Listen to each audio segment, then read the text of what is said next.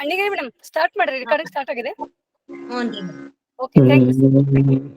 ಓಂ ಶ್ರೀ ಗುರು ಬಸವಲಿಂಗಾಯ ನಮಃ. ಎಲ್ಲರಿಗೂ ಶರಣಾರ್ಥಿಗಳು.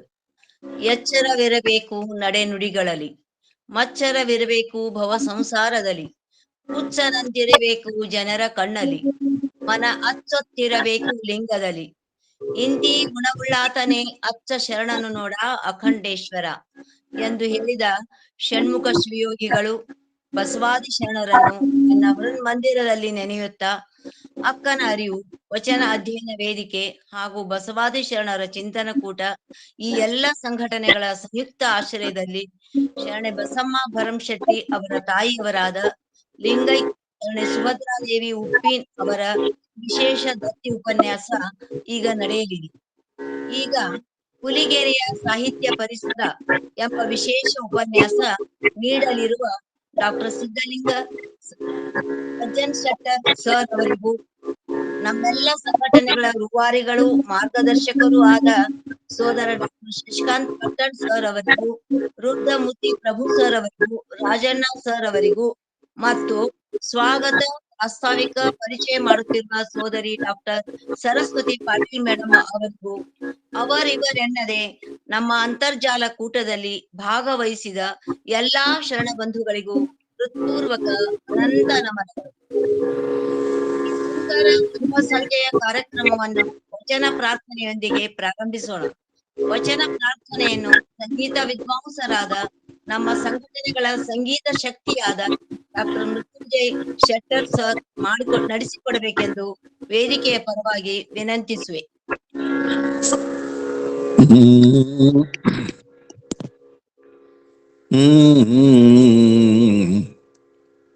ವಿಷಯವೆಂಬೋ ಹಸೂರನೆನ್ನ ಮುಂದೆ ತಂದು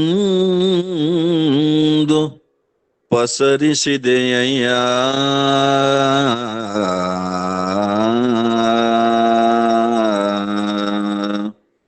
ವಿಷಯವೆಂಬೋ ಹಸೂರನೆನ್ನ ಮುಂದೆ ತಂದು ಪಸರಿಸಿದೆಯಯ್ಯ,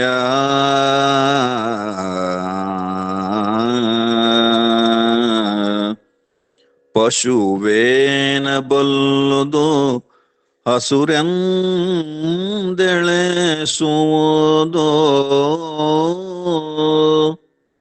ಪಶುವೇನ ಬಲ್ಲುದು ಹಸುರೆಂದೆಳೆಸುವುದು,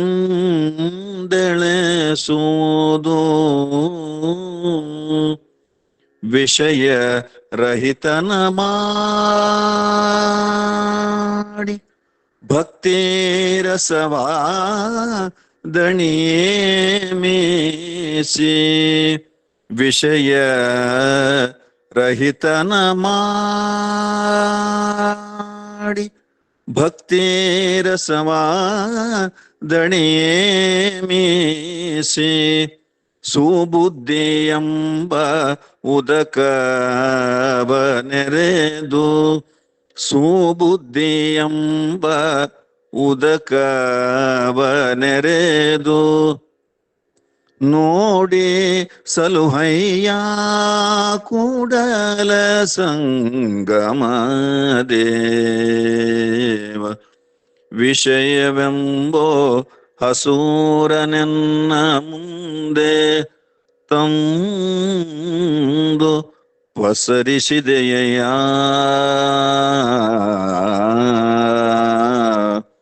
ಪಶುವೇನ ಬಲ್ಲುದು ಹಸುರೆಂದೆಳೆಸುವುದು,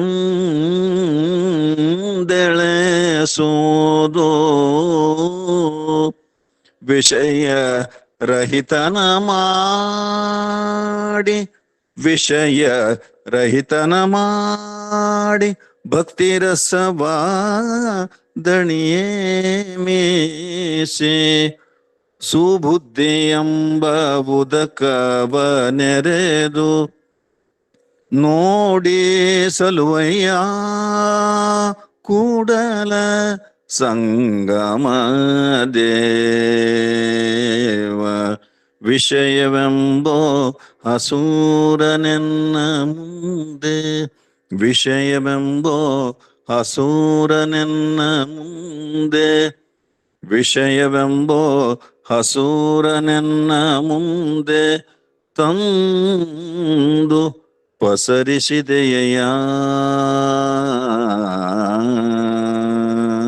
ಸರ್ವರಿಗೂ ಶರಣು ಶರಣಾರ್ಥಿಗಳು.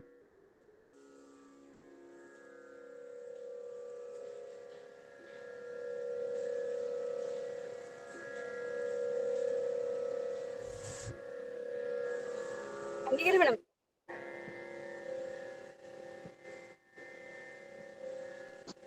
ರೇಮಕ್ಕ ಅನ್ನಗಿರಿ ಮೇಡಮ್.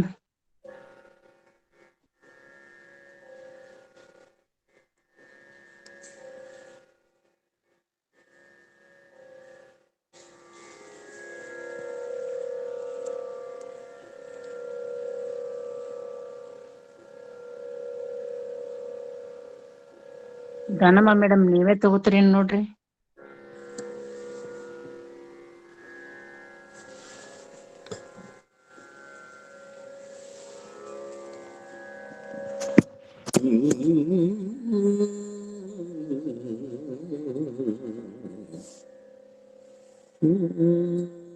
ಹಲೋ, ಈಗ ಎಲ್ಲರನ್ನು ಕುರಿತು ಸ್ವಾಗತ, ಪ್ರಾಸ್ತಾವಿಕ, ಅತಿಥಿ ಪರಿಚಯದ ನುಡಿಗಳನ್ನಾಡಬೇಕೆಂದು ಸೋದರಿ ಡಾಕ್ಟರ್ ಸರಸ್ವತಿ ಪಾಟೀಲ್ ಮೇಡಮ್ ಅವರಿಗೆ ವಿನಂತಿಸುವೆ. ಓಂ ಶ್ರೀ ಗುರು ಬಸವಲಿಂಗಾಯ ನಮಃ. ಅಕ್ಕನ ಅರಿವು ವಚನ ಅಧ್ಯಯನ ವೇದಿಕೆ ಹಾಗೂ ಬಸವಾದಿ ಶರಣರ ಚಿಂತನ ಕೂಟದ ಉಪಸ್ಥಿತರಿದ್ದ ಎಲ್ಲ ಶರಣರಿಗೆ ಶರಣು ಶರಣಾರ್ಥಿಗಳು. ಅಯ್ಯ ನೀನು ಕೇಳಿದಡೆ ಕೇಳು, ಕೇಳದಡೆ ಮಾಡು, ಆನು ನಿನ್ನ ಹಾಡಿದಲ್ಲದೆ ಸೈರಿಸಲಾರನೆಯ. ಅಯ್ಯ ನೀನು ನೋಡಿದಡೆ ನೋಡು, ನೋಡದಡೆ ಮಾಡು, ಆನು ನಿನ್ನ ಅಗ್ಗಿ ಹಾರೈಸಿದಲ್ಲದೆ ಸೈರಿಸಲಾರನಯ್ಯ. ಅಯ್ಯ ನೀನು ಮೆಚ್ಚಿದಡೆ ಮೆಚ್ಚು, ಮೆಚ್ಚದಡೆ ಮಾಡು, ನಾನು ನಿನ್ನಪ್ಪಿದಲ್ಲದೆ ಸೈರಿಸಲಾರನಯ್ಯ.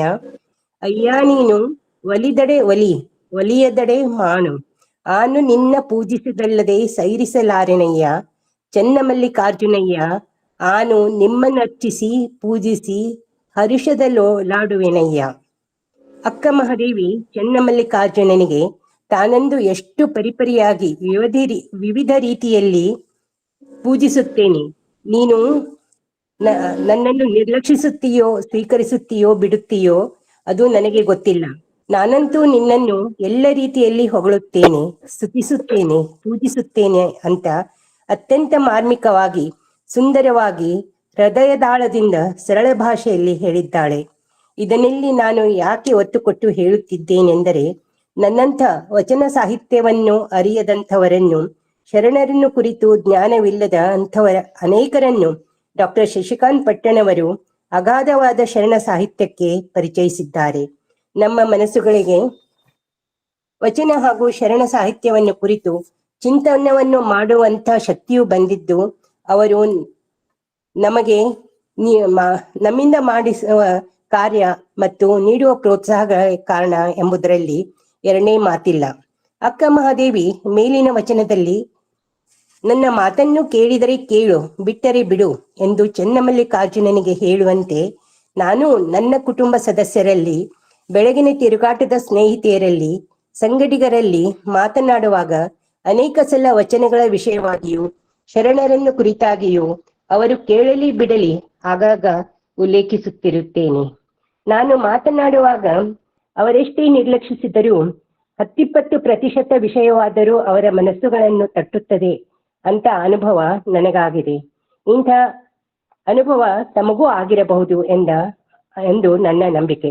ಇದಕ್ಕೆಲ್ಲ ಕಾರಣರಾದ ಡಾಕ್ಟರ್ ಶಶಿಕಾಂತ್ ಪಟ್ಟಣ್ ಸರ್ ಅವರಿಗೆ ಹೃತ್ಪೂರ್ವಕ ಧನ್ಯವಾದಗಳನ್ನು ಅರ್ಪಿಸುತ್ತಾ ಅವರನ್ನು ಇಂದಿನ ಕಾರ್ಯಕ್ರಮಕ್ಕೆ ಸ್ವಾಗತಿಸುತ್ತೇನೆ.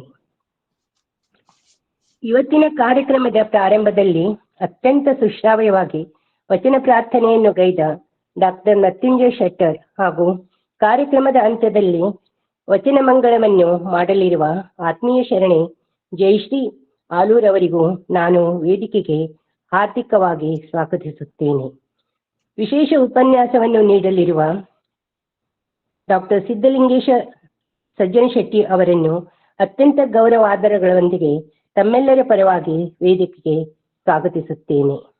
ಇಂದು ಮಾರ್ಗದರ್ಶನದ ನುಡಿಗಳನ್ನಾಡಲಿರುವ ಡಾಕ್ಟರ್ ಶಶಿಕಾಂತ್ ಪಟ್ಟಣ್ ಅವರನ್ನು ಹಾಗೂ ಶರಣು ಸಮರ್ಪಣೆಯನ್ನು ಮಾಡಲಿರುವ ಡಾಕ್ಟರ್ ಜಯಶ್ರೀ ಹಸಬಿ ಅವರನ್ನು ಮತ್ತು ಅತ್ಯಂತ ಅಚ್ಚುಕಟ್ಟಾಗಿ ಕಾರ್ಯಕ್ರಮದ ನಿರ್ವಹಣೆಯನ್ನು ಮಾಡುತ್ತಿರುವ, ಯಾವುದೇ ಜವಾಬ್ದಾರಿಯನ್ನು ನೀಡಿದರೂ ಸಂತೋಷವಾಗಿ ಒಪ್ಪಿಕೊಳ್ಳುವ ಆತ್ಮೀಯ ಸ್ನೇಹಿತೆ ಪ್ರೇಮಕ್ಕ ಅಣ್ಣಿಗೇರಿ ಅವರಿಗೂ ವೇದಿಕೆಗೆ ಆತ್ಮೀಯ ಸ್ವಾಗತ. ನಮ್ಮ ಎಲ್ಲಾ ಕಾರ್ಯಕ್ರಮಗಳಿಗೆ ದಣಿವರಿಯದೆ ಸತತವಾಗಿ ನಿಯಮಿತ ಸಮಯದಲ್ಲಿ ತಾಂತ್ರಿಕ ಸಹಾಯವನ್ನು ಒದಗಿಸುತ್ತಿರುವ ಆತ್ಮೀಯ ಸಹೋದರಿ ದಾನಮ್ಮ ಝಳಕಿಯವರಿಗೆ ವೇದಿಕೆಗೆ ತಮ್ಮೆಲ್ಲರ ಪರವಾಗಿ ಹಾರ್ದಿಕ ಸ್ವಾಗತವನ್ನು ಬಯಸುತ್ತೇನೆ. ಸಂಯೋಜಕರಾದ ಶರಣೆ ಅನಿತಾ ಕಾರಾಜನಿಗಿ, ಶರಣ Ashok Dodmani, doctor KS Mallesh, doctor Dakshayini ಮಂಡಿ, ಶರಣ RF ಬಿರಾದಾರ್, ಶರಣೆ ಸವಿತಾ ದೇಶ್ಮುಖ್, ಶರಣ ಆನಂದ್ ಕುಮಾರ್ ಪಾಟೀಲ್ ಅವರಿಗೂ ವೇದಿಕೆಗೆ ಸ್ವಾಗತವನ್ನ ಬಯಸುತ್ತೇನೆ. ಅಕ್ಕನ ಅರಿವು ವಚನ ಅಧ್ಯಯನ ವೇದಿಕೆ ಹಾಗೂ ಬಸವಾದಿ ಶರಣರ ಚಿಂತನ ಕೂಟದ ಸಂಘಟನೆಗಳ ಸಂಯುಕ್ತಾಶ್ರಯದಲ್ಲಿ ನಡೆಯುತ್ತಿರುವ ಎಲ್ಲ ಕಾರ್ಯಕ್ರಮಗಳ ಸಂಘಟಕರಾದ ಶರಣೆ ಪ್ರೊಫೆಸರ್ ಶಾರದಾ ಪಾಟೀಲ್, ಶರಣೆ ಗೌರಮ್ಮ ನಾಶಿ ಹಾಗೂ ಶರಣೆ ಸುಧಾ ಪಾಟೀಲ್ ಅವರಿಗೆ ತಮ್ಮೆಲ್ಲರ ವತಿಯಿಂದ ವೇದಿಕೆಗೆ ಹಾರ್ದಿಕ ಸ್ವಾಗತವನ್ನ ಬಯಸುತ್ತೇನೆ. ಇಂದಿನ ಉಪನ್ಯಾಸವು ಶರಣೆ ಬಸಮ್ಮ ಭರಮಶೆಟ್ಟಿಯವರು ತಮ್ಮ ತಾಯಿಯವರಾದ ಶರಣೆ ಲಿಂಗೈಕ್ಯ ಸುಭದ್ರಾ ಚಂದ್ರಶೇಖರ್ ಉಪ್ಪಿನ್ ಅವರ ಸ್ಮರಣಾರ್ಥಕವಾಗಿ ಗೌರವಪೂರ್ವಕವಾಗಿ ಇಟ್ಟಿರುವ ವಿಶೇಷ ದತ್ತಿ ಉಪನ್ಯಾಸವಾಗಿದೆ. ಸುಭದ್ರಾ ಚಂದ್ರಶೇಖರ್ ಉಪ್ಪಿನವರು ಕಲಬುರಗಿಯವರು ಅನ್ನೋದು ನನಗೆ ಇನ್ನೊಂದು ಹೆಮ್ಮೆಯನ್ನ ತಂದಿದೆ. ಯಾಕಂದರೆ ನನ್ನ ಜೀವಿತದ ಸುಮಾರು ಅರ್ಧ ಅವಧಿ ನಾನು ಕಲಬುರಗಿಯಲ್ಲಿ ಕಳೆದಿದ್ದೇನೆ. ಬಸಮ್ಮ ಭರಮಶೆಟ್ಟಿಯವರು ತಮ್ಮ ತಾಯಿಯವರನ್ನು ಕುರಿತು ಹೇಳುವಾಗ ಅತ್ಯಂತ ಸುಂದರವಾದ ಪದಗಳಲ್ಲಿ ಒಂದೇ ಒಂದು ವಾಕ್ಯದಲ್ಲಿ ಹೇಳಿದ್ದಾರೆ. ಅದೆಂದರೆ, ಅಕ್ಷರ ಜ್ಞಾನವಿಲ್ಲದ ನಮ್ಮಮ್ಮ ಬದುಕಿನ ಜ್ಞಾನವನ್ನು ಹೊಂದಿದ್ದಳು. ಟೇಪು ಮಾಪುಗಳಿಲ್ಲದೆ ಕೈಯ ಅಳತೆಯಿಂದ ಬಟ್ಟೆ ಹೊಲಿಯುತ್ತಿದ್ದಳು. ನೋಡ್ರಿ, ಅವ್ರ ತಾಯಿ ಎಷ್ಟೊಂದು ನಿಪುಣರಾಗಿರಬೇಕು ಅಂತ. ಇದೊಂದೇ ಮಾತಿನಿಂದ ಅಮ್ಮ ಎಷ್ಟೊಂದು ವೈಚಾರಿಕತೆಯ ಪರಿಶ್ರಮದ ಬದುಕನ್ನು ಬಾಳಿದ್ದರು ಎಂದು ತೋರಿಸುತ್ತದೆ. ಇಂಥವರಿಂದಲೇ ಕುಟುಂಬಗಳು ಸುಸ್ಥಿರವಾಗಿ, ಮನೆತನಗಳು ಗಟ್ಟಿಯಾಗಿ ನಾಡನ್ನು ಕಟ್ಟುವಲ್ಲಿ ಪ್ರಧಾನ ಪಾತ್ರವನ್ನು ವಹಿಸಿವೆ. ಆ ಮಹಾತಾಯಿಗೆ ಮಾತೋಶ್ರೀ ಸುಭದ್ರಾ ಚಂದ್ರಶೇಖರ ಉಪ್ಪಿನ್ ಅವರಿಗೆ ಗೌರವಾದರಗಳೊಂದಿಗೆ ತಮ್ಮೆಲ್ಲರ ಪರವಾಗಿ ನಮನಗಳನ್ನು ಸಲ್ಲಿಸುತ್ತೇನೆ. ಡಾಕ್ಟರ್ ಶಶಿಕಾಂತ್ ಪಟ್ಟಣ್ ಅವರು ಹುಟ್ಟುಹಾಕಿದ ನಮ್ಮ ವೇದಿಕೆಯ ಮೂಲ ಉದ್ದೇಶ ವಚನ ಸಾಹಿತ್ಯ ಹಾಗೂ ಶರಣ ಸಾಹಿತ್ಯಗಳ ಉದ್ದಗಲಗಳನ್ನು ಅರ್ಥೈಸುವುದು, ಅದನ್ನು ಎಲ್ಲೆಡೆ ಸಾಧ್ಯವಿದ್ದಷ್ಟು ಪಸರಿಸುವುದು. ಈ ದಿಶೆಯಲ್ಲಿ ವೇದಿಕೆ ಸತತವಾಗಿ 4-5 ವರ್ಷಗಳಿಂದ ಸೇವೆ ಸಲ್ಲಿಸುತ್ತಲಿದೆ. ಇಡೀ ವರ್ಷ ಪ್ರತಿ ಶನಿವಾರ ಮತ್ತು ರವಿವಾರ ಹಾಗೂ ಶ್ರಾವಣ ಮಾಸಗಳಲ್ಲಿ ಪ್ರತಿದಿನವೂ ತಜ್ಞರಿಂದ ಉಪನ್ಯಾಸಗಳಿರುತ್ತವೆ. ಉಪನ್ಯಾಸಗಳನ್ನು ಕೇಳುವುದಷ್ಟೇ ಅಲ್ಲ, ಬೇರೆ ಬೇರೆ ವಿಜ್ಞಾನ ಹಾಗೂ ಸಾಹಿತ್ಯಿಕ ಸಮ್ಮೇಳನಗಳಲ್ಲಿ ಇರುವಂತೆ ಸಂವಾದದಲ್ಲಿ ಪಾಲ್ಗೊಳ್ಳುವ ಅವಕಾಶ ಪ್ರತಿಯೊಬ್ಬ ಸದಸ್ಯರಿಗೂ ಇರುತ್ತದೆ. ವ್ಯಕ್ತಿಯ ಜ್ಞಾನ, ಅರಿವು, ಬುದ್ಧಿಯ ವಿಕಾಸವು ಕೇವಲ ಉಪನ್ಯಾಸಗಳನ್ನು ಕೇಳುವುದರಿಂದಷ್ಟೇ ಅಲ್ಲ, ಅಲ್ಲಿ ನಡೆಯುವ ಸಂವಾದಗಳಿಂದಲೇ ಎಂದು ನಮ್ಮ ವೇದಿಕೆಯು ಸ್ಪಷ್ಟವಾಗಿ ತೋರಿಸಿಕೊಟ್ಟಿದೆ. ಪ್ರತಿಯೊಂದು ಉಪನ್ಯಾಸವು ಧ್ವನಿಮುದ್ರಣಗೊಳ್ಳುತ್ತಲಿದೆ. ಬಹುತೇಕ ಈ ಹೊಣೆಯನ್ನು ಹೊತ್ತವರು ಡಾಕ್ಟರ್ ದಾನಮ್ಮ ಝಳಕಿಯವರು. ಇವತ್ತು ಅವರು ಒಂದು 5 ನಿಮಿಷ ಲೇಟಾಗಿ ಬಂದರು. ಅದಕ್ಕೆ ನಮ್ಮ ಕಾರ್ಯಕ್ರಮ 5 ನಿಮಿಷ ಲೇಟ್ ಆಯಿತು. ಅವರು ನಮ್ಮ ಪ್ರೋಗ್ರಾಮಿಗೆ ಎಷ್ಟು ಇನ್ಎವಿಟಬಲ್ ಆಗಿದ್ದಾರೆ ಅಂತನ್ನೋದು ತೋರಿಸಿಕೊಡ್ತದೆ. ಉಪನ್ಯಾಸಗಳು ಕೇವಲ ಶರಣ ಸಾಹಿತ್ಯ, ವಚನ ಸಾಹಿತ್ಯಗಳ ಮೇಲಷ್ಟೇ ಕೇಂದ್ರೀಕೃತವಾಗಿರದೆ ಅನೇಕ ಸಾಮಾಜಿಕ ಧುರೀಣರು, ಶಿಕ್ಷಣ ತಜ್ಞರು, ರಾಜಕೀಯ ಧುರೀಣರು, ವಿವಿಧ ಕ್ಷೇತ್ರಗಳಲ್ಲಿ ಕಾರ್ಯನಿರ್ವಹಿಸಿದ ಗಣ್ಯ ವ್ಯಕ್ತಿಗಳನ್ನು ಪರಿಚಯಿಸುವುದರಲ್ಲೂ ನಿರತವಾಗಿವೆ. ಸಾಮಾಜಿಕ ಪರಿಸರ ಪ್ರಜ್ಞೆಯನ್ನು ಬಿಂಬಿಸುವಲ್ಲಿ ಯಶಸ್ವಿಯಾಗಿವೆ. ಇಂದಿನ ವಿಶೇಷ ಉಪನ್ಯಾಸವು ಪುಲಿಗೆರೆಯ ಸಾಹಿತ್ಯ ಪರಿಸರವನ್ನು ಕುರಿತು ನಡೆಯಲಿದೆ. ಉಪನ್ಯಾಸಕರು ಶರಣ ಡಾಕ್ಟರ್ ಸಿದ್ಧಲಿಂಗೇಶ್ವರ ಸಜ್ಜನ್ ಶೆಟ್ಟಿ ಅವರು. ಡಾಕ್ಟರ್ ಸಿದ್ಧಲಿಂಗ ಸಜ್ಜನ್ ಶೆಟ್ಟಿ ಅವರು ಗದಗ ಜಿಲ್ಲೆಯ ರೋಣ ತಾಲೂಕಿನ ಬೆಳವಣಿಗೆ ಗ್ರಾಮದವರು. ಗದಗ ಜಿಲ್ಲೆ ಅನೇಕ ವಿಷಯಗಳಲ್ಲಿ ವೈಶಿಷ್ಟ್ಯತೆಯನ್ನು ಹೊಂದಿದೆ. ಇಲ್ಲಿಯ ತೋಂಟದಾರ್ಯ ಮಠವು ಸಾಮಾಜಿಕ ಹಾಗೂ ಶೈಕ್ಷಣಿಕವಾಗಿ ತನ್ನದೇ ಆದ ಕೊಡುಗೆಯನ್ನು ನೀಡಿದೆ. ವೀರೇಶ್ವರ ಪುಣ್ಯಾಶ್ರಮವು ಅನೇಕ ಅಂಧ ಮಕ್ಕಳಿಗೆ, ವಿಶೇಷ ಚೈತನ್ಯರಿಗೆ ಬಾಳನ್ನು ಕಟ್ಟಿಕೊಟ್ಟಿದೆ. ಹಿಂದೂಸ್ತಾನಿ ಗಾಯಕ, ಭಾರತ ರತ್ನ ಪುರಸ್ಕೃತ ಭೀಮಸೇನ್ ಜೋಶಿಯವರು ಕೂಡ ಗದಗ ಜಿಲ್ಲೆಯವರೇ. ಇಂತಹ ಪರಿಸರದಲ್ಲಿ ಹುಟ್ಟಿ ತಮ್ಮ ವ್ಯಕ್ತಿತ್ವವನ್ನು ಕಟ್ಟಿಕೊಂಡವರು ಡಾಕ್ಟರ್ ಸಿದ್ಧಲಿಂಗ ಸಜ್ಜನ ಶೆಟ್ಟರು. ಗ್ರಾಮೀಣ ಶುದ್ಧ ಪರಿಸರದಲ್ಲಿ ಬೆಳೆದ ಡಾಕ್ಟರ್ ಸಜ್ಜನ್ ಶೆಟ್ಟರ್ ಅವರು 1ನೇ ತರಗತಿಯಿಂದ ಬೆಳವಣಿಗೆ ಗ್ರಾಮದ ವಾತಾವರಣವನ್ನು ಆಸ್ವಾದಿಸಿ PUC ಅಲ್ಲಿಯೇ ಶಿಕ್ಷಣವನ್ನು ಪಡೆದರು. ಮುಂದೆ ಈಗಿನ ಜಿಲ್ಲಾ ಕೇಂದ್ರವಾದ ಗದಗಿನ JT ಕಾಲೇಜಿನಲ್ಲಿ ಪದವಿ ಅಭ್ಯಾಸ ಮಾಡಿದರು. ಕರ್ನಾಟಕ ವಿಶ್ವವಿದ್ಯಾಲಯದಲ್ಲಿ ಅಧ್ಯಯನವನ್ನು ಮುಂದುವರಿಸಿ ಅಲ್ಲಿಂದ MA, MPhil ಹಾಗೂ PhD ಪದವಿಯನ್ನು ಪಡೆದರು. ಶೈಕ್ಷಣಿಕ ಅಧ್ಯಯನ ಹಾಗೂ ಸಂಶೋಧನೆಯಲ್ಲಿ ಉತ್ಸಾಹಿಗಳಾದ ಇವರು ಸುಮಾರು 20 ರಾಜ್ಯ ಮಟ್ಟದ ಸಮ್ಮೇಳನಗಳಲ್ಲಿ, 15 ರಾಷ್ಟ್ರ ಮಟ್ಟದ ಸಮ್ಮೇಳನಗಳಲ್ಲಿ ಹಾಗೂ 2 ಅಂತಾರಾಷ್ಟ್ರೀಯ ಮಟ್ಟದ ಸಮ್ಮೇಳನಗಳಲ್ಲಿ ಭಾಗವಹಿಸಿ ಪ್ರಬಂಧಗಳನ್ನು ಮಂಡನೆ ಮಾಡಿದ್ದಾರೆ. ಇವರ 6 ಪ್ರಕಟಣೆಗಳು ISSN ಹಾಗೂ 2 ಪುಸ್ತಕಗಳು ISBN ಪ್ರಖ್ಯಾತಿಯನ್ನು ಹೊಂದಿವೆ. ಇದು ಅವರ ಸಂಶೋಧನೆಯ ಪಾಂಡಿತ್ಯವನ್ನು ತೋರಿಸುತ್ತದೆ. ತೊರಗಲ್ ತೋರಣ ಎಂಬ ಪುಸ್ತಕ ರಾಜ್ಯ ಪ್ರಶಸ್ತಿಯನ್ನು ಪಡೆದಿದೆ. BA second semester, BCom first semester, BCom 4 ಸೆಮಿಸ್ಟರ್ಗಳ ಪುಸ್ತಕ ಸಂಪಾದಕರಾಗಿ ಜವಾಬ್ದಾರಿಯುತ ಕಾರ್ಯವನ್ನು ಇವರು ನಿರ್ವಹಿಸಿದ್ದಾರೆ. ಚಿತ್ರದುರ್ಗದ ಮುರುಘಾಮಠದ ಶಿಕ್ಷಕ ರತ್ನ, ವಿಜಯಪುರದ ಬಸವಜ್ಯೋತಿ ಪ್ರಶಸ್ತಿಗಳಿಗೆ ಭಾಜನರಾಗಿದ್ದಾರೆ. ಸದ್ಯ ಮಹಿಳಾ ಪ್ರಥಮ ದರ್ಜೆ ಕಾಲೇಜಿನಲ್ಲಿ ಸಹಾಯಕ ಪ್ರಾಧ್ಯಾಪಕರಾಗಿ ಕೆಲಸ ಮಾಡುತ್ತಲಿದ್ದಾರೆ. ಇಂಥ ಕನ್ನಡ ವಿದ್ವಾಂಸರು ಇಂದು ಪುಲಿಗೆರೆಯ ಸಾಹಿತ್ಯ ಪರಿಸರವನ್ನು ಕುರಿತು ಮಾತನಾಡಲಿದ್ದಾರೆ. ಪುಲಿಗೆರೆ ಅಂದರೆ ಹುಲಿಗಳ ಕೊಳ, ಹುಲಿಗಳ ಕೆರೆ ಎಂಬರ್ಥ. ಹುಲಿಗಳ ಬೀಡಲ್ಲೇ ಬಾಳಿದ ಜನರು ಶೂರರು, ಸಾಹಸಿಗಳು ಆಗಿದ್ದರು. ಅದಕ್ಕೆ ಅಲ್ಲಿ ಸಾಕಷ್ಟು ರಾಜಮನೆತನಗಳು ಹುಟ್ಟಿ ಬೆಳೆದು ಅಳಿದಿವೆ. ಅದು ಪುಲಿಗೆರೆ ಎಂದರೆ ಇಂದಿನ ಲಕ್ಷ್ಮೇಶ್ವರವೂ ಹೌದು. ಲಕ್ಷ್ಮೇಶ್ವರ ಅಂದರೆ ಲಕ್ಷ್ಮಿಯು ಈಶ್ವರನನ್ನು ಪೂಜಿಸಿದ ಸ್ಥಳ. ಶಿವನಿಗಾಗಿಯೇ ಒಂದು ದೇವಾಲಯವನ್ನು ಕಟ್ಟಿಸಿ ಶಿವರಿಗೆ ಅದನ್ನು ಅರ್ಪಿಸಿದಳೆಂದು ಪ್ರತೀತಿಯೂ ಇದೆ.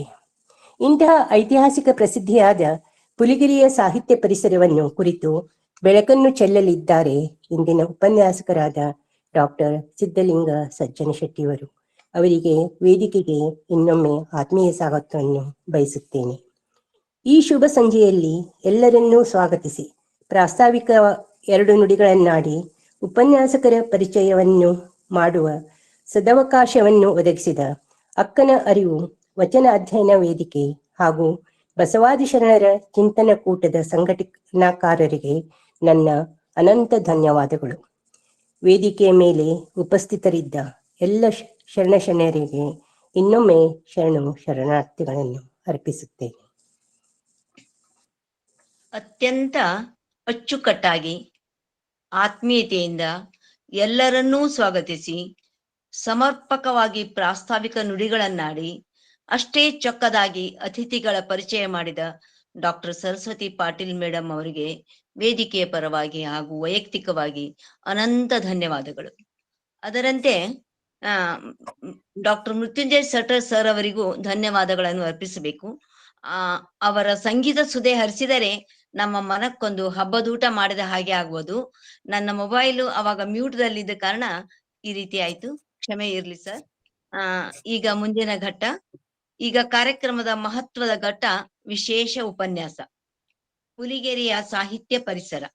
ಈ ವಿಷಯ ಕುರಿತು ಡಾಕ್ಟರ್ ಸಿದ್ಧಲಿಂಗೇಶ್ ಸಜ್ಜನ್ ಶೆಟ್ಟರ್ ಸರ್ ಅವರು ಉಪನ್ಯಾಸ ನೀಡಬೇಕೆಂದು ವೇದಿಕೆಯ ಪರವಾಗಿ ವಿನಂತಿಸುವೆ. ಸರ್, ವೇದಿಕೆ ತಮಗಾಗಿ. ಎಲ್ಲರಿಗೂ ಶರಣು ಶರಣಾರ್ಥಿಗಳು. ಕೇಳ್ತಾ ಇದೆ ಅಲ್ರಿ ಮೇಡಮ್? ಕೇಳ್ತಾ ಇದ್ದೀರಿ ಸರ್. ತನುವಿನಲ್ಲಿ ನಿರ್ಮೋಹ, ಮನದಲ್ಲಿ ನಿರಹಂಕಾರ, ಚಿತ್ತದಲ್ಲಿ ನಿರಪೇಕ್ಷೆ, ವಿಷಯಗಳಲ್ಲಿ ಉದಾಸೀನ, ಭಾವದಲ್ಲಿ ದಿಗಂಬರ, ಜ್ಞಾನದಲ್ಲಿ ಪರಮಾನಂದ ನೆಲೆಗೊಂಡ ಬಳಿಕ ಸೌರಾಷ್ಟ್ರ ಸೋಮೇಶ್ವರನೆಂಬ ಲಿಂಗವು ಬೇರಿಲ್ಲ ಕಾಣಿರು. ಇವತ್ತಿನ ಹುಲಿಗೇರಿಯ ಪರಿಸರದ ಸಾಹಿತ್ಯದ ಕುರಿತು ಮಾತನಾಡುವಂತಹ ಸಂದರ್ಭದಲ್ಲಿ ಅದೇ ಪರಿಸರದಲ್ಲಿ ಆಗಿ ಹೋದಂತಹ ಒಬ್ಬ ಮಹಾನ್ ಶರಣರಾಗಿರ್ತಕ್ಕಂಥ ಆದೇನವರ ವಚನದೊಂದಿಗೆ ಇವತ್ತು ಈ ಕಾರ್ಯಕ್ರಮದಲ್ಲಿ ನಾನು ಮಾತನಾಡಲಿಕ್ಕೆ ಅಣಿಯಾಗ್ತೀನಿ.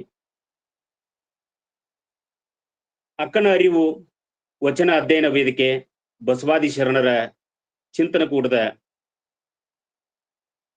ಎಲ್ಲಾ ಶರಣ ತಂದೆ ತಾಯಿಗಳಿಗೆ ಮೊದಲು ಶರಣು ಶರಣಾರ್ಥಿಗಳು. ಇವತ್ತಿನ ವಿಶೇಷ ದತ್ತಿ ಉಪನ್ಯಾಸ ಶರಣೆ ಬಸಮ್ಮ ಭರಮಶೆಟ್ಟಿ ಅವರ ವಿಡಿಯೋ ರೊಟೇಟ್ ಆಗಿದೆ.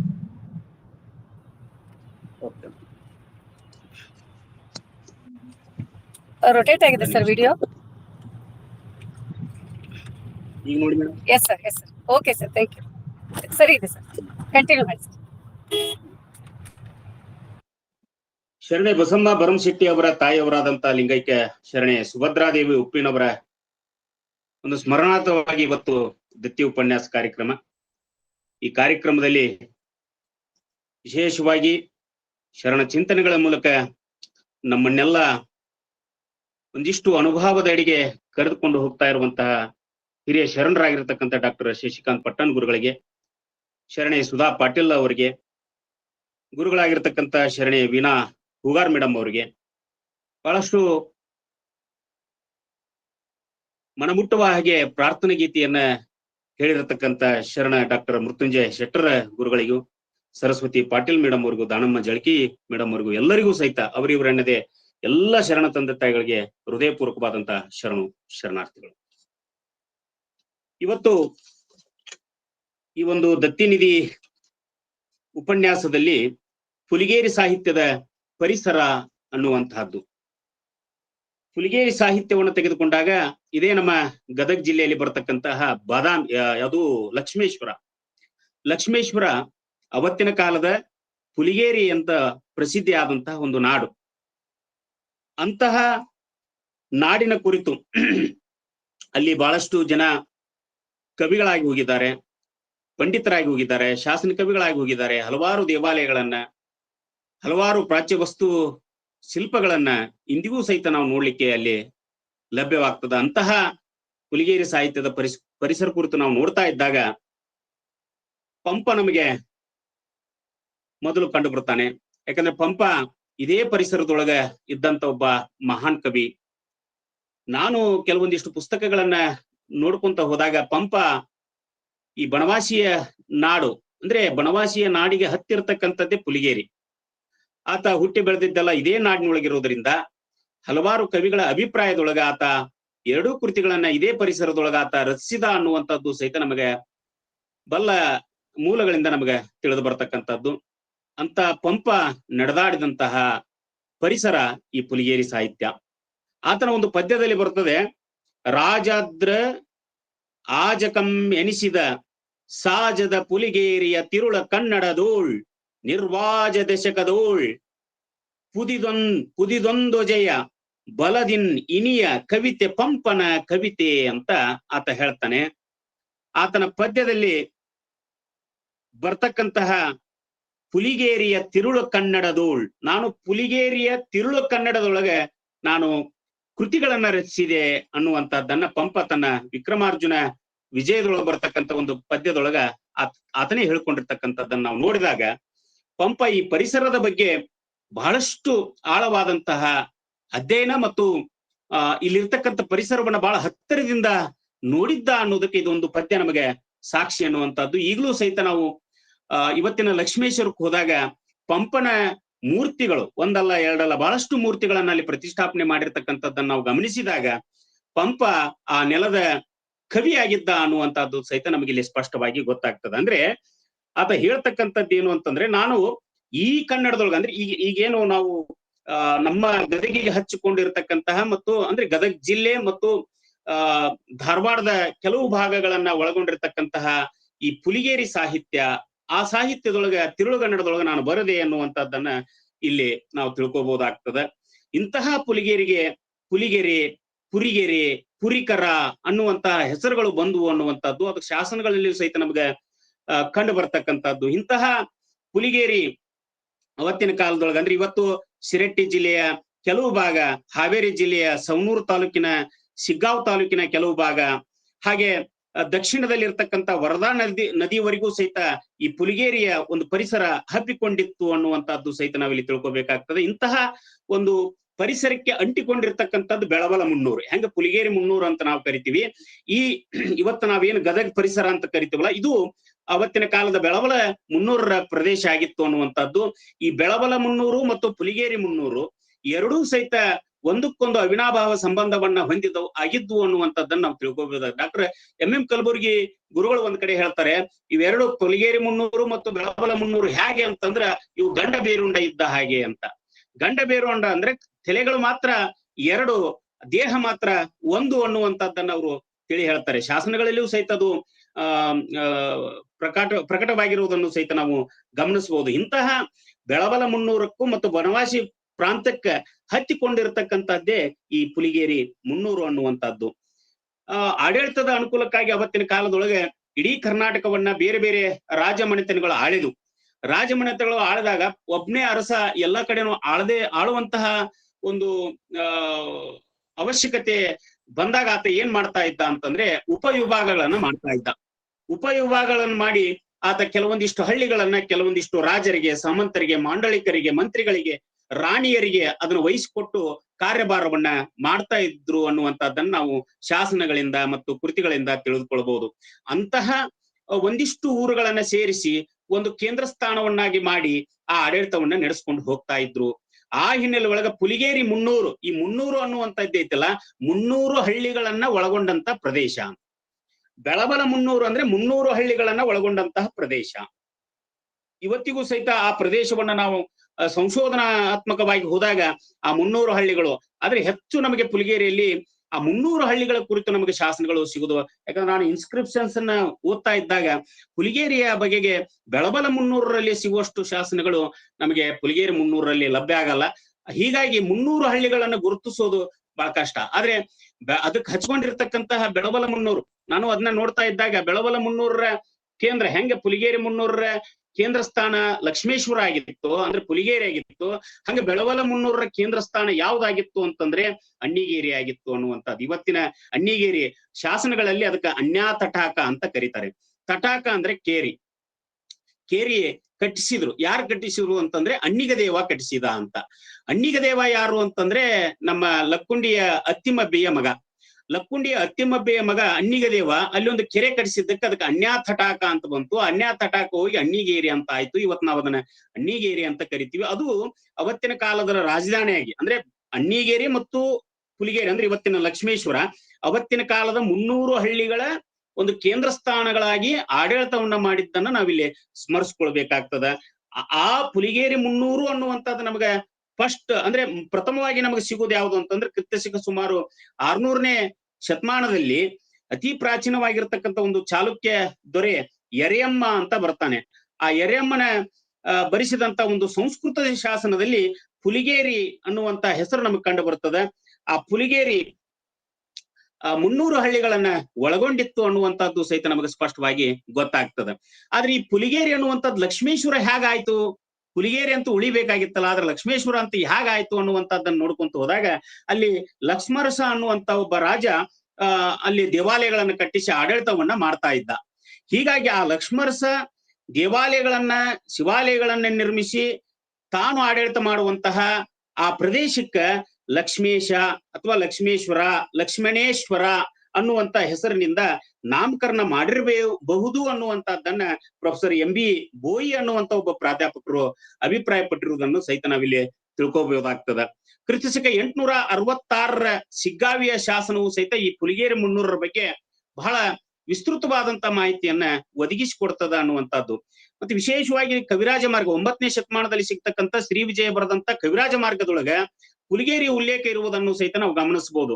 ಅಲ್ಲಿ ಕಾವೇರಿಯಿಂದ ಮಾ ಗೋದಾವರಿ ಒದ್ದನಾಡೆ ಅಂತ ಹೇಳುವಂತ ಸಂದರ್ಭದೊಳಗೆ ಮತ್ತೊಂದು ಪದ್ಯದೊಳಗೆ ಬರ್ತದ, ಅದರೊಳಗಂ ಕಿಸುವಳಲ್ ವಿದಿತ ಮಹಾಕೋಪನ ನಗರದ ಆ ಪುಲಿಗೇರಿಯ ಸದವಿಸ್ತುತ ಪೊಕ್ಕುಂದದ ನಡುವಣ ನಾಡೆ ನಾಡೆ ಕನ್ನಡದ ತಿರುಳ್ ಅನ್ನುವಂಥದ್ದು ಕವಿರಾಜ ಮಾರ್ಗದೊಳಗೆ ಬರ್ತಕ್ಕಂಥದ್ದನ್ನು ಸಹಿತ ನಾವು ಗಮನಿಸಬೇಕಾಗ್ತದೆ. ಅಂದ್ರೆ ಕವಿರಾಜ ಮಾರ್ಗದಲ್ಲಿ ಶ್ರೀ ವಿಜಯ ಉಲ್ಲೇಖ ಮಾಡಿದಂತ ಈ ಪದ್ಯದೊಳಗೆ 4 ಭಾಗಗಳ ನಡುವೆ ಬರ್ತಕ್ಕಂತ, ಅಂದ್ರೆ 4 ಪ್ರದೇಶ ನಗರಗಳ ನಡುವೆ ಬರ್ತಕ್ಕಂತ ನಾಡನ್ನ ತಿರುಳುಗನ್ನಡದ ನಾಡು ಅಂತಂದು 9ನೇ ಶತಮಾನದೊಳಗೆ ಶ್ರೀ ವಿಜಯ ಉಲ್ಲೇಖ ಮಾಡಿರುವುದನ್ನ ಗಮನಿಸಬಹುದು. ಆ 4 ಪ್ರದೇಶಗಳು ಯಾವುವು ಅಥವಾ ನಗರಗಳು ಯಾವುವು ಅಂತಂದ್ರೆ ಮೊದಲು ಹೇಳ್ತಾನೆ ಕಿಸುವಳಲ್ ಅಂತ ಹೇಳ್ತಾನೆ. ಕಿಸುವಳಲ್ ಅಂದ್ರೆ ಇವತ್ತ ಬದಾಮಿ ಅಥವಾ ಪಟ್ಟದ ಕಲ್ಲಿನ ಭಾಗವನ್ನ ನಾವು ಕಿಸುವಳಲ್ ಅಂತ ಕರಿತೀವಿ. ಅಲ್ಲಿಂದ ಈ ಕಡೆ ಮತ್ತು ಮಹಾಕೋಪನ ನಗರ, ಕೋಪನ ಅಂತಂದ್ರೆ ಇವತ್ತು ಕೊಪ್ಪಳ ಅಂತ ನಾವೇನ್ ಕರಿತೀವಲ್ಲ, ಆ ಕೊಪ್ಪಳಕ್ಕೆ ಕೋಪನ ನಗರ ಅಂತ ಕರಿತಾ ಇದ್ರು. ಆ ಕೋಪನ ನಗರದ ಈ ಕಡೆ ಪುಲಿಗೇರಿ ಅಂದ್ರೆ ಇವತ್ತಿನ ಲಕ್ಷ್ಮೇಶ್ವರ, ಇನ್ನೊಂದು ಪೊಕ್ಕುಂದ ಅಂದ್ರೆ ಒಕ್ಕುಂದ, ಇವತ್ತು ಬೆಳಗಾವಿ ಜಿಲ್ಲೆಯಲ್ಲಿ ಒಕ್ಕುಂದ ಅಂತ ಬರ್ತದೆ. ಆ ಒಕ್ಕುಂದ ಈ 4 ನಾಡಿನ ನಡುವೆ ಬರ್ತಕ್ಕಂಥ ನಡುವಣ ನಾಡೆ ನಾಡೆ ಕನ್ನಡದ ತಿರುಳ್ ಅಂತ ಕರೀತಾನೆ ಕವಿರಾಜ ಮಾರ್ಗ. ಈ 4 ನಾಡಿನ ನಡುವೆ ಬರ್ತಕ್ಕಂಥದ್ದು ಐತಲ್ಲ, ಇದು ಕನ್ನಡದ ತಿರುಳುಗನ್ನಡ ಅಂತ ಕರೆದ್ರು. ಈ ತಿರುಳುಗನ್ನಡದಲ್ಲೇ ಪಂಪ ತನ್ನ ಕಾವ್ಯಗಳನ್ನ ರಚನೆ ಮಾಡಿದ ಅನ್ನುವಂಥದ್ದು. ಆ ಹಿನ್ನೆಲೆ ಒಳಗೆ ಈ ಪರಿಸರ ಸಾಹಿತ್ಯವನ್ನು ನಾವು ಅಲ್ಲಿಂದ ತೆಗೆದುಕೊಂಡು ಹೋಗ್ಬಹುದು ಅನ್ನುವಂಥದ್ದು. ಪಂಪ ಹಲವಾರು ಪದ್ಯಗಳನ್ನು ನೋಡಿದಾಗ ನಮ್ಗೆ ಗೊತ್ತಾಗ, ಚಾಗದ ಬೂಗದ ಕರದಗೆ ಯದಗೊಟ್ಟಿಯ ಲಂಪಿ ನಿಂಪುಗಳದ ಮಾಗರ ಮಾನಿಸರೇ ಮಾನಿಸರಂತವರಾಗಿ ಪುಟ್ಟಲೇ ನಾಗೆ ಮೇನ್ ತೀರ್ದುಪದೆ ತೀರಿದೊಡ ಮರಿದುಂಬಿಯಾಗಿ ಮೇನ್ ಕೋಗಿಲಿಯಾಗಿ ಪುಟ್ಟುವಿನ ನಂದನದೋಳ್ ಬನವಾಸಿ ದೇಶದೋಳ್ ಅಂತ ಹೇಳ್ತಾನೆ. ಅಂದ್ರೆ ಪಂಪ ಹೇಳ್ತಕ್ಕಂಥದ್ದನ್ನ ಬನವಾಸಿ ದೇಶ ಅಂತ ನಾವೇನ್ ಕರಿತೀವಲ್ಲ, ಅದೇ ಪ್ರದೇಶವನ್ನ ಒಳಗೊಂಡಿತ್ತು. ಪುಲಿಗೇರಿ ಮತ್ತು ಬನವಾಸಿ ನಾಡು ಎರಡು ಒಂದಕ್ಕೊಂದು ಹತ್ತಿರ ಇರ್ತಕ್ಕಂಥ ಒಂದು ನಾಡು ಅನ್ನುವಂಥದ್ದನ್ನ ನಾವಿಲ್ಲಿ ಸ್ಪಷ್ಟಪಡಿಸ್ಕೊ. ಅದಕ್ಕೆ ಪಂಪ ಹೇಳುವಂತದ್ದು ಏನಂದ್ರೆ, ನಮ್ದು ಇನ್ನೊಂದು ಏನಾದ್ರೂ ಜನ್ಮ ಅನ್ನೋದೇನಿದ್ರೆ ಅದನ್ನ ಇದೇ ಪರಿಸರದೊಳಗೆ ನನ್ನ ಹುಟ್ಟಿಸು ಅಂತ ಕೇಳ್ಕೊಳ್ತಾನೆ. ಒಂದ್ ವೇಳೆ ನನಗೆ ಇಲ್ಲ ಈಗೊಮ್ಮೆ ಹುಟ್ಟಿ ಬಿಟ್ಟಿದ್ಯಾ ಮತ್ತೊಮ್ಮೆ ಹುಟ್ಟಿಸ್ಲಿಕ್ಕೆ ಆಗೋದಿಲ್ಲ ಅಂತಂದ್ರೆ ಆತ ಹೇಳ್ತಕ್ಕಂಥ ಪದ್ಯದೊಳಗೆ ಹೇಳ್ತಾನೆ, ಮರಿದುಂಬಿಯಾಗಿ ಮೇನ್ ಕೋಗಿಲೆಯಾಗಿ ಹುಟ್ಟಿಸು ಅಂತ ಹೇಳ್ತಾನೆ. ನನ್ನನ್ನ ಹೊಳ್ಳಿ ಇಲ್ಲಪ್ಪ ಈಗ ಆಗ್ಬಿಟ್ಟದಂದ್ರೆ ಮರಿದುಂಬಿ ಆಗಿ ಆದ್ರೂ ಹುಟ್ಟಿಸು, ಕೋಗಿಲೆ ಆಗಿ ಆದ್ರೂ ಹುಟ್ಟಿಸು, ಇದೇ ನಾಡಿನೊಳಗೆ ನಾನು ಹುಟ್ಟಿಸು ಅಂತ ಹೇಳ್ತಕ್ಕಂಥ ಪಂಪನ ಮಾತುಗಳನ್ನ ಕೇಳಿದಾಗ ನಾವೆಲ್ಲ ಎಷ್ಟು ಧನ್ಯರು ಅನ್ನುವಂಥದ್ದು ನಾವಿಲ್ಲಿ ತಿಳ್ಕೋ. ಆ ಪರಿಸರದೊಳಗೆ ನಾವು ಅದೀವಲ್ಲ, ಪಂಪ ಕೇಳಿಕೊಂಡಿರ್ತಕ್ಕಂಥ ಪರಿಸರದೊಳಗೆ ನಾವು ಅದೀವಲ್ಲ, ಪಂಪ ಬಳಸಿದಂತಹ ಕನ್ನಡದೊಳಗೆ ನಾವು ಬರಿತಾ ಇದ್ದೀವಲ್ಲ, ಓದ್ತಾ ಇದ್ದೀವಲ್ಲ ಅನ್ನುವಂಥದ್ದೇ ಬಹಳ ಹೆಮ್ಮೆಯ ವಿಷಯ ಅನ್ನುವಂಥ ಮಾತುಗಳನ್ನ ಈ ಸಂದರ್ಭದಲ್ಲಿ ಹೇಳ್ತಾ, ಬಹಳಷ್ಟು ಅಲ್ಲಿಂದ ನಾವು ಶಾಸನಗಳನ್ನು ನೋಡಿದಾಗ, ಕೃತಿಗಳನ್ನು ನೋಡಿದಾಗ ಬಹಳಷ್ಟು ಕವಿಗಳು ಬಂದು ಹೋಗ್ತಾರೆ. ಉದಾಹರಣೆಗಾಗಿ ಪುಲಿಗೇರಿ ಒಳಗೆ ಪ್ರಮುಖ ಶಾಸನ ಕವಿಗಳು ಬರ್ತಾರೆ. ನಾಗಾರ್ಜುನ ಅಂತ ಬರ್ತಾರೆ, ಸಹಜ ಕವಿ ನಾಗದೇವ ಅಂತ ಇವರೆಲ್ಲ ಬಹಳಷ್ಟು ಕೃತಿಗಳನ್ನ ಅಂದ್ರೆ ಶಾಸನ ಏನು ಕೆತ್ತನೆಯನ್ನ ಮಾಡಿದ್ರು, ಲಿಪಿಗಳನ್ನ ಸಾಹಿತ್ಯವನ್ನ ಹುಟ್ಟಿ ಹಾಕಿದ್ರು ಅನ್ನುವಂಥದ್ದು ನಮ್ಗೆ ಶಾಸನಗಳಿಂದ ತಿಳಿದು ಬರ್ತದೆ. 1650 ಒಬ್ಬ ಪುಲಿಗೇರಿ ಸಿಂಹರಾಜ ಅನ್ನುವಂಥವನು ಸಹಿತ ಹರದ ನೀತಿ ಅನ್ನುವಂತ ಒಂದು ಕೃತಿಯನ್ನ ಬರದ ಅನ್ನುವಂಥದ್ದು ಸಹಿತ ಅದು ಕಂದ ಪದ್ಯದೊಳಗಿತ್ತು ಅನ್ನುವಂಥದ್ದು ಸಹಿತ ನಮಗಲ್ಲಿ ಲಭ್ಯ ಆಗ್ತದೆ. ಹೀಗೆ ಹಲವಾರು ಕವಿಗಳ ಹಿನ್ನೆಲೆಯನ್ನ ನಾವು ನೋಡ್ಕೊಂತ ಹೋದಾಗ ನಮಗೆ ವಿಶೇಷವಾಗಿ ಮತ್ತು ಪ್ರಮುಖವಾಗಿ ಇಬ್ಬರು ನಮಗಲ್ಲಿ ಪುಲಿಗೇರಿ ಒಳಗೆ ನಮಗೆ ಆ ಪರಿಸರದ ಸಾಹಿತ್ಯದ ಕುರಿತು ನಾವು ಅಧ್ಯಯನ ಮಾಡ್ತಾ ಇದ್ದಾಗ ನಮ್ಗೆ ಎದ್ದು ಕಾಣುವಂತ ಇಬ್ಬರು ಕವಿಗಳು ಅಥವಾ ವಚನಕಾರರು ನಮ್ಗೆ ಕಂಡು ಬರ್ತಾರೆ ಅನ್ನುವಂಥದ್ದು. ಒಂದು 12ನೇ ಶತಮಾನದಲ್ಲಿ ಆಗಿ ಹೋಗಿರ್ತಕ್ಕಂಥ ಸೌರಾಷ್ಟ್ರ ಸೋಮೇಶ್ವರ ಆರಾಧ್ಯ ಭಕ್ತರಾಗಿರ್ತಕ್ಕಂಥ ಆದಯ್ಯನವರು ಒಬ್ರು ನಮ್ಗೆ ಕಂಡು ಬರ್ತಾರೆ. ಹಲವಾರು ಸುಮಾರು ಒಂದು 400ಕ್ಕಿಂತ ಹೆಚ್ಚು ವಚನಗಳನ್ನ ಬರೆದಂತ ಆದಯ್ಯನವರು ಇದೇ ಪರಿಸರದೊಳಗ ಇದ್ರು. ಈ ಪರಿಸರದ ಸಾಹಿತ್ಯವನ್ನ ಅವ್ರು ಬೆಳೆಸಿದ್ರು ಅನ್ನುವಂಥದ್ದು ಸಹಿತ ನಾವು ಇಲ್ಲಿ ಕಂಡುಕೋಬೇಕಾಗ್ತದ. ಅಷ್ಟೇ ಅಲ್ಲ, ಇನ್ನೊಬ್ರು ಪುಲಿಗೇರಿಯ ಸೋಮನಾಥ ಅನ್ನುವಂಥವ್ರು ಈ ಸೋಮೇಶ್ವರ ಶತಕ ಅಂತ ಬರೋದ್ರು ಅನ್ನುವಂಥದ್ದು. ಈ ಈರ್ವರ ಹಿನ್ನೆಲೆ ಒಳಗ ಇಡೀ ಈ ಪರಿಸರದ ಸಾಹಿತ್ಯವನ್ನ ಅಥವಾ ಈ ಪುಲಿಗೇರಿಯ ಸಾಹಿತ್ಯವಾದ ಪರಿಸರವನ್ನ ನಾವು ಇವತ್ತ ಇಲ್ಲಿ ತಿಳಿದುಕೊಳ್ಳುವಂತ ಪ್ರಯತ್ನವನ್ನ ನಾವು ಮಾಡ್ಬೇಕಾಗ್ತದೆ. ಮೊದಲನೇದಾಗಿ 12ನೇ ಶತಮಾನ ಅಂತಂದ್ರೆ ಅದು ಒಂದ್ ರೀತಿ ವಿಶೇಷವಾದಂತಹ ಸಾಹಿತ್ಯ ಅಂತಾನೆ ನಾವು ಹೇಳ್ಬೇಕಾಗ್ತದೆ. ನಾ ಹೇಳಿದ್ನಲ್ಲ, ಪಂಪ, ರನ್ನ, ಜನ್ನ ಬಂದಂತ ಸಾಹಿತ್ಯವೇ ಬೇರೆ. ಒಮ್ಮಿಂದೊಮ್ಲೆ ಆ ಸಾಹಿತ್ಯ ಬದಲಾವಣೆ ಆಗಿದ್ದು. ಈ ಇಡೀ ನಾವು ಕನ್ನಡ ಸಾಹಿತ್ಯವನ್ನು ನೋಡಿದಾಗ ಒಮ್ಮಿಗೆ ಬದಲಾವಣೆ ಆಗಿದ್ದು ಜನರು ಸ್ವೀಕಾರ ಮಾಡಿಲ್ಲ ಯಾವಾಗ್ಲೂ. ಆದ್ರೆ ಈ ನಡುಗನ್ನಡ ಸಾಹಿತ್ಯದಲ್ಲಿ ಬಂದಿರತಕ್ಕಂಥ ವಚನ ಸಾಹಿತ್ಯವನ್ನು ಜನರ ಬಳಿಗೆ ಹೋದಂತ ಸಾಹಿತ್ಯ, ಹೀಗಾಗಿ ಜನರು ಸ್ವೀಕಾರವನ್ನ ಮಾಡಿದ್ರು ಅನ್ನುವಂಥದ್ದು. ಯಾಕಂದ್ರೆ ಅಲ್ಲಿವರೆಗೂ ವಿದ್ವಾಂಸರಿಗೆ, ಪಂಡಿತರಿಗೆ ಮಾತ್ರ ತಿಳಿತಕ್ಕಂಥ ಒಂದು ಸಾಹಿತ್ಯ ಇತ್ತು. ನಾನು ಆಗ್ಲೇ ಹೇಳಿದೆ, ಜಾಗದ ಭೋಗದ ಕರೆದ, ಇದು ಪಂಡಿತರಿಗೆ ಮಾತ್ರ ತಿಳಿ ಹೇಳ್ತಕ್ಕಂಥ ಒಂದು ಪದ್ಯ ಆಗಿತ್ತು. ಜನಸಾಮಾನ್ಯರಿಗೆ ತಿಳಿಯುವಂತಹ ಏನು ಸಾಹಿತ್ಯ ಅವತ್ತು ಇರ್ಲಿಲ್ಲ ಅನ್ನುವಂಥದ್ದು. ಆದ್ರೆ 12ನೇ ಶತಮಾನ ಏನಾಯ್ತು ಅಂದ್ರೆ ಅದಕ್ಕೆ ಸುವರ್ಣ ಯುಗ ಅಂತ ನಾವು ಕರಿತೀವಿ. ಸುಮಾರು 180ಕ್ಕಿಂತ ಹೆಚ್ಚು ಶರಣೆಯರು ಅಲ್ಲಿ ನಮಗ್ ಕಂಡು ಬರ್ತಾರೆ. ಅವರು ಈ ಎಲ್ಲಾ ಸಾಹಿತ್ಯವನ್ನ ಜನರೆಡೆಗೆ ಒಯ್ತಕ್ಕಂಥ ಕೆಲಸವನ್ನ ಮಾಡಿದ್ರು ಅನ್ನುವಂಥದ್ದು. ಅಂತಹ ಒಂದು ಶರಣರ ಸಂಘದಲ್ಲಿ ಹುಟ್ಟಿ ಬೆಳೆದಂತವ್ರು, ಶರಣ ಸಾಹಿತ್ಯವನ್ನ ತಿಳಿದುಕೊಂಡು ಬೆಳೆದಂತವ್ರು ಯಾರಂದ್ರೆ ಅದು ಆದೈನವರು ಅನ್ನುವಂಥದ್ದು. ಆದೈನವರು ಇದೇ ಹುಲಿಗೇರಿ ಪರಿಸರದೊಳಗೆ ಹುಟ್ಟಿ ಬೆಳೆದ್ರು ಅನ್ನುವಂಥದ್ದನ್ನ ನಾವು ತಿಳ್ಕೊಬೇಕಾಗ್ತದೆ. ಅವರು ಮೂಲತಃ ಗುಜರಾತ್ ರಾಜ್ಯದವರು, ಸೌರಾಷ್ಟ್ರದಲ್ಲಿ ಜನಿಸಿರ್ಬಹುದು ಅನ್ನುವಂಥದ್ದು ಸಹಿತ ನಾವು ನೋಡಬಹುದು. ಅವರ ಕಾಲಮಾನವು ಸಹಿತ ನಮಗೆ ಸರಿಯಾದಂತಹ ಕವಿಚರಿತ್ರಕಾರರಿಂದಾಗ್ಲಿ ಅಥವಾ ಸರಿಯಾದ ಮಾಹಿತಿ ಲಭ್ಯ ಆಗೋದಿಲ್ಲ. ಆದ್ರೆ ಸೋಮೇಶ್ವರನ್ನ ಪ್ರತಿಷ್ಠಾಪಿಸಿದಂತಹ, ಅಂದ್ರೆ ಕವಿಚರಿತ್ರಕಾರರು ಹೇಳ್ತಾರ 1150 ಅವರ ಕಾಲ ಅಂತ ಹೇಳ್ತಾರೆ. ಯಾರು? ಆದೈನವರ ಕಾಲವನ್ನ 1150 ಅಂತ ಹೇಳ್ತಾರೆ. ಆದ್ರೆ ಒಂದು ಶಾಸನ ಸಿಗ್ತದೆ ಪುಲಿಗೇರಿ ಒಳಗೆ, ಒಂದು 3 ಶಾಸನ, ಒಂದಲ್ಲ 3 ಶಾಸನಗಳು ಸಿಗ್ತಾವು. ಸೌತ್ ಇಂಡಿಯನ್ ಇನ್ಸ್ಕ್ರಿಪ್ಷನ್ಸ್ ಅಂತಿದೆ. ಆ ಸೌತ್ ಇಂಡಿಯನ್ ಇನ್ಸ್ಕ್ರಿಪ್ಷನ್ ನೋಡಿದಾಗ ಅಲ್ಲಿ 3 ಶಾಸನಗಳಲ್ಲಿ ಈ ಸೋಮೇಶ್ವರನ್ನ ಪ್ರತಿಷ್ಠಾಪಿಸಿರುವಂತ ಉಲ್ಲೇಖಗಳು ಬರ್ತವೆ. ಅದು ಕ್ರಿಸ್ತಶಕ 1100 ಅಂತ ನಮಗಲ್ಲಿ ಕಾಲಮಾನವನ್ನ ತಿಳಿಸಿಕೊಡ್ತದೆ. ಹೀಗಾಗಿ ಈ 1100 ಇರೋದ್ರಿಂದ 1075 ಮತ್ತು 80ರ ಒಂದು ದಶಕದಲ್ಲಿ ಅವಧಿಯಲ್ಲಿ ಆದೈನವರು ಇದ್ರು ಅಥವಾ ಆ ಸೌರಾಷ್ಟ್ರದೊಳಗೆ ಇದ್ರು, ಇಲ್ಲಿ ಬಂದಿದ್ರು ಅನ್ನುವಂಥದ್ದು ನಮಗೆ ಸ್ಪಷ್ಟವಾಗಿ ಗೊತ್ತಾಗ್ತದ ಅನ್ನುವಂಥದ್ದು. ಸೌರಾಷ್ಟ್ರ ಅನ್ನುವಂಥದ್ದು ಒಂದು ಊರಾಗಿರದೆ ಈಗಿನ ಕಾಟಿಯಾವಾಡ ಅನ್ನುವಂಥ ಪ್ರದೇಶಕ್ಕೆ ಆ ಹೆಸರು ಇತ್ತು ಅನ್ನುವಂಥದ್ದು. ಮೂಲತಃ ಇವರ ಮನೆತನ ವ್ಯಾಪಾರ ಮನೆತನ ಆಗಿತ್ತು. ಪಾರದತ್ತ ಮತ್ತು ಪುಣ್ಯವತಿ ಅನ್ನುವಂತಹ ಶರಣ ದಂಪತಿಗಳ ಉದರದೊಳಗೆ ಈ ಆದೈನವರು ಜನನ ಆಗ್ತದೆ. ಆದೈನವರ ಕುರಿತು ರಾಘವಾಂಕ, ಪಾಲ್ಕುರ್ಕಿ ಸೋಮನಾಥ, ವಿರೂಪಾಕ್ಷ ಪಂಡಿತರು, ಮಲ್ಲನಾರ್ಯರು, ಹೀಗೆ ಬೇರೆ ಬೇರೆ ಹರಿಹರ, ಇವರೆಲ್ಲರೂ ಸಹಿತ ತಮ್ಮ ಕೃತಿ ಒಳಗ, ತಮ್ಮ ಪದ್ಯಗಳೊಳಗೆ ಆದೈನವರನ್ನ ಕುರಿತು ಸ್ಮರಿಸಿರುವುದನ್ನ, ಅವರ ಕುರಿತು ಅವರ ಜೀವನ ವೃತ್ತಾಂತವನ್ನ, ಅವರ ವಿಶೇಷತೆಗಳನ್ನ ತಮ್ಮ ಕೃತಿಗಳಲ್ಲಿ ಹೇಳಿರುವುದನ್ನ ನಾವು ಇಲ್ಲಿ ಗಮನಿಸಬಹುದು. ಅಂತಹ ಆದೈನವರು ಮನೆತನ ಕಾಯಕವನ್ನ, ವ್ಯಾಪಾರ ವೃತ್ತಿಯನ್ನ ಮಾಡ್ಕೊಂತ ಈ ಒಂದು ನಾಡಿನ ಕಡೆಗೆ ಅವರು ಬರ್ತಾರೆ ಅನ್ನುವಂಥದ್ದು. ಅವಾಗ ಇಲ್ಲಿ ವ್ಯಾಪಾರಕ್ಕಾಗಿ ಇಲ್ಲಿ ಇರ್ತಕ್ಕಂಥ ಅಣ್ಣಿಗೇರಿ ಇರ್ಬೋದು, ಅವಾಗೆಲ್ಲ ದೊಡ್ಡ ದೊಡ್ಡ ವ್ಯಾಪಾರ ಕೇಂದ್ರಗಳಿವು, ಲಕ್ಷ್ಮೇಶ್ವರ, ಅಣ್ಣಿಗೇರಿ, ಇವೆಲ್ಲ ಅಣ್ಣಿಗೇರಿ ಅಲ್ಲೆಲ್ಲ ಸಂಚಾರ ಮಾಡ್ಕೊಂತಾನೆ ಕೊನೆಗೆ ಲಕ್ಷ್ಮೇಶ್ವರಕ್ಕೆ ಬರ್ತಾರೆ. ಲಕ್ಷ್ಮೇಶ್ವರ ಅವತ್ತಿನ ಕಾಲದ ಒಂದು ಜೈನರ ಮುಖ್ಯ ಕೇಂದ್ರವಾಗಿತ್ತು ಅನ್ನುವಂಥದ್ದು. ಅದಕ್ಕೆ ಕುರುಹುಗಳಾಗಿ ಇವತ್ತಿಗೂ ಸಹಿತ ಅಲ್ಲಿ ಇರ್ತಕ್ಕಂಥ ಜಿನಾಲೆಗಳನ್ನ ಅಥವಾ ಬಸದಿಗಳನ್ನ ನೋಡಿದಾಗ ನಮಗ್ ಸ್ಪಷ್ಟವಾಗಿ ಅದರ ಮಾಹಿತಿ ನಮಗ ಲಭ್ಯ ಆಗ್ತದೆ. ಅಂತಹ ಹುಜೇಶ್ವರ ಅನ್ನುವಂತ ದೇವಾಲಯದೊಳಗೆ ಅವರು ವಾಸ್ತವ್ಯವನ್ನ ಮಾಡ್ತಾರೆ. ವ್ಯಾಪಾರವನ್ನ ಮಾಡ್ತಾ ಅಲ್ಲೇ ನೆಲೆಸ್ತಾರೆ ಅನ್ನುವಂಥದ್ದು ಸಹಿತ ನಮಗೆ ಗೊತ್ತಾಗ್ತದೆ. ಇಂತಹ ಸಂದರ್ಭದೊಳಗೆ ನಗರ ಸಂಚಾರವನ್ನ ಮಾಡುವಂತಹ ಸಂದರ್ಭದೊಳಗ ಅವರ ಕಣ್ಣಿಗೆ ಯಾರು ಅಂತಂದ್ರೆ ಜೈನ ಸುಂದರಿಯಾಗಿರ್ತಕ್ಕಂಥ ಪದ್ಮಾವತಿ ಅನ್ನುವಂತ ಒಬ್ಬ ಹೆಣ್ಣು ಮಗಳು ಅವರಿಗೆ ಕಣ್ಣಿಗೆ ಬೀಳ್ತಾರೆ. ಆದ್ರೆ ಅವರು ಜೈನರಾಗಿರೋದ್ರಿಂದ, ಇವರು ಲಿಂಗಾಯತರಾಗಿರೋದ್ರಿಂದ ಅಲ್ಲಿ ಒಂದಿಷ್ಟು ವ್ಯಾಜ್ಯಗಳು ನಡೀತಕ್ಕಂಥದ್ದನ್ನು ಸಹಿತ ನಾವು ಗಮನಿಸಬಹುದು.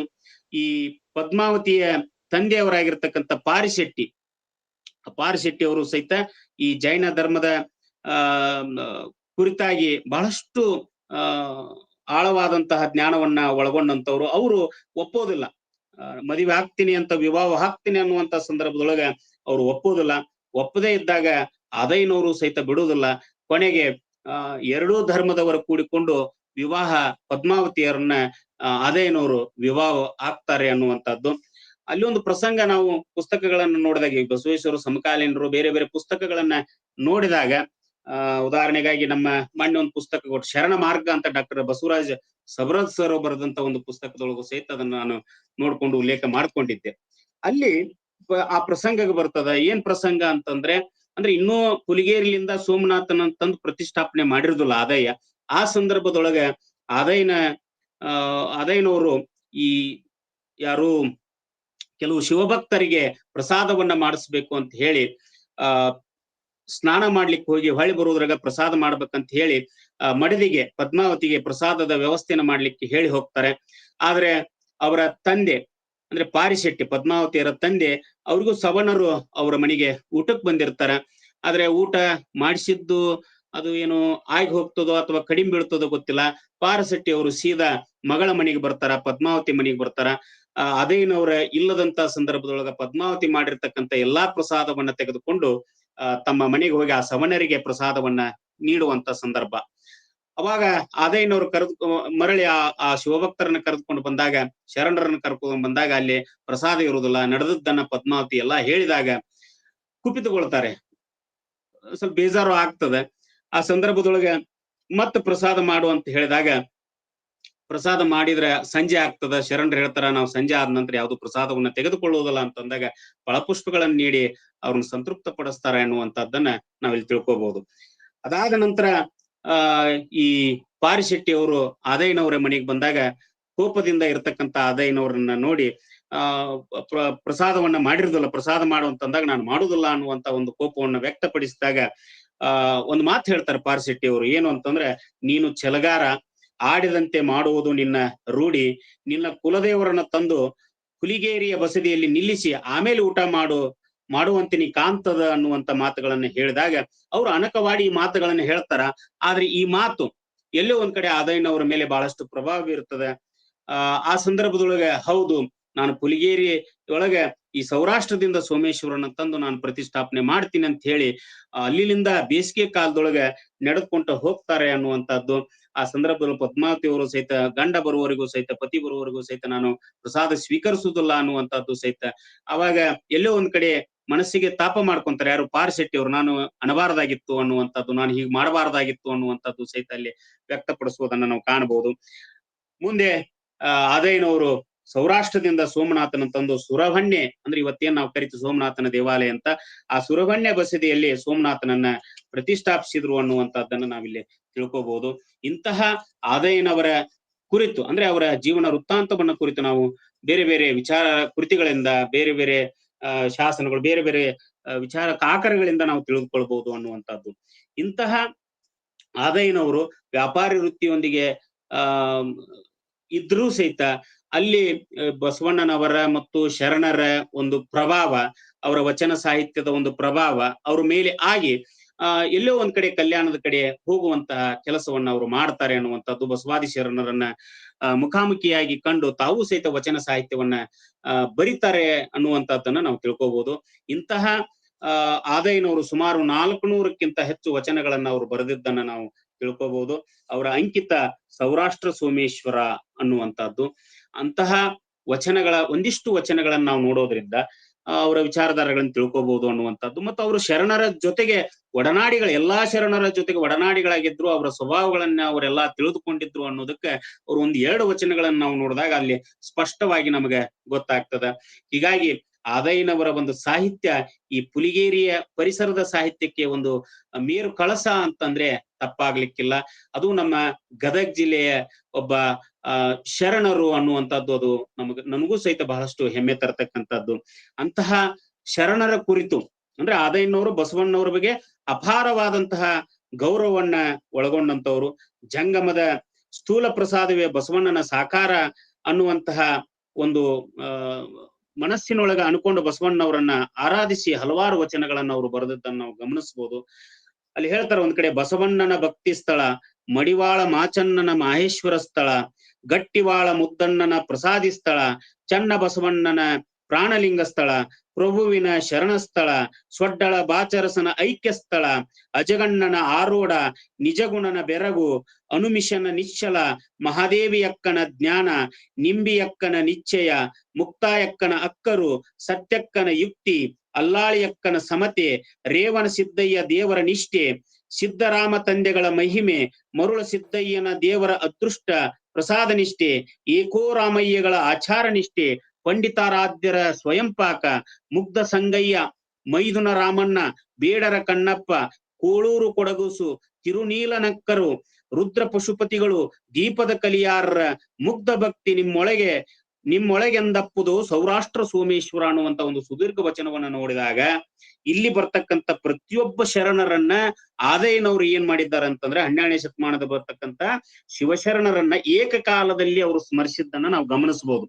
ಇಲ್ಲಿರ್ತಕ್ಕಂಥ ಶರಣರನ್ನ ಅವರು ಸ್ಮರಿಸಿದ್ದನ್ನ ನೋಡಿದಾಗ ಅವರು ಎಲ್ಲಾ ಶರಣರ ಜೊತೆಗೆ ಒಡನಾಡಿಗಳಾಗಿದ್ರು ಮತ್ತು ಎಲ್ಲಾ ಶರಣರನ್ನ ಮುಖಾಮುಖಿಯಾಗಿ ನೋಡಿದ್ರು ಅನ್ನುವಂಥದ್ದನ್ನ ನಾವು ತಿಳ್ಕೊಬಹುದಾಗ್ತದೆ. ಯಾಕಂದ್ರೆ ಒಬ್ಬೊಬ್ಬ ಶರಣರ ಆದರ್ಶಗಳೇನದವು, ಅವರ ಗುಣಗಳೇನದವು ಅನ್ನುವಂಥದ್ದನ್ನ ತಮ್ಮ ವಚನದೊಳಗೆ ತಿಳಿ ಹೇಳ್ತಕ್ಕಂತಹ ಕೆಲಸವನ್ನ ಅವ್ರು ಮಾಡಿದ್ದನ್ನ ನೋಡಿದಾಗ ಎಲ್ಲಾ ಬಸವಣ್ಣ ಇರಬಹುದು, ಮಾಚಣ್ಣ ಇರಬಹುದು, ಚನ್ನಬಸವಣ್ಣ ಇರಬಹುದು, ಅಲ್ಲಂಪ್ರಭುಗಳಿರಬಹುದು, ಅವರೆಲ್ಲರನ್ನ ಹತ್ತಿರದಿಂದ ಗಮನಿಸಿದ್ರು ಅನ್ನೋದು ಈ ವಚನದಿಂದ ನಮ್ಗೆ ಸ್ಪಷ್ಟವಾಗಿ ಗೊತ್ತಾಗ್ತದೆ.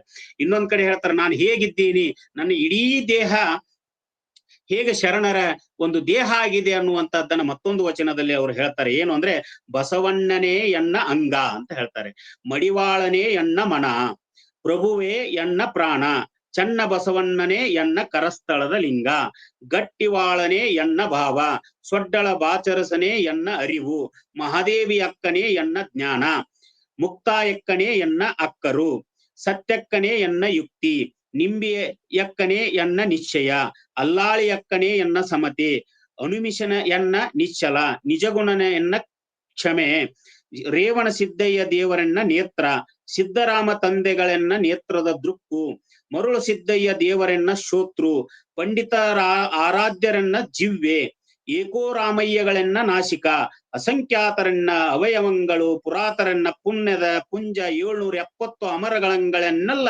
ಗತಿಮತಿ ಚೈತನ್ಯ ಸೌರಾಷ್ಟ್ರ ಸೋಮೇಶ್ವರ, ಆನು ನಿಮ್ಮ ಶರಣರ ಪಡಿತೊತ್ತಯ್ಯ ಅಂತ ಕೊನೆಗೆ ಹೇಳ್ತಾರ ನೋಡಿ. ಆ ಕೊನೆಗೆ ಬರ್ತಕ್ಕಂಥ ಶಬ್ದ ಇದೆಯಲ್ಲ, ಪಡಿತೊತ್ತಯ್ಯ ಅನ್ನುವಂಥದ್ದು, ಅಂದ್ರೆ ನಾನು ನಿಮ್ಮ ಪಡಿತೊತ್ತು, ನಿಮ್ಮ ಒಂದು ದಾಸ, ನಿಮ್ಮ ಅವಯವಗಳೇ ನನ್ನಲ್ಲಿ ತುಂಬಿಕೊಂಡು. ಅವ್ರು ಹೇಳ್ತಾರೆ, ಬಸವಣ್ಣನೇ ಅಂಗ ನಂದು, ಮಡಿವಾಳನ್ನೇ ನನ್ನ ಮನ, ಪ್ರಭುವೇ ನನ್ನ ಪ್ರಾಣ. ಅಂದ್ರೆ ಶರಣರನ್ನ ಕಾಣುವಂತ ಪರಿ ಐತಿಲ್ಲ ಆದಯ್ಯನವರು, ಬಹಳ ವಿಶಿಷ್ಟವಾಗಿರ್ತಕ್ಕಂಥದ್ದು. ತನ್ನ ವಿವಿಧ ಅಂಗಾಂಗಗಳನ್ನ ಶರಣರಿಗೆ ಹೋಲಿಸಿ ತಾನು ಶರಣರ ಪಡಿತೊತ್ತು ಅನ್ನುವಂತ ಒಂದು ಅರ್ಪಣಾ ಭಕ್ತಿ ಇದೆಯಲ್ಲ, ಆ ಅರ್ಪಣಾ ಭಕ್ತಿ ನಿಜಕ್ಕೂ ಸಹಿತ ಭಕ್ತಿಯ ಪರಾಕಾಷ್ಠೆ ಅಂತ ನಾವಿಲ್ಲಿ ಹೇಳ್ಬೋದಾಗ್ತದ. ಆದಯ್ಯನಿಗೆ ಬಸವಣ್ಣ ದೇಹ ಆದ್ರೆ ಅಲ್ಲಂ ಪ್ರಭು ಪ್ರಾಣ. ಕಲ್ಯಾಣದ ಶರಣರ ಬಗ್ಗೆ ಇಷ್ಟೊಂದು ಗಾಢವಾದಂತಹ ಭಕ್ತಿ ಆದಯ್ಯನಲ್ಲಿರುವುದನ್ನ ಗಮನಿಸಿದ್ರೆ ಆ ಶರಣರ ಸಾಧನೆ ಎಷ್ಟೊಂದು ಅಗಾಧವಾಗಿರ್ಬೇಕೆಂಬುದು ನಮಗ ಇಲ್ಲಿ ಆಶ್ಚರ್ಯವನ್ನ ತಂದು ಕೊಡ್ತಕ್ಕಂಥದ್ದು. 63 ಪುರಾತನರನ್ನ, 770 ಅಮರಗಣಗಳನ್ನ, ಅನೇಕ ವಚನಕಾರರನ್ನ ತನ್ನ ವಚನಗಳಲ್ಲಿ ಸ್ಮರಿಸುವ ಆದಯ್ಯ ನಿಜವಾಗಿಯೂ ಸಹಿತ ಒಬ್ಬ ಮಹಾಭಕ್ತನಾಗಿದ್ದ, ಮಹಾಶರಣನಾಗಿದ್ದ. ತಾನೂ ಮಹತ್ವದ ಸಾಧನೆ ಮಾಡಿದರೂ ಕೂಡ ಅದಕ್ಕೆ ಶಿವಶರಣರೇ ಪ್ರೇರಣೆ ಅನ್ನುವಂತ ಹೇಳುವ ಆದಯ್ಯನ ವ್ಯಕ್ತಿತ್ವ ಐತಲ್ಲ, ಅದು ವಿಶಿಷ್ಟವಾದಂತಹದ್ದು ಅನ್ನುವಂತಹದ್ದು. ಅಂತಹ ಆದಯ್ಯನ ಗುಪ್ತ ಜ್ಞಾನ ಇಲ್ಲಿ ನಾವು ವಿಶೇಷವಾಗಿ ಗಮನಿಸ್ಬೇಕಾಗ್ತದ ಅನ್ನುವಂಥದ್ದನ್ನ ನಾವು ಇಲ್ಲಿ ತಿಳ್ಕೊಬೇಕಾಗ್ತದೆ. ಅಂದ್ರೆ ಎಲ್ಲಾ ಶರಣರ ವಿಶೇಷತೆಗಳನ್ನ ತನ್ನೊಳಗ ಅಡಗಿಸಿಕೊಂಡಿದ್ದ ಅನ್ನುವಂಥದ್ದನ್ನು ಸಹಿತ ಆದಯ್ಯನ ವಚನಗಳಿಂದ ನಾವು ತಿಳ್ಕೋಬಹುದು ಅನ್ನುವಂಥದ್ದು. ಇಂತಹ ಆದಯ್ಯನವರು ಕೇವಲ ವಚನಗಳನ್ನಷ್ಟೇ ಬರಲಿಲ್ಲ, ಬೆಳಗಿನ ವಚನಗಳನ್ನು ಸಹಿತ ಅವರು ಬರೆದ್ರು ಅನ್ನುವಂಥದ್ದು. 21 ಸ್ವರ ವಚನಗಳನ್ನ ಅವರು ಬರೆದ್ರು ಅನ್ನುವಂಥದ್ದು. ಆಮೇಲೆ ಡಾಕ್ಟರ್ ಎಂ ಕಲಬುರ್ಗಿ ಅವರು ಸಂಪಾದಿಸಿರುವಂತಹ ಆದಯ್ಯನ ಲಘು ಕೃತಿಗಳು ಅನ್ನುವಂತಹ ಒಂದು ಕೃತಿಯಲ್ಲಿಯೂ ಸಹಿತ ಇವರ ಹಲವಾರು ಸ್ವರ ವಚನಗಳು, ಬೇರೆ ಬೇರೆ ವಚನಗಳು ಸಹಿತ ನಾವು ಕಾಣಬಹುದು. ಆದಯ್ಯಗಳ ಕಂದ ಅನ್ನುವಂತ ಕಂದ ಪದ್ಯಗಳ ಗುಚ್ಛ, ಮುಕ್ತಿ ಕ್ಷೇತ್ರ ಅನ್ನುವಂತ ಇನ್ನೊಂದು ರಚನೆ, 51 ನುಡಿಗಳಿಂದ ಕೂಡಿರ್ತಕ್ಕಂಥ ಕೃತಿ, ಇವೆಲ್ಲವೂ ಸಹಿತ ಆದಯ್ಯನವರು ವಚನಗಳನ್ನು ರಚಿಸುವುದರ ಜೊತೆಗೆ ಇತರ ರಚನೆಗಳನ್ನು ಸಹಿತ ಅವರು ಮಾಡಿದ್ರು ಅನ್ನುವಂಥದ್ದು ಸಹಿತ ನಾವಿಲ್ಲಿ ತಿಳ್ಕೊಬೇಕಾಗ್ತದ. ಇಂತಹ ಆದಯ್ಯ ಶರಣರು ಹಲವಾರು ಚಿಂತನೆಯ ಹಿನ್ನೆಲೆ ಒಳಗ ಸಮಾಜವನ್ನ ನೋಡಿ ಅದನ್ನ ಕಂಡುಂಡು ತಮ್ಮ ವಚನದೊಳಗೆ ಕಟ್ಟಿಡುವಂತಹ ಕೆಲಸವನ್ನು ಅವರು ಮಾಡಿದ್ರು ಅನ್ನುವಂಥದ್ದನ್ನ ನಾವು ತಿಳ್ಕೊಬೇಕಾಗ್ತದ. ಅಂತಹ ಆದಯ್ಯನವರ ವಚನಗಳ ಭಾಷೆ ಬಹಳಷ್ಟು ಸರಳವಾದಂತಹದ್ದು ಹಾಗೂ ಲಯಬದ್ಧವಾಗಿರ್ತಕ್ಕಂಥದ್ದು. ಯಾಕಂದ್ರೆ ಇದು ಪುಲಿಗೇರಿಯ ಒಂದು ತಿರುಳುಗನ್ನಡ. ಇದು ಪಂಪನೆ ತಿರುಳುಗನ್ನಡದೊಳಗೆ ಅಷ್ಟು ಅಭೂತಪೂರ್ಣವಾದಂತ ಸಾಹಿತ್ಯವನ್ನ ಕೊಟ್ಟಂತ ನಾಡಿದು ಹುಲಿಗೇರಿಯ ಪರಿಸರದ ನಾಡು. ಇಂತಹ ಪರಿಸರದ ತಿರುಳುಗನ್ನಡವನ್ನು ವಿಶೇಷವಾಗಿ ಸೌರಾಷ್ಟ್ರದಿಂದ ಬಂದು ತನ್ನಲ್ಲದಂತಹ ಭಾಷೆಯನ್ನ ಕಲಿತು ಇಲ್ಲಿರ್ತಕ್ಕಂತಹ ತಿರುಳುಗನ್ನಡ ಭಾಷೆಯನ್ನ ಕಲಿತು ಹಲವಾರು ಶ್ರೇಷ್ಠ ವಚನಗಳನ್ನ ತನ್ನ ವಿಚಾರದ ಯುಕ್ತಿಯೊಂದಿಗೆ ಅದನ್ನು ಬರೆದು ಕೊಟ್ರು ಅನ್ನುವಂಥದ್ದನ್ನ ನಾವಿಲ್ಲಿ ತಿಳ್ಕೊಬೇಕಾಗ್ತದೆ. ಅಂತಹ ಆದಯ್ಯನವರ ವಚನಗಳು ನಮಗೆ ಅಲಂಕಾರ, ರೂಪಕ, ಪ್ರತಿಮೆ, ಪ್ರತೀಕೆಗಳು ಹೇರಳವಾಗಿ ನಮಗಲ್ಲಿ ಲಭ್ಯವಾಗ್ತಕ್ಕಂಥವು ಅನ್ನುವಂಥದ್ದು. ಕೆಲವೊಂದಿಷ್ಟು ವಚನಗಳನ್ನ ನೋಡ್ಕೊಂತ ಹೋದಾಗ ಇಂದಿಗೂ ಸಹಿತ ನಾವ್ ಇಷ್ಟೆಲ್ಲಾ ಓದ್ಕೊಂಡಿದ್ದೀವಿ, ಬೆಳ್ಕೊಂಡಿದ್ದೀವಿ ಅಂತಂದ್ರು ಸಹಿತ ಆ ಪದಗಳ ಅರ್ಥ ಅಥವಾ ಅದಕ್ಕೆ ಆಳಕ್ಕೆ ಹೋಗ್ಲಿಕ್ಕಿಯೂ ಸಹಿತ ನಮಗೆ ಈಗಲೂ ಸಹಿತ ಒಂದ್ ರೀತಿ ಅಂಜಿಕೆ ಆಗ್ತಕ್ಕಂಥದ್ದನ್ನ ನಾವು ನೋಡಿದಾಗ ಆದಯ್ಯನವರ ವಚನಗಳ ಒಂದು ಆಳ ಎಷ್ಟಿದೆ ಅನ್ನುವಂಥದ್ದನ್ನ ನಾವಿಲ್ಲಿ ತಿಳ್ಕೊಬೇಕಾಗ, ಅವರ ಜ್ಞಾನದ ಆಳ ಎಷ್ಟಿದೆ ಅನ್ನುವಂಥದ್ದನ್ನು ಸಹಿತ. ಯಾಕಂದ್ರೆ ಅವರೆಲ್ಲ ಶರಣರ ವಿಚಾರಗಳನ್ನ ತಿಳಿದುಕೊಂಡಿದ್ರು. ಪ್ರತಿಯೊಬ್ಬ ಶರಣರ ವಿಚಾರಗಳನ್ನ ತೆಗೆದುಕೊಂಡು ತಾವು ತಮ್ಮ ವಚನಗಳ ಮುಖಾಂತರ ಅದನ್ನ ಪಸರಿಸಿದ್ರು ಅನ್ನುವಂಥದ್ದು. ಅಲ್ಲಿ ಒಂದ್ ಕಡೆ ಹೇಳ್ತಾರೆ, ಅಯ್ಯ ಹುಲ್ಲ ಮೊರಡಿಯೊಳಗೆ ಕಲ್ಪತರವನ್ ಅರಸುವರೇ. ಅಯ್ಯ ಅಂದ್ರೆ ಈ ವಚನಗಳ ಭಾಷಾ ಶೈಲಿ ಹೆಂಗೈತ್ ನೋಡ್ರಿ ಅವ್ರದ್ದು. ಭಾಷಾ ಶೈಲಿ ಬಗ್ಗೆ ನಾವು ಈ ವಚನವನ್ನು ತೆಗೆದುಕೋಬೇಕಾಗ್ತದೆ. ಅಯ್ಯ ಹಾವು ಮೆಕ್ಕೆಯಲ್ಲಿ ದ್ರಾಕ್ಷಾ ಫಳವನ್ ಅರಸುವರೇ. ಅಯ್ಯ ಗೋರಿ ಕಲ್ಲುಗಳ ಒಳಗೆ ಚಿಂತಾಮಣಿಯನ್ ಅರಸುವರೇ. ಅಯ್ಯ ರೀತಿಕೆಯಲ್ಲಿ ಅಪರಂಜೆಯನ್ ಅರಸುವರೇ. ಅಯ್ಯ ಅವಲಲ್ಲಿ ಅರವಿಂದನ್ ಅರಸುವರೇ. ಅಯ್ಯ ಎನ್ನೊಳಗ ಅದಾವ ಗುಣವನ್ ಅರಸದೆ ನೀನೇ ಕರುಣಿಸಯ್ಯ ಕಾರುಣ್ಯ ಮೂರ್ತಿಯೇ ಸೌರಾಷ್ಟ್ರ ಸೋಮೇಶ್ವರ ಅನ್ನುವಂತ ಒಂದು ವಚನವನ್ನ ನಾವು ತೆಗೆದುಕೊಂಡಾಗ ಅವರು ಬಳಸಿರ್ತಕ್ಕಂತಹ ವಚನದಲ್ಲಿ ಬಳಸಿರ್ತಕ್ಕಂತಹ ಪದಗಳಿರ್ಬೋದು, ಆ ಹೋಲಿಕೆಗಳಿರ್ಬೋದು, ಅವು ನಮ್ಮನ್ನ ಏನ್ ಮಾಡ್ತಾವ ಅಂತಂದ್ರೆ ಗಮನವನ್ನ ಸೆಳಿತಾವು ಅನ್ನುವಂಥದ್ದು. ಹುಲ್ಲ ಮರಡಿಯೊಳಗೆ ಕಲ್ಪತರವನ್ ಅರಸುವೆ. ಹುಲ್ಲ ಮರದೊಳಗೆ ನಾವು ಕಲ್ಪತರುವನ್ನ ನಮಗ್ ಬೇಕಾದದ್ದನ್ನ ನಾವು ಅರಸ್ಕೊಳಿಕ್ ಹೋದ್ರೆ ಅದು ಸಿಗ್ಲಿಕ್ ಸಾಧ್ಯದ ಏನು ಅನ್ನುವಂಥದ್ದು. ಹಾವು ಮೆಕ್ಕೆಯಲ್ಲಿ ದ್ರಾಕ್ಷಾ ಫಲವನ್ನ ಹುಡುಕ್ಲಿಕ್ ಹೋದ್ರೆ ಅದು ಮೆಕ್ಕೆ ಬಳ್ಳಿ, ಅದು ಆ ಮೆಕ್ಕೆ ಬಳ್ಳಿ ಒಳಗೆ ನಾವು ಹೋಗಿ ದ್ರಾಕ್ಷಿ ಬಳ್ಳಿ ಅಂತ ತಿಳ್ಕೊಂಡು ನಾವು ದ್ರಾಕ್ಷಿಯನ್ನು ಹುಡುಕ್ಲಿಕ್ ಹೋದ್ರೆ ಅದು ಹ್ಯಾಕ್ ಸಾಧ್ಯದ ಅನ್ನುವಂಥದ್ದು. ಗೋರಿ ಕಲ್ಲುಗಳ ಒಳಗೆ ಚಿಂತಾಮಣಿಯನ್ನು ಅರಸುವರೆ. ಗೋರಿ ಕಲ್ಲು ನೋಡ್ರ, ಆ ಹೋಲಿಕೆ ಕೊಡುವಂತ ವಸ್ತುವನ್ನ ಸ್ವಲ್ಪ ನಾವಿಲ್ಲಿ ಗಮನಿಸ್ಬೇಕಾಗ್ತದೆ. ಬಹಳ ಸರಳ ಮತ್ತು ವಿಶೇಷವಾಗಿರ್ತಕ್ಕಂಥ ಹೋಲಿಕೆಗಳನ್ನ ಆದಯ್ಯನವರು ತಮ್ಮ ವಚನದೊಳಗ ಕೊಟ್ಟಿರೋದನ್ನ ನಾವು ಗಮನಿಸ್ಬೇಕು. ಗೋರಿಕಲ್ಲು ಅಂದ್ರೆ ಗಟ್ಟಿಯಾದಂತ ಕಲ್ಲು. ಆ ಗಟ್ಟಿಯಾದಂತ ಕಲ್ಲಿನೊಳಗೆ ಹೋಗಿ ನಾವು ಚಿಂತಾಮಣಿಯನ್ನ ಅರಸೋದೈತಲ್ಲ, ಅಂದ್ರೆ ಅದು ಬೇಕು ಅಂತ ಅರಸೋದೈತಲ್ಲ, ಅದು ಹೆಂಗ್ ಸಾಧ್ಯ ಅನ್ನುವಂಥದ್ದು. ಅಪರಂಜಿ ಅರಸೋದು ಹೆಂಗ ಸಾದೃಶ್ಯ ತದ್ವಿರುದ್ಧ ಗುಣವಿರುವಂತಹ ಪದಾರ್ಥಗಳನ್ನ ಹೋಲಿಕೆಯ ಮೂಲಕ ಪರಿಣಾಮಕಾರಿಯಾಗಿ ರೀತಿಯಲ್ಲಿ ಅದನ್ನು ತಿಳಿಸುವಂತದ್ದು ಇದೆಯಲ್ಲ, ನಿಜಕ್ಕೂ ಸಹಿತ ಅದು ಒಬ್ಬ ಓದುಗನನ್ನ ಚಿಂತನೆಗೆ ಹಚ್ಚುವಂತ ಕೆಲಸವನ್ನ ಮಾಡ್ತದ ಅನ್ನುವಂಥದ್ದು. ಮತ್ತಿನ್ನ ಜಾತ್ಯಾತೀತ ಮನೋಭಾವನೆಯನ್ನು ಒಳಗೊಂಡಿರ್ತಕ್ಕಂಥ ಹಲವಾರು ವಚನಗಳನ್ನು ಅವರು ಬರೆದ್ರು ಅನ್ನುವಂಥದ್ದು. 400ಕ್ಕಿಂತ ಹೆಚ್ಚು ವಚನಗಳದವು. ನಾನು ಒಂದಿಷ್ಟು ವಚನಗಳನ್ನ ಮಾತ್ರ ಇಲ್ಲಿ ಹೇಳಕ್ ಬಯಸ್ತೀನಿ.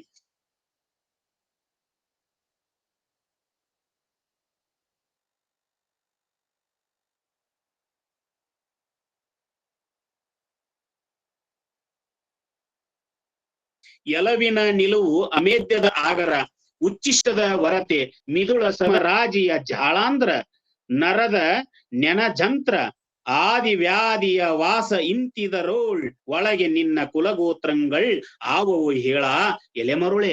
ನೋಡ್ರಿ, ಈ ಜಾತ್ಯಾತೀತ ಮನೋಭಾವನೆ ಆದಯ್ಯನವ್ರ ಹತ್ರ, ಯಾಕಂದ್ರೆ ಅವರು ಅವತ್ತಿನ ಕಾಲದೊಳಗ ಅದನ್ನ ಮೆಟ್ಟಿ ನಿಂತರು ಅನ್ನುವಂಥದ್ದು ನಾವು ಈ ಹಿಂದ ಅವರ ಜೀವನ ವೃತ್ತಾಂತ ನೋಡುವ ಹೊತ್ತಿನೊಳಗ ಅದನ್ನ ಗಮನಿಸಿದ್ವಿ. ಯಾಕಂದ್ರೆ ಅವತ್ತ ಈ ಪದ್ಮಾವತಿಯರನ್ನ ಮದುವೆ ಆಗುವಂತ ಸಂದರ್ಭದೊಳಗ ಬಹಳಷ್ಟು ಅದನ್ನ ವಿರೋಧವನ್ನ ಅವರು ಅನುಭವಿಸಿದ್ರು. ಯಾಕಂದ್ರೆ ಅವರು ಜೈನರಾಗಿದ್ರು, ಇವರು ಲಿಂಗಾಯತರಾಗಿದ್ರು. ಹೀಗಾಗಿ ಅಲ್ಲೆಲ್ಲೋ ಒಂದ್ ಕಡೆ ವಿರೋಧ ಭಾಷೆಗಳು ಬಂದು, ಆದ್ರೆ ಅಂತ ದೊಡ್ಡ ಸಮಸ್ಯೆಯನ್ನು ಇದ್ರೂ ಸಹಿತ ಅದನ್ನ ಗೆದ್ದು ನಿಂತರು ಆದಯ್ಯನವರು. ಅಂದ್ರೆ ತಾನು ಪ್ರೀತಿಸಿರ್ತಕ್ಕಂತಹ ಜೈನ ಕನ್ಯೆ ಪದ್ಮಾವತಿಯೊಂದಿಗೆ ವಿವಾಹ ಆಗೋದ್ರೊಂದಿಗೆ ಆದಯ್ಯನವರು ಒಬ್ಬ ಆದರ್ಶ ಶರಣರಾದ್ರು. ಅವತ್ತಿನ ಕಾಲದೊಳಗ ಆದರ್ಶ ಶರಣರಾದ್ರು. ಆ ಜಾತ್ಯಾತೀತ ಮೌಲ್ಯಗಳನ್ನ ಕೇವಲ ಬಾಯಿಂದ ಮಾತ್ರ ಹೇಳದೆ, ಈಗೇನಾಗ್ಬಿಟ್ಟದಂದ್ರೆ ನಾವು ಹೇಳೋದಕ್ಕೆ ಮಾತ್ರ ಸೀಮಿತರಾಗ್ಬಿಟ್ಟಿದೀವಿ. ಆಚರಣೆ ಒಳಗ ಅಳವಡಿಸ್ಕೊಳೋದ್ರೊಳಗ ನಾವು ಬಹಳಷ್ಟು ದೂರ ಉಳಿತಾ ಇದೀವಿ. ಹೇಳೋದು ಬಹಳ ಸಲೀಸವಾಗಿ ಹೇಳ್ಬಿಡ್ತೀವಿ. ಕಳಬೇಡ, ಕೊಲಬೇಡ, ಹುಸಿಯ ನುಡಿಯಲು ಬೇಡ. ಬಹಳ ಚಂದ ಅನಿಸ್ತದ, ಹೇಳಾಕು ಚಂದ ಅನಿಸ್ತದ, ಕೇಳೋರಿಗೂ ಬಹಳ ಚಂದ ಅನಿಸ್ತದ. ಆದ್ರೆ ಅದನ್ನ ಅಳವಡಿಸ್ಕೊಳ್ಳೋದೈತಲ್ಲ, ಅದು ಬಹಳ ಕಷ್ಟ.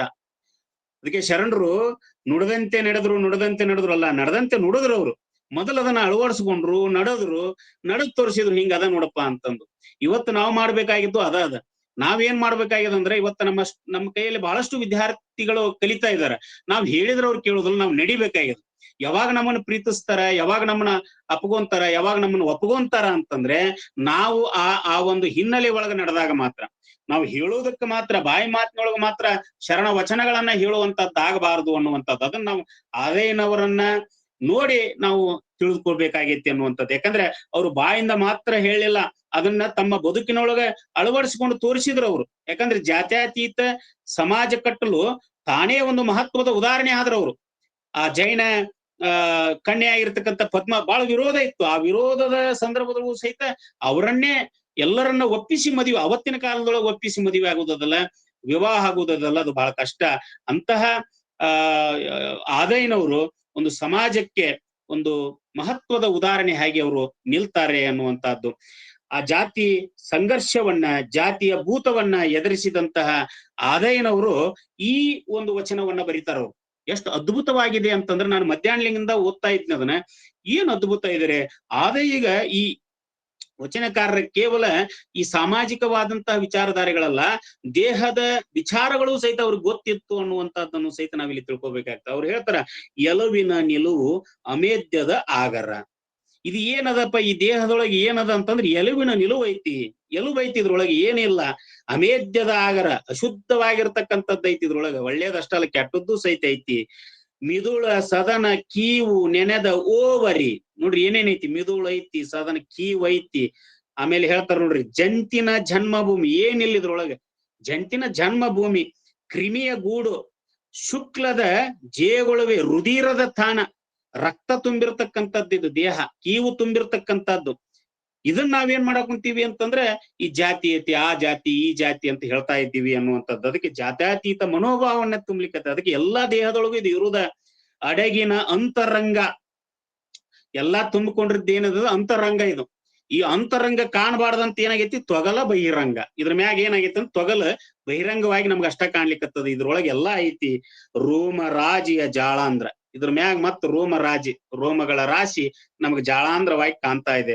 ನರದ ನೇನ ಜಂತ್ರ ವ್ಯಾಧಿಯ ವಾಸ, ಆದಿ ವ್ಯಾಧಿಯ ವಾಸ. ಏನಿದು ಇಲ್ಲ, ಇದ್ರೊಳಗೆ ಎಲ್ಲಾ ಐತಿ. ಇಂತಿದರೊಳಗೆ ನಿನ್ನ ಕುಲಗೋತ್ರಗಳಾವು. ಕೊನೆ ಕೇಳ್ತಕ್ಕಂಥ ಪ್ರಶ್ನೆ ನೋಡ್ರಿ ಅದೇನೋರು, ಹಿಂಗೆಲ್ಲಾ ಹೇಳ್ತಿರಲ್ಲ, ಇದ್ರೊಳಗೆ ಕುಲಗೋತ್ರ ಹೆಂಗ್ ಅರಸ್ಲಿಕ್ಕೆ ಆಗ್ತದ? ಎಲ್ಲಾ ದೇಹದೊಳಗೆ ಇದು ಇರುವುದ. ಹೇಳೆ ಎಲೆ ಮರುಳೆ, ಹುಚ್ಚುಗಳಿರಿ ಕೇಳ್ರಿ ಅನ್ನುವಂತ ಮಾತನ್ನ ಇಲ್ಲಿ ಆದೈನವರು ಹೇಳೋದ್ರೊಂದಿಗೆ ದೇಹದೊಳಗಿರ್ತಕ್ಕಂಥ ಈ ಕೀವು ಮಲ ಮೂತ್ರಗಳ ಭೇದವಿಲ್ಲದೆ ಹೀಗಿದ್ದಾಗ ಮೇಲು ಜಾತಿ ಕೀಳು ಜಾತಿ ಎಂಬಂತ ಭೇದವನ್ನ ಯಾಕೆ ನಾವು ಸೃಷ್ಟಿ ಮಾಡಬೇಕು ಅನ್ನುವಂತ ಒಂದು ಮೂಲ ಪ್ರಶ್ನೆಯನ್ನ ತಮ್ಮ ವಚನದ ಮುಖಾಂತರ ಆದೈನವರು ಎತ್ತಾರೆ ಅನ್ನುವಂಥದ್ದನ್ನ ನಾವು ಈ ವಚನದ ಮುಖಾಂತರ ತಿಳ್ಕೊಬಹುದು. ಹಾಗೆ ಮುಂದುವರೆದ ಹಲವಾರು ವಚನಗಳು ಸಹಿತ ಈ ಬವಿ ಒಂದು ಕುಲ ಭಕ್ತನೊಂದು ಕುಲವೆಂಬ ಭಂಗದ ಮಾತ ಕೇಳಲಾಗುವುದು, ಅದೇನು ಕಾರಣವೆಂದಡೆ ಬವಿ ಭಕ್ತಂಗೆ ಸಂಬಂಧ ಉಂಟಾದ ಕಾರಣ ಅನ್ನುವಂತ ಮಾತುಗಳನ್ನು ಸಹಿತ ಈ ಜಾತ್ಯತೀತ ಮನೋಭಾವನೆ ಹೇಳುವಂತಹ ಒಂದು ವಚನ ಅನ್ನುವಂಥದ್ದು ನಾವು ತಿಳ್ಕೊಬಹುದಾಗ್ತದೆ. ನಂತರ ವಿಡಂಬನೆಯನ್ನು ಒಳಗೊಂಡಿರ್ತಕ್ಕಂಥ ಒಂದಿಷ್ಟು ವಚನಗಳು ಸಹಿತ ನಮ್ಗ ಲಭ್ಯ ಆಗ್ತವು ಅನ್ನುವಂಥದ್ದು. ಮೌಢ್ಯತೆ, ಭ್ರಮೆ, ಅಂಧ ಸಂಪ್ರದಾಯ, ಅಪನಂಬಿಕೆ, ಚಂಚಲ ಗುಣ ಇವೆಲ್ಲವೂ ಸಹಿತ ಕಂಡಿದ್ರು ಇವ್ರು, ಆದೈನವರು ಕಂಡಿದ್ರು. ಆ ಕಂಡಂತಹ ಉಂಡಂತಹ ನೋವಾದಂತಹ ವಿಚಾರಧಾರೆಗಳನ್ನ ಇಟ್ಕೊಂಡೆ ಅವ್ರು ಏನ್ ಮಾಡಿದ್ರು ಅಂತಂದ್ರೆ ಜನತೆಗೆ ತಿಳಿಬಡಿಸ್ಬೇಕು ಅನ್ನುವಂತ ಹಿನ್ನೆಲೆ ಒಳಗ ಅವರು ವಚನಗಳಲ್ಲಿ ಅದನ್ನ ತುಂಬಿ ಬರುದ್ರು ಅನ್ನುವಂತದ್ದನ್ನ ನಾವಿಲ್ಲಿ ತಿಳ್ಕೊಬೇಕಾಗ್ತದೆ. ಅದಕ್ಕೆ ಹೇಳ್ತಾರ ನೋಡ್ರಿ, ಮಂಡೆ ಬೋಳಾದಡೇನು ಹುಟ್ಟು ಬೋಳಾಗದ ನಕ್ಕ, ತನು ನಿರ್ವಾಣವಾದಡೇನು ಆಶೆ ನಿರ್ವಾಣವಾಗದ ನಕ್ಕ, ಇಂದ್ರಿಯ ನಿಗ್ರಹವಾದಡೇನು ಷಡುಸ್ಥಳನ್ ಅನುಗ್ರಹವಾಗದ ನಕ್ಕ. ನಾವು ಯಾವ್ದು ನಿಗ್ರಹ ಮಾಡ್ಕೋಬೇಕು ಅದನ್ನ ನಿಗ್ರಹ ಮಾಡ್ಕೊಂತ, ಮಂಡೆ ಬೋಳ ಹುಟ್ಟು ಬೋಳ ಅವ್ರು ಬಹಳ ಚಂದ ಹೇಳ್ತಾರ. ಮಂಡೆ ಬೋಳಿಸಿದ್ರ ಪ್ರಯೋಜನವಿಲ್ಲ, ಬರೀ ಇಂದ್ರಿಯ ನಿಗ್ರಹ ಮಾಡಿದ್ರ ಉಪಯೋಗವಿಲ್ಲ. ಅವನ್ನ ನಾವೇನ್ ಮಾಡ್ಕೋಬೇಕು ಅಂತಂದ್ರೆ ಆ ಒಂದು ಕಂಡುಂಡ ಸತ್ಯವನ್ನೇ ತಮ್ಮ ವಚನದೊಳಗೆ ಹೇಳ್ತಾರ. ಮೋಸ್ಟ್ಲಿ ಒಂದ್ ಪುಸ್ತಕದೊಳಗೆ ಎಲ್ಲೇ ಓದಿದ್ದಿ, ಪಾರಿಶೆಟ್ಟಿಯ ಡಾಂಬಿಕಾಚರಣೆಯಿಂದಲೇ ಈ ಒಂದು ವಚನವನ್ನ ಅವರು ಬರೆದ್ರೇನು. ಯಾಕಂದ್ರೆ ಹೊರಗೆ ನಾವು ಅದೀವಿ, ಅದ್ರ ಒಳಗದು ಇಲ್ಲಲ್ಲ ಅನ್ನುವಂಥದ್ದು. ನಿರ್ವಾಣ ಅನ್ನುವಂತ ಒಂದು ಪದವನ್ನ ನಾವಿಲ್ಲಿ ನೋಡಿದಾಗ ಸೂಕ್ಷ್ಮ ಗಮನಿಸಿದಾಗ ಅದರ ಅರ್ಥ ನಮ್ಗೆ ಇಲ್ಲಿ ಸ್ಪಷ್ಟವಾಗಿ ಗೊತ್ತಾಗ್ತದ ಅನ್ನುವಂಥದ್ದು. ಆ ನಿಟ್ಟಿನೊಳಗೆ ಸ್ವಾರ್ಥ, ದುರಾಸೆ, ಕಪಟತನ ಇವೆಲ್ಲವೂ ಬಿಟ್ಟು ಇಂದ್ರಿಯ ನಿಗ್ರಹ ಮಾಡುವುದರಿಂದ ಯಾವ ಫಲವೂ ಸಿಗಲಾರದು ಅಂತ ಹೇಳ್ತಾರ ಅವ್ರು. ಮೌಲಿಕ ವಿಚಾರವ ಅಡಗಬೇಕು ನಮ್ಮಲ್ಲಿ. ಮೌಲಿಕ ವಿಚಾರಗಳನ್ನ ನಮ್ಮ ಶೆಟ್ಟರ್ ಗುರುಗಳು ಹಾಡಿದ್ರಲ್ಲ, ಹಸಿರನ್ನ ಮುಂದಿರಿಸಿ ಅಂತ ಹೇಳಿದ್ರಲ್ಲ ಬಸವಣ್ಣವ್ರು. ಹಾಗೆ ನಾವು ಇಂದ್ರಿಯ ಒಂದು ನಿಗ್ರಹ ಮಾಡೋದಷ್ಟೇ ಅಲ್ಲ, ನಾವ್ ಏನ್ ಅಳವಡಿಸ್ಕೊಳ್ಬೇಕು ಅನ್ನುವಂಥದ್ದು ಗೊತ್ತು ಗುರಿಗಳಿಲ್ಲದೆ ಸಿಕ್ಕ ದಾರಿ ಒಳಗೆ ಹೋದ್ರೆ ಅದು ಪ್ರಯೋಜನ ಇಲ್ಲ. ಅರಿವು ಇಲ್ಲದ ಆಚರಣೆ, ತಿಳುವಳಿಕೆ ಇಲ್ಲದ ಕ್ರಿಯೆ ಅದು ವ್ಯರ್ಥ ಅನ್ನುವಂತ ಮಾತನ್ನ ಆದಯ್ಯನವರು ತಮ್ಮ ವಚನದೊಳಗೆ ಹೇಳ್ತಾರೆ. ಪತಿರುತೆಯಾದಡೆ ಅನ್ಯ ಪುರುಷರ ಸಂಗವೇತಕ್ಕೆ, ಲಿಂಗ ಸಂಗಿಯಾದಡೆ ಅನ್ಯ ಸಂಗವೇತಕ್ಕೆ, ಕಂಡವರ ಹಿಂದೆ ಹರಿವ ಚಾಂಡಾಲಗಿತ್ತಿಯಂತೆ, ಒಬ್ಬರ ಕೈ ಹಿಡಿದು ಒಬ್ಬರಿಗೆ ಮಾತ ಕೊಟ್ಟು ಮತ್ತೊಬ್ಬರಿಗೆ ಸನ್ನೆ ಮಾಡುವ ಬೋಸರಗಿತ್ತಿಯಂತೆ, ಲಿಂಗ ಬಿದ್ದಂತೆ ಸ್ಥಾವರ ಲಿಂಗಕ್ಕೆ ಹರಿಸಿ ಪಡೆವಡೆ ಲೇತಕ್ಕೆ, ಇದು ಕಾರಣ ಸೌರಾಷ್ಟ್ರ ಸೋಮೇಶ್ವರ ಇಂತಿಪ್ಪ ಪಾಡಿಗಳ ನುಡಿಸಿದಡೆ ಅಘೋರ ನರಕ ತಪ್ಪದಯ್ಯ. ನೋಡ್ರಿ, ಮೂಲತಃ ನಮ್ಮ ಆದಯ್ಯನವರು ಈ ಸ್ಥಾವರಲಿಂಗ ಪೂಜಕರಾಗೇ ಬಂದಂತವ್ರು. ಸ್ಥಾವರಲಿಂಗ ಪೂಜಕರಾಗಿ ಬಂದ್ರೂ ಸಹಿತ ಮುಂದೆ ವಚನ ಸಾಹಿತ್ಯದ ವಚನಕಾರರ ಒಂದು ಸಮೂಹದೊಳಗೆ ಬೆರೆತುಕೊಂಡು ಅದನ್ನು ವಿರೋಧಿಸುವಂತದ್ದೈತಲ್ಲ, ಆ ಸತ್ಯಾಸತ್ಯತೆಯನ್ನ ತಿಳಿಸ್ಕೊಡ್ತಕ್ಕಂಥದ್ದೈತಲ್ಲ, ಅದನ್ನೇ ಹೇಳ್ತಾರ ಅವರು ಈ ವಚನದೊಳಗೆ. ವಿಡಂಬಣೆಯನ್ನ ಕುರಿತು ಹೇಳ್ತಕ್ಕಂಥದ್ದು, ಅನ್ಯ ಪುರುಷರ ಸಂಘ ಬಯಸುವಳು ಪತಿರುತೆಯಾಗಲಾರಳು ಅಂತ ಹೇಳ್ತಾರೆ. ಪತಿರುತೆಯಾದಡೆ ಅನ್ಯ ಪುರುಷರ ಸಂಘವೇತಕ್ಕೆ, ಉದಾಹರಣೆ ಮೂಲಕ ಲಿಂಗ ಸಂಗಿಯಾದವರು ಇನ್ನೊಂದಕ್ಕೆ ಎಳಸಬಾರದು, ತಾತ್ವಿಕ ಪದ್ಧತಿ ಇರ್ಬೇಕಂತ ಹೇಳ್ತಾರ ಅವರು. ಲಿಂಗ ಸಂಗಿಯಾದಡೆ ಅನ್ಯ ಸಂಘವೇತಕ್ಕೆ, ಒಮ್ಮೆ ಲಿಂಗ ಸಂಗಿ ಆಗ್ಬಿಟ್ಟಿವಿ ಅಂತಂದ್ರೆ ಮತ್ತೊಂದಕ್ಕೆ ನಾವು ಹೋಗ್ಬಾರ್ದು. ಇದು ಬಹಳ ಸೂಕ್ಷ್ಮದ. ನಾವೆಲ್ಲ ಏನ್ ಮಾಡ್ತಾ ಇದೀವಿ ಅಂತಂದ್ರೆ ಎರಡೂ ಕಡೆ ಪದ ಇಟ್ಕೊಂಡು ಹೋಗ್ತಿರ್ತೀವಿ ನಾವು. ನೇರವಾಗಿ ಮಾತನಾಡುವಂತಹ ಎಲ್ಲಿ ಮಾತಾಡಿದ್ರೆ ಏನಾಗ್ತದ ಅನ್ನುವಂತ ಒಂದು ಮನೋಭಾವದೊಳಗೆ ನಾವು ಅದೀವಿ. ಆದ್ರ ಆದಯ್ಯನವ್ರು ಹೇಳ್ತಾರ, ಲಿಂಗ ಆದ್ವಿ ಅಂತಂದ್ರ ಅನ್ಯ ಸಂಘ ಬೇತಕ್ಕೆ, ಮತ್ತೊಂದು ಸಂಘ ನಮ್ಗೆ ಎದಕ್ ಬೇಕಾಯ್ತ? ನಾವು ಲಿಂಗ ಸಂಘ ಕಂಡವರ ಹಿಂದೆ ಹರಿವ, ನಾವೆಲ್ಲ ಅದನ್ನ ಮಾಡ್ತಿಲ್ಲ, ಅಲ್ಲಿ ಓದಿವಿ ಇಲ್ಲಿ ಓದಿ ಅದಕ್ಕೆ ಓದಿವಿ ಇದಕ್ಕೆ ಓದಿವಿ ಅನ್ನುವಂತ ಎಲ್ಲರ ಕಡೆ ಹೋಗುವಂತ ನಮ್ದು ಒಂದೇ ನಿಷ್ಠಾಭಕ್ತಿ, ಅದು ಲಿಂಗಾಂಗ ಭಕ್ತಿ. ಆ ಲಿಂಗಾಂಗ ಭಕ್ತಿ ಹೊಂದಿರಬೇಕು. ಅದಕ್ಕೆ ಒಬ್ಬರ ಕೈ ಹಿಡಿದು ಒಬ್ಬರಿಗೆ ಮಾತು ಕೊಟ್ಟು ಮತ್ತೊಬ್ಬರಿಗೆ ಸನ್ನೆ ಮಾಡುವ ಒಂದ್ ಹಿಡಿದು ಬಿಟ್ಟಿವಿ ನಾವು. ಲಿಂಗಾಯತ ಅನ್ನುವಂಥದ್ದು ಹಿಡಿದಿವಿ ಅಂತಂದ್ರೆ ಮತ್ತೊಬ್ಬರಿಗೆ ಮಾತು ಕೊಡುವುದು, ಮತ್ತೊಬ್ಬರ ಕೈ ಹಿಡಿಯುವುದು, ಮತ್ತೊಬ್ಬರಿಗೆ ಸನ್ನೆ ಮಾಡ್ತಕ್ಕಂಥದ್ದು ಆಗಬಾರದು. ಬಹಳ ಕಠೋರವಾಗಿ ಹೇಳ್ತಕ್ಕಂಥ ಇದನ್ನೊಂದಿಷ್ಟು ಓದ್ಕೊಂಡ್ಬಿಟ್ರೆ ಸಾಕು. ನಾವ್ ಇವತ್ತಿನ ದಿನಮಾನದೊಳಗೆ ನಾವೆಲ್ಲ ಲಿಂಗಾಯತರು ಎಷ್ಟು ಶಕ್ತಿಶಾಲಿ ಆಗ್ತೀವಿ, ಎಷ್ಟು ಒಗ್ಗಟ್ಟಾಗ್ತದ ಅನ್ನುವಂಥ. ಆದ್ರೆ ಇವತ್ತು ಎಲ್ಲೋ ಒಂದ್ ಕಡೆ ಏನಾಗ್ತಾ ಇದೆ, ಮನಸ್ಸುಗಳು ಎಲ್ಲೋ ಒಂದ್ ಕಡೆ ಚಂಚಲವಾಗ್ತಾ ಇರುವಂತದ್ದನ್ನ ಗಮನಿಸಬಹುದು. ಅದಕ್ಕೆ ಸ್ಥಾವರಲಿಂಗಕ್ಕೆ ಹೋಗುವವರನ್ನ ಏನ್ ಮಾಡ್ತಾರ ಅಂದ್ರೆ ವಿಡಂಬಿಸುವಲ್ಲಿ ಆದಯ್ಯನ ವಿಶೇಷ. ಸ್ಥಾವರಲಿಂಗದ ಕಡೆ ಕೊನೆಗೆ ಹೇಳ್ತಾರ ನೋಡ್ರಿ, ಪ್ರಾಣಲಿಂಗವಿದ್ದಂತೆ ಸ್ಥಾವರಲಿಂಗಕ್ಕೆ ಹರಿಸಿ. ನಮ್ಮಲ್ಲಿ ಪ್ರಾಣಲಿಂಗ ಐತಲ್ಲ, ಆ ಲಿಂಗ ಇದ್ದ ಮತ್ ಸ್ಥಾವರಲಿಂಗಕ್ಕೆ ಅದಕ್ಕೆ ಹೋಗ್ಬೇಕು ಅನ್ನುವಂಥದ್ದು. ಅದಕ್ಕೆ ಗುಡಿ ಗುಂಡಾರ ಇದು ಸುತ್ತುದೈತಲ್ಲ ವ್ಯರ್ಥ ಅಂತ ಹೇಳ್ತಾರ ಅವರು. ಈ ಶೈವ ಪರಂಪರೆಯ ಮೂಲದಿಂದ ಬಂದಿರತಕ್ಕಂತಹ ಏನು ಆಚರಣೆಗಳದವಲ್ಲ ಅವನು ಕಠೋರವಾಗಿ ಅವರು ವಿರೋಧಿಸುವಂತ ಲಿಂಗಾಯತ ಧರ್ಮದ ವಿಶೇಷತೆಗಳನ್ನ ತಿಳಿ ಹೇಳ್ತಕ್ಕಂಥ ಕೆಲಸವನ್ನ ಅವರು ತಮ್ಮ ವಚನಗಳಲ್ಲಿ ಹೇಳ್ತಕ್ಕಂಥದ್ದನ್ನು ನಾವಿಲ್ಲಿ ಗಮನಿಸಬೇಕಾಗ್ತದ.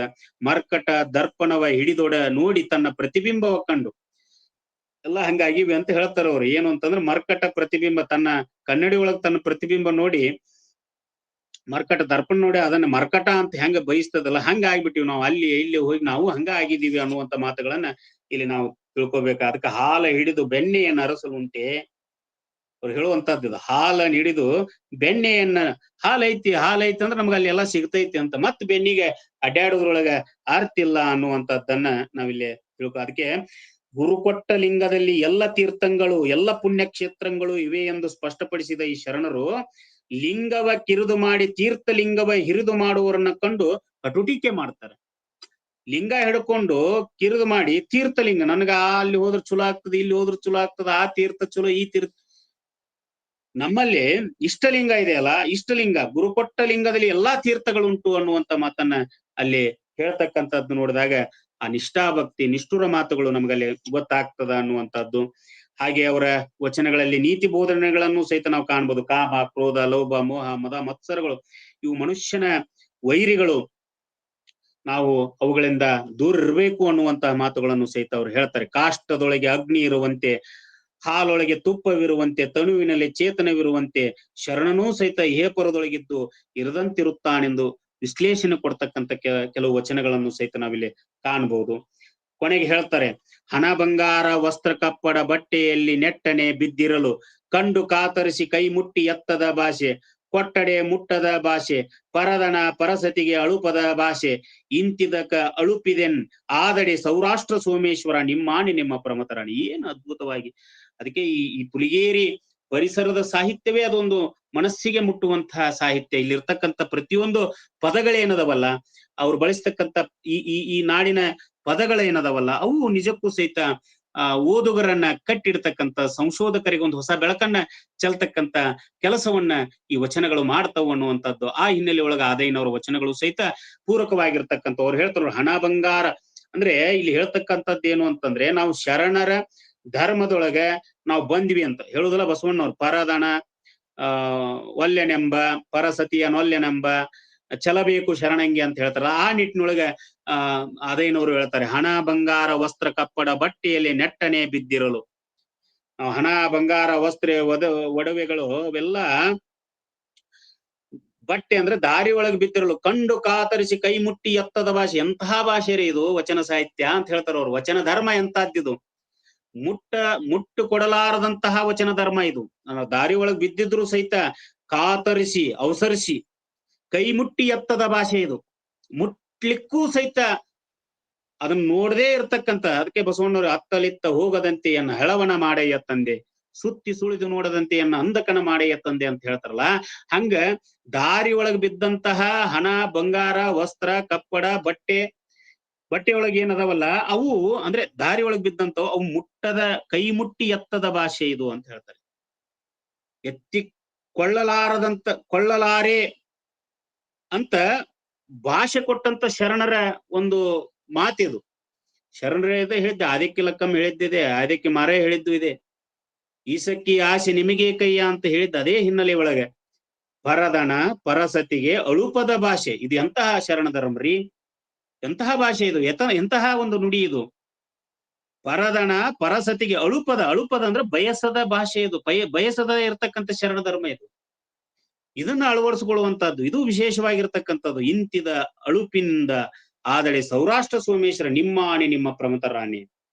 ಒಂದ್ ವೇಳೆ ಆ ಕಡೆ ನಾನು ಮನಸ್ಸು ಹೋಗಲಾರದಾಗಿದ್ದು, ನಿಮ್ಮಾಣಿ ನಿಮ್ಮ ಪ್ರಮತರಾಣಿ, ಹಿರಿಯರ ಆಣೆ ಅನ್ನುವಂತ ಮಾತನ್ನ ಇಲ್ಲಿ ಆದಯ್ಯನವರು ಹೇಳುವಂತ ಮಾತುಗಳನ್ನ ನಾವಿಲ್ಲಿ ವಚನದಲ್ಲಿ ನಾವು ಕಾಣಬಹುದು ಅನ್ನುವಂತಹದ್ದು. ನೇತ್ರಂಗಳ ಮುಚ್ಚಿ ರೋಹಿಲ್ಲದ ನಿಲುವ ಕಾಣಬೇಕು, ಶ್ರೋತ್ರಂಗಳ ಮುಚ್ಚಿ ಶಬ್ದವಿಲ್ಲದ ನಾದವ ಕೇಳಬೇಕು. ಬಹಳ ಅದ್ಭುತವಾಗಿ ರೂಪವಿಲ್ಲದ, ನಿಲುವಿಲ್ಲದ, ಶಬ್ದವಿಲ್ಲದ ನಾದವನ್ನ, ಸ್ವಾದವಿಲ್ಲದ ರುಚಿಯನ್ನ ಕಾಣುವಂತಹ ಪರಿಯನ್ನ ಈ ವಚನದೊಳಗ ಆದಯ್ಯನವರು ಬಹಳ ಸ್ವಾರಸ್ಯಪೂರ್ಣವಾಗಿ ಅರ್ಥಪೂರ್ಣವಾಗಿ ವಿವರಿಸಿರುವುದನ್ನು ಸಹಿತ ನಾವಿಲ್ಲಿ ಪಂಚೇಂದ್ರಿಯಗಳನ್ನುಳಿದ ಲಿಂಗೇಂದ್ರಿಯಗಳಾಗುವಂತದ್ದು, ಪಂಚೇಂದ್ರಿಯಗಳನ್ನ ಅಳಿದು ಲಿಂಗೇಂದ್ರಿಯಗಳಾಗಬೇಕು ನಾವು ಅನ್ನುವಂಥದ್ದನ್ನ ಈ ಇಡೀ ವಚನದೊಳಗೆ ನಾವು ಕಾಣಬಹುದು ಅನ್ನುವಂಥದ್ದನ್ನ ತಿಳ್ಕೊಬಹುದು. ಇಂತಹ ಮತ್ತು ಬೆಳಗಿನ ವಚನಗಳು ಸಹಿತ ಬಹಳ ಚಿಂತನೆಗೆ ಹಸ್ತಕ್ಕಂಥ ವಚನಗಳು. ನಾವು ಒಂದಿಷ್ಟು ಸುಮಾರು ಒಂದು 25ಕ್ಕಿಂತ ಹೆಚ್ಚು ಬೆಳಗಿನ ವಚನಗಳು ಬರ್ತಾವ ಆದಯ್ಯನವರು. ಪ್ರತಿಯೊಂದು ವಚನವೂ ಸಹಿತ ನಮ್ಮನ್ನ ಅಂತರಾಳಕ್ಕೆ ಎಳೆದುಕೊಂಡು ಹೋಗ್ತಕ್ಕಂಥದ್ದು ಮತ್ತು ಚಿಂತನೆಗೆ ಹಸ್ತಕ್ಕಂಥ ಕೆಲಸವನ್ನ ಆ ವಚನಗಳು ಮಾಡ್ತಾವ. ನೋಡ್ರಿ, ಕತ್ತಿಯ ಗರ್ಭದಿಂದ ಪ್ರಸೂತವಾದ ಎತ್ತು ಹುಲ್ಲು ತಿನ್ನದು ನೀರು ಕುಡಿಯದು. ಇವು ಬೆಳಗಿನ ವಚನ. ಇವು ಆಳಕ್ಕೆ ಇಳಿದಾಗ ಮಾತ್ರ ನಮ್ಗೆ ಗೊತ್ತಾಗ್ತದೆ. ಹುಲ್ಲು ತಿನ್ನದು ನೀರು ಕುಡಿಯೋದು, ಇರ್ದಲ್ಲಿ ಇರೋದು ಹೋದತ್ತ ಹೋಗೋದು ಅನ್ನುವಂಥದ್ದು. ಅಂದ್ರೆ ಕತ್ತೆ ಮತ್ತು ಎತ್ತು ಎರಡೂ ಪ್ರಾಣಿಗಳನ್ನಿಟ್ಟುಕೊಂಡು ಕತ್ತೆಗೂ ಎತ್ತಿಗೂ ಇರ್ತಕ್ಕಂಥ ಗುಣ ಸ್ವಭಾವದ ಭಿನ್ನತೆಯನ್ನ ಇಲ್ಲಿ ಕಟ್ಟಿಕೊಡ್ತಕ್ಕಂಥದ್ದು. ಕತ್ತೆ ಗರ್ಭದಿಂದ ಹುಟ್ಟಿದ ಎತ್ತು ಎಂದ್ರೆ ಜಡತ್ವದ ಜೀವ ಅನ್ನುವಂತ ಅರ್ಥ ಆಗ್ತದೆ. ಜೀವಕ್ಕೆ ಒಳ್ಳೆಯ ಸಂಸ್ಕಾರ ಸಿಗದೆ ಹೋದಾಗ ಅದು ಪ್ರಾಣಿಗಳಿಗಿಂತಲೂ ಕರಕಷ್ಟವಾಗ್ತದೆ. ಅದಕ್ಕೆ ಹುಲ್ಲು ತಿನ್ನೋದು ನೀರು ಕುಡಿಯೋದು, ಇರ್ದಲ್ಲಿ ಇರೋದು ಹೋದತ್ತ ಹೋಗದು ಅನ್ನುವಂತ ವಿಶೇಷಿತವಾದಂತಹ ವಚನದೊಳಗೆ ಅವರು ಬಳಸಿಕೊಂಡಿರುವುದನ್ನು ನಾವು ಕಾಣಬಹುದು ಅನ್ನುವಂಥದ್ದು. ಒಂದಿಷ್ಟು ವಚನಗಳನ್ನ ನೋಡಿದಾಗ ಶರೀಫ್ರು, ಶಿಶುನಾಳ ಶರೀಫ್ರು ಆದಯ್ಯನವರ ವಚನಗಳನ್ನೇ ಓದಿದ್ರೇನು, ಯಾಕಂದ್ರೆ ಅವರು ಅದೇ ಭಾಗದ ಪರಿಸರದ ಒಬ್ಬ ಸಂತರಾಗಿದ್ರು ಶರೀಫ್ರು ಅನ್ನುವಂಥದ್ದು. ಅವ್ರು ಕೂಡಗನ ಕೋಳಿ ನುಂಗಿತ್ತ ನೋಡವ್ವ ತಂಗಿ, ಕೂಡಗನ ಕೋಳಿ ನುಂಗಿತ್ತ ಅನ್ನುವಂಥ ಬಿದ್ದಿಯ ಬೇ ಮುದುಕಿ ಇವನ್ನೆಲ್ಲಾ ನೋಡಿದಾಗ ಆದಯ್ಯನವರ ವಚನಗಳನ್ನ ಅದು ಶರೀಫ್ರು ಓದಿದ್ರೇನು ಅನ್ನುವಂಥದ್ದು ಒಂದು ಸಂದೇಹ ನಮ್ಮಲ್ಲಿ, ಮತ್ತು ಓದಿರಬಹುದು ಅನ್ನುವಂಥದ್ದು ಸಹಿತ ನಮ್ಗೆ ಗೊತ್ತಾಗ. ಯಾಕಂದ್ರೆ ಏನು ಶರೀಫ್ರು ಹೇಳ್ತಾರಲ್ಲ, ಶಿಶುನಾಳ ಶರೀಫ್ರು ಹೇಳ್ತಾರಲ್ಲ, ಆ ಎಲ್ಲಾ ವಿಚಾರಧಾರೆಗಳು ಆದಯ್ಯನ ವಚನಗಳು ನಮ್ಗೆ ಕಂಡು ಬರ್ತಕ್ಕಂಥದ್ದನ್ನ ನಾವು ಕಾಣಬಹುದು. ಅದಕ್ಕೆ ಕಣ್ಣು ತನ್ನ ಕಾಣಲ ಅರಿಯದಂತೆ, ಹಣ್ಣು ತನ್ನ ರುಚಿಯ ತಾನರಿಯದಂತೆ, ಉರಿ ತನ್ನ ಉಷ್ಣಮ ತಾನರಿಯದಂತೆ, ಬಯಲು ತನ್ನ ತೆರಪೆ ತಾನರಿಯದಂತೆ, ಲಿಂಗೈಕ್ಯ ತನ್ನೊಳಗನ ಲಿಂಗವ ತಾನರಿಯದಂತೆ, ನಾ ಸತ್ಯನೆಂಬ ಹೆಣನಿಲ್ಲವಾಗಿ ತನ್ನ ಮರೆದು ಲಿಂಗವರೆದು ಲಿಂಗೈಕ್ಯರು ಸೌರಾಷ್ಟ್ರ ಸೋಮೇಶ್ವರ ಅನ್ನುವಂತ. ಅಂದ್ರೆ ತನ್ನ ತಾನರಿಯುವುದು ಬಹಳ ಕಷ್ಟ ಅಂತ ಹೇಳ್ತಾರೋ. ತನ್ನ ತಾನರಿಯುವುದು, ಯಾಕಂದ್ರೆ ತನ್ನ ತಾ ಮರೆಯುವುದು ಬಹಳ ಸುಲಭ, ಆದ್ರೆ ತನ್ನ ತಾನು ಮರೆಯುವುದೈತಲ್ಲ ಅದು ಬಹಳ ಕಷ್ಟ. ಮರೆಯೋದು ಬಹಳ ಸುಲಭ, ಆದ್ರೆ ಅರಿಯೋದು ಬಹಳ ಕಷ್ಟ. ಅದಕ್ಕೆ ತನ್ನ ತಾನು ಅರಿಬೇಕು ಅನ್ನುವಂತಹದ್ದು. ಅದಕ್ಕೆ ಅಲ್ಲಿ ಹೇಳ್ತಾರೆ, ಬಯಲು ತನ್ನ ತೆರಪೆ ತಾನರಿಯದಂತೆ, ಪ್ರತಿ ಸಾಲಿನ ಕೊನೆಯ ಪದ ತಾನರಿಯದಂತೆ ಅಂತ ಹೇಳುವಂತಹದ್ದನ್ನು ನೋಡಿದಾಗ ಈ ಹುಸಿ ಭ್ರಮೆಗಳು ಉಂಟಾಗ್ತಕ್ಕಂಥ ದುಷ್ಪರಿಣಾಮಗಳಿಂದ ನಾವು ದೂರ ಇರಬೇಕು ಅನ್ನುವಂತ. ತಾನು ಅರಿದನೆಂಬುದು ಒಂದು ಭ್ರಮೆ, ನಾನೆಲ್ಲ ತಿಳ್ಕೊಂಡಿನ ಅನ್ನೋದೈತಲ್ಲ ಅದೊಂದು ಭ್ರಮೆ. ನಿಜವಾದ ಅರಿವು ತನ್ನ ತಾ ಮರೆಯಲು ಸಾಧ್ಯವಿಲ್ಲವೆಂದು ತಮ್ಮ ವಚನಗಳ ಮುಖಾಂತರ ಹೇಳುವಂತಹದ್ದು. ಕೊನೆಗೆ ಇನ್ನೊಂದೆರಡು ವಚನ ನೋಡುವುದಾದ್ರೆ, ಮುತ್ತು ನೀರೊಳಗೆ ಹುಟ್ಟಿ ಮರಳಿ ನೀರಾಗದಂತೆ, ತಿಳಿಯ ಕಾಸಿದ ತುಪ್ಪ ಕ್ಷೀರವಾಗದಂತೆ, ತೊಟ್ಟು ಬಿಟ್ಟ ಹಣ್ಣು ಹೂ ಮಿಡಿಯಾಗದಂತೆ, ಸಂಸಾರದಲ್ಲಿ ಹುಟ್ಟಿ ಆದ ಹೊದ್ದದೆಯೇ ಸ್ವಯಂ ಪ್ರಕಾಶ ಲಿಂಗದ ಬೆಳಗಿನಲ್ಲಿ ಬೆಳೆದು ತಲ್ಲೀನವಾಗಿದ್ದರಯ್ಯ ಸೌರಾಷ್ಟ್ರ ಸೋಮೇಶ್ವರ ನಿಮ್ಮ ಶರಣರು ಅಂತ ಬರ್ತದೆ. ಅಂದ್ರೆ ಅವರು ಹೇಳ್ತಕ್ಕಂಥ ಪ್ರತಿಯೊಂದು ಸಾಲಿನೊಳಗೆ ಬರ್ತಕ್ಕಂತಹ ಆ ಪದಗಳನ್ನ ನಾವು ಇಲ್ಲಿ ಗಮನಿಸ್ಬೇಕಾಗ್ತದ. ಅಂದ್ರೆ ಶಿವಶರಣರು ಏನಾಗಿದ್ರು ಅಂತಂದ್ರೆ, ಶಿವನಿಗಿಂತಲೂ ಸಹಿತ ಅವ್ರು ಹೇಳ್ತಾರೆ, ಶಿವನಿಗಿಂತಲೂ ಸಹಿತ ಶಿವಶರಣರು ಅಧಿಕ, ಶಿವನಿಗಿಂತಲೂ ಸಹಿತ ಶಿವಶರಣರು ಅಧಿಕ ಅನ್ನುವಂತ ಅವರು ಅನುಭವಿಗಳಾಗಿದ್ರು ಅನ್ನುವಂತಹದ್ದು. ಹೀಗಾಗಿ ಆದಯ್ಯನವರು ಆ ಮೂಲಕ ವಚನಗಳಲ್ಲಿ ಆ ಉದಾಹರಣೆಗಳನ್ನ ಕೊಡ್ತಾರೆ. ನೀರಿನಲ್ಲೇ ನಿರ್ಮಾಣವಾದರೂ ಸಹಿತ ಮುತ್ತು ನೀರೊಳಗೆ ಹುಟ್ಟಿ ಮರಳಿ ನೀರಾಗದು. ನೀರೊಳಗ ಹುಟ್ಟಿರ್ಬೋದು ಮುತ್ತು, ಆದ್ರೆ ಹೊಳ್ಳಿ ಮರಳಿ ನೀರಾಗದು. ತಿಳಿಯ ಕಾಸಿದ ತುಪ್ಪ ಕ್ಷೀರವಾಗದು, ಹಾಲಿಂದನ ತುಪ್ಪ ಆಗಿರ್ಬೋದು, ಆದ್ರೆ ಮರಳಿದು ಹಾಲಾಗ್ಲಿಕ್ಕೆ ಸಾಧ್ಯ ಇಲ್ಲ. ತೊಟ್ಟ ಬಿಟ್ಟು ಹಣ್ಣು ಹೂ ಮಿಡಿಯಾಗದು, ಒಮ್ಮೆ ಕಳಿಚಿ ಬಿದ್ದಂತ ಹಣ್ಣು ಐತಲ್ಲ ಅದು ಮತ್ತೆ ಮಿಡಿ ಆಗ್ಲಿಕ್ಕೆ ಸಾಧ್ಯ ಇಲ್ಲ. ಸಂಸಾರದಲ್ಲಿ ಹುಟ್ಟಿ ಆದ ಹೊದ್ದದೆ, ನಾವು ಬಂದ್ಬಿಟ್ಟಿವಿ, ಸಂಸಾರದೊಳಗೆ ಬಂದ್ಬಿಟ್ಟಿದೀವಿ. ಆ ಸ್ವಯಂ ಪ್ರಕಾಶ ಲಿಂಗದ ಬೆಳಗಿನಲ್ಲಿ ಬೆಳೆದು, ನಾವು ಮತ್ತೆ ಮೊದಲನೇ ನಾನು ಹಂಗ ಹಿಂಗ ಅಂತ ಹೇಳೋದಲ್ಲ. ಅಲ್ಲಿ ಏನದ ಅಲ್ಲಿಂದ ನಾವು ಬೆಳಗನ್ನ ಹೊಳಪನ್ನ ತೆಗೆದುಕೊಂಡು, ನಾವು ಎಲ್ಲಿ ಇದೀವಲ್ಲ ಆ ಬೆಳಕನ್ನ ತೆಗೆದುಕೊಂಡು ಅದನ್ನ ದಾಟಿ ಹೋಗುವಂತಹ ಕೆಲಸ ಕಾಯಕ ನಮ್ದಾಗಬೇಕು ಅನ್ನುವಂತಹದ್ದು ಇಲ್ಲಿ ಬಹಳ ಸೂಕ್ಷ್ಮವಾಗಿ, ಸಂಸಾರದ ಹಂಗಿನೊಳಗೆ ಇದ್ರೂ ಸಹಿತ ನಾವು ಹೆಂಗ ಸಾಧನೆಯನ್ನ ಮಾಡಬೇಕು, ಆಸೆ ಆಮಿಸ ಸುಖ ದುಃಖಗಳಿಂದ ಸ್ವಯಂ ಪ್ರಕಾಶಕರಾಗಿ ನಾವು ಹೆಂಗ ಬದುಕಬೇಕು, ಮತ್ತ ಸ್ವಯಂ ಪ್ರಕಾಶವಾಗಲು ನಾವು ಹೇಗೆ ಬದುಕಿನೊಳಗ ಬದುಕಬೇಕು ಅನ್ನುವಂತಹ ಒಂದು ಸತ್ಯವನ್ನ, ಮಹತ್ವದ ಸತ್ಯವನ್ನ ಆದಯ್ಯನವರು ಇಲ್ಲಿ ತಿಳಿಸಿರುವಂತಹದ್ದನ್ನ ನಾವು ಗಮನಿಸ್ಬೇಕಾಗ್ತದೆ. ಹಿಂಗೆ ಆದಯ್ಯನವರ ಹಲವಾರು ವಚನಗಳು, ಸುಮಾರು 400ಕ್ಕಿಂತ ಹೆಚ್ಚು ವಚನಗಳು ನಮಗೆ ಕಂಡು ಬರ್ತಾವ. ಅದರಲ್ಲಿ ವಿಶೇಷವಾಗಿ ನಮಗೆ ಹತ್ತಿರವಾಗ್ತಕ್ಕಂತಹ ವಚನ ಯಾವುದು ಅಂತಂದ್ರೆ, ತನುವಿನಲ್ಲಿ ನಿರ್ಮೋಹ, ಮನದಲ್ಲಿ ನಿರಹಂಕಾರ, ಪ್ರಾಣದಲ್ಲಿ ನಿರ್ಭಯ, ಚಿತ್ತದಲ್ಲಿ ನಿರಪೇಕ್ಷ, ವಿಷಯಗಳಲ್ಲಿ ಉದಾಸೀನ, ಭಾವದಲ್ಲಿ ದಿಗಂಬರ, ಜ್ಞಾನದಲ್ಲಿ ಪರಮಾನಂದವೆಡೆಗೊಂಡ ಬಳಿಕ ಸೌರಾಷ್ಟ್ರ ಸೋಮೇಶ್ವರನೆಂಬ ಲಿಂಗವು ಬೇರಿಲ್ಲ ಕಾಣಿರು. ಇದು ಬಹಳ ವಿಶೇಷವಾಗಿ ತಿಳಿದುಕೊಳ್ಬೇಕಾಗಿರತಕ್ಕಂಥ ವಚನ. ತನುವಿನಲ್ಲಿ ನಿರ್ಮೋಹ ಇರಬೇಕು, ನಮಗೆ ನಿರ್ಮೋಹಿಗಳಾಗಿರ್ಬೇಕು. ಮನದಲ್ಲಿ ಅಹಂಕಾರ ಇರಬಾರ್ದು, ನಮ್ಮ ಮನದೊಳಗ ನಿರಹಂಕಾರಿಗಳಾಗಿರ್ಬೇಕು ಅನ್ನುವಂಥದ್ದನ್ನ ಆದಯ್ಯನವ್ರು ಹೇಳ್ತಾರೆ.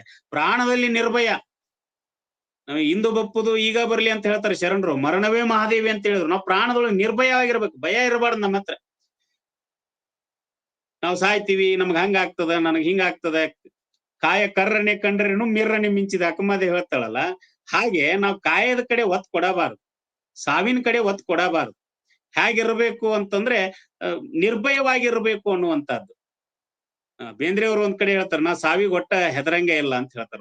ನಾ ಸಾವಿಗೆ ಒಟ್ಟ ಹೆದರಂಗಿಲ್ಲ, ಯಾಕಂದ್ರೆ ಅದು ಬಂದಾಗ ನಾ ಇರಂಗಿಲ್ಲ ಅಂತ ಹೇಳ್ತಾರೆ. ಹಂಗ ಶರಣರು ಬದುಕಿದ್ರು. ಶರಣರು ಯಾವಾಗಲೂ ಸಹಿತ ಈ ಕಠೋರತೆಗೆ ಮತ್ತು ವಿರುದ್ಧ, ಈ ಜಾತಿಯ ಮನೋಧರ್ಮದವರಿಗೂ ಮತ್ತು ಸಮಾಜದ ಕೆಲವೊಂದಿಷ್ಟು ಏನು ಕಂಟಕಗಳಿದ್ವಲ್ಲ ಅದಕ್ಕಾಗ್ಲಿ ಪ್ರಾಣಕ್ಕಾಗ್ಲಿ ಯಾವತ್ತೂ ಸಹಿತ ಅಂಜಿದವರಲ್ಲ. ಅದಕ್ಕೆ ಪ್ರಾಣದಲ್ಲಿ ನಿರ್ಭಯ ಇರಬೇಕು, ಚಿತ್ತದಲ್ಲಿ ನಿರಪೇಕ್ಷೆ, ಯಾವುದೇ ಅಪೇಕ್ಷೆ ಇರಬಾರ್ದು ನಮ್ಮ ಹತ್ರ, ನಿರಪೇಕ್ಷೆ ಇರ್ಬೇಕು. ಯಾವ್ದು ನಾನು ಏನಾದ್ರೂ ಕೆಲಸ ಮಾಡ್ತಾ ನೋಡ್ರಿ, ಶರಣರು ಹೇಳಿದ್ದಿದೆ, ನಿರಪೇಕ್ಷವಾಗಿ ನಾವು ಕೆಲಸ ಕಾಯಕವನ್ನ ಮಾಡಬೇಕು ಅನ್ನುವಂಥದ್ದು. ವಿಷಯಗಳಲ್ಲಿ ಉದಾಸೀನ, ಯಾವುದೇ ನಮ್ಮ ಎದುರುಗಡೆ ಬಂದರೂ ಸಹಿತ ಅದಕ್ಕೆ ಉದಾಸೀನ ಆಗಿರ್ಬೇಕು. ಅದನ್ನ ನಾವು ಕಿತ್ಕೊಳೋದಲ್ಲ. ನಮ್ ಸಿದ್ದೇಶ್ವರ ಅಪ್ಪರು ಎಲ್ಲ ಯಾವಾಗ್ಲೂ ಹೇಳ್ತಾ ಇದ್ರು ಅವ್ರು, ನೋಡಬಾರ್ದು ಅಂತಲ್ಲ ನೋಡಿದ್ರೊಳಗ್ ಸಿಕ್ಕಾಕೋಬಾರ್ದು ಅಂತ ಹೇಳಿ, ಕೇಳಬಾರ್ದು ಅಂತಲ್ಲ ಕೇಳಿದ್ರೊಳಗ್ ಸಿಕ್ಕಾಕೋಬಾರ್ದು, ತಿನ್ನಬಾರದು ಅಂತಲ್ಲ ತಿಂದಿದ್ರೊಳಗ್ ಸಿಕ್ಕಾಕೋಬಾರ್ದು ಅಂತ ಹೇಳಿ. ಅದನ್ನ ಅಲ್ಲಿ ಹೇಳ್ತಾರೆ, ವಿಷಯಗಳಲ್ಲಿ ಉದಾಸೀನ ಇರ್ಬೇಕು. ನಾವು ಅದ್ರೊಳಗೆ ಸಿಕ್ಕಾಕೊಳ್ಳೋದಲ್ಲ, ಅಲ್ಲಿ ನೋಡ್ತೀವಿ ಅದ್ರಾಗ ಸಿಕ್ಕಾಕೊಂಡ್ಬಿಡ್ತೀವಿ, ತಿಂತೀವಿ ಅದ್ರಾಗ ಸಿಕ್ಕಾಕೊಂತೀವಿ, ಮುಡ್ತೀವಿ ಅದ್ರಾಗ ಸಿಕ್ಕಾಕೊಂತೀವಿ. ಅದನ್ನ ಉದಾಸೀನ ಆಗಿರ್ಬೇಕು ಅಂತ. ಭಾವದಲ್ಲಿ ದಿಗಂಬರ, ಇದು ಬಹಳ ಅದ್ಭುತ. ನಿರ್ಭಾವ ಆಗಿರ್ಬೇಕ್ರಿ, ದಿಗಂಬರನಾಗಿರ್ಬೇಕು. ಏನೂ ಇಲ್ಲಪ್ಪ, ನನ್ನ ಹತ್ರ ಏನೂ ಇಲ್ಲ, ನನಗೇನೂ ಬೇಕಾಗಿಲ್ಲ, ದಿಗಂಬರನಾಗಿ ಇರ್ತಕ್ಕಂಥ, ಜ್ಞಾನದಲ್ಲಿ ಪರಮಾನಂದ ಬೆಳೆಗೊಂಡ, ಜ್ಞಾನದೊಳಗೆ ಪರಮಾನಂದಗೊಳ್ಳಬೇಕು ಅನ್ನುವಂಥದ್ದು. ಹಂಗಿದ್ದಾಗ ಸೋಮೇಶ್ವರ ಲಿಂಗ ಬೇರಿಲ್ಲ ಕಾಣಿರು ಅನ್ನುವಂಥದ್ದನ್ನ ನಾವಿಲ್ಲಿ ತಿಳ್ಕೊಬೇಕಾಗ್ತದ. ಅಂತಹ ಆದಯ್ಯನವರ ವಚನಗಳು ಬಹಳಷ್ಟು ಹೇಳಿದ್ನಲ್ಲ, ಗಾಢವಾದಂತ ಅರ್ಥವನ್ನ. ಕೊನೆಗೆ ಒಂದು ವಚನ ಹೇಳ್ತೇನೆ ಇಲ್ಲಿ. ಜಪ ತಪ ನೇಮವಲ್ಲ, ಮಂತ್ರ ತಂತ್ರ ನೇಮವಲ್ಲ, ಧೂಪದ ದೀಪಾರತಿ ನೇಮವಲ್ಲ, ದನ ಪರಸ್ತ್ರೀ ಪರದೈವಂಗಳಿಗೆ ಎರಗದಿಪ್ಪುದೇ ನೇಮ, ಸೌರಾಷ್ಟ್ರ ಸೋಮೇಶ್ವರ ಲಿಂಗವಲ್ಲಿದ್ದ ಕಾರಣ ನಿತ್ಯ ನೇಮ ಅಂತ ಹೇಳ್ತಾರೆ. ಇನ್ನು ಒಂದು 4 ಸಾಲದ ಎಷ್ಟು ಅದ್ಭುತವಾಗಿರ್ತಕ್ಕಂತಹ ಒಂದು ವಚನ ಇದು. ಜಪತಪ ನಾವೆಲ್ಲ ಕಡೆ ಸಾಕ್ತಾ ಇದ್ದೀವಿ. ಇವತ್ತು ಆದಯ್ಯನವರ ವಚನ ಎಷ್ಟು ಪ್ರಸ್ತುತ ಅನ್ನುವಂಥದ್ದನ್ನ ನಾವಿಲ್ಲಿ ತಿಳ್ಕೊಬೇಕಾಗ್ತದೆ. ನಮ್ಮ ಮನೋ ವಿಕಾರಗಳನ್ನ ನೋಡ್ಕೊಂಡಾಗ, ನಮ್ಮ ಮನೋ ದೌರ್ಬಲ್ಯಗಳನ್ನ ನೋಡ್ಕೊಂಡಾಗ ಈ ವಚನ ನಿಜಕ್ಕೂ ಸಹಿತ ಅಳವಡಿಸ್ಕೋಬೇಕು. ಯಾಕಂದ್ರೆ ಜಪ ತಪನಿ ನಾವು ನೇಮ ಅಂದ್ರೆ ಏನು ಅಂತಂದ್ರೆ ಕೆಲವೊಂದಿಷ್ಟು ನೇಮ ಅಂತ ಅನ್ಕೊಂಡಿವಿ, ಅದ ನೇಮ ಇದ ನೇಮ ಅಂತ ಅನ್ಕೊಂಡಿವಿ. ಅವ್ರು ಬಹಳ ಸ್ಪಷ್ಟವಾಗಿ ಹೇಳ್ತಾರ, ಜಪ ತಪ ನೇಮವಲ್ಲ, ಮಂತ್ರತಂತ್ರ ನೇಮವಲ್ಲ, ಧೂಪ ದೀಪ ಆರತಿ ನೇಮವಲ್ಲ, ಧನ ಪರಸ್ತ್ರೀ ಪರದೈವಂಗಳ್ ಎರಗಪ್ಪುದೇ ನೇಮ.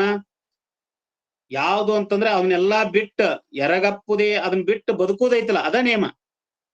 ಧನ ಪರದಣ ಪರಸ್ತ್ರೀ ಪರದೈವ ಇವನ್ನೆಲ್ಲ ಬಿಟ್ಟು ಬದುಕುವುದೈತಲ್ಲ ಅದು ನೇಮ ಅಂತ ಹೇಳ್ತಾರೆ.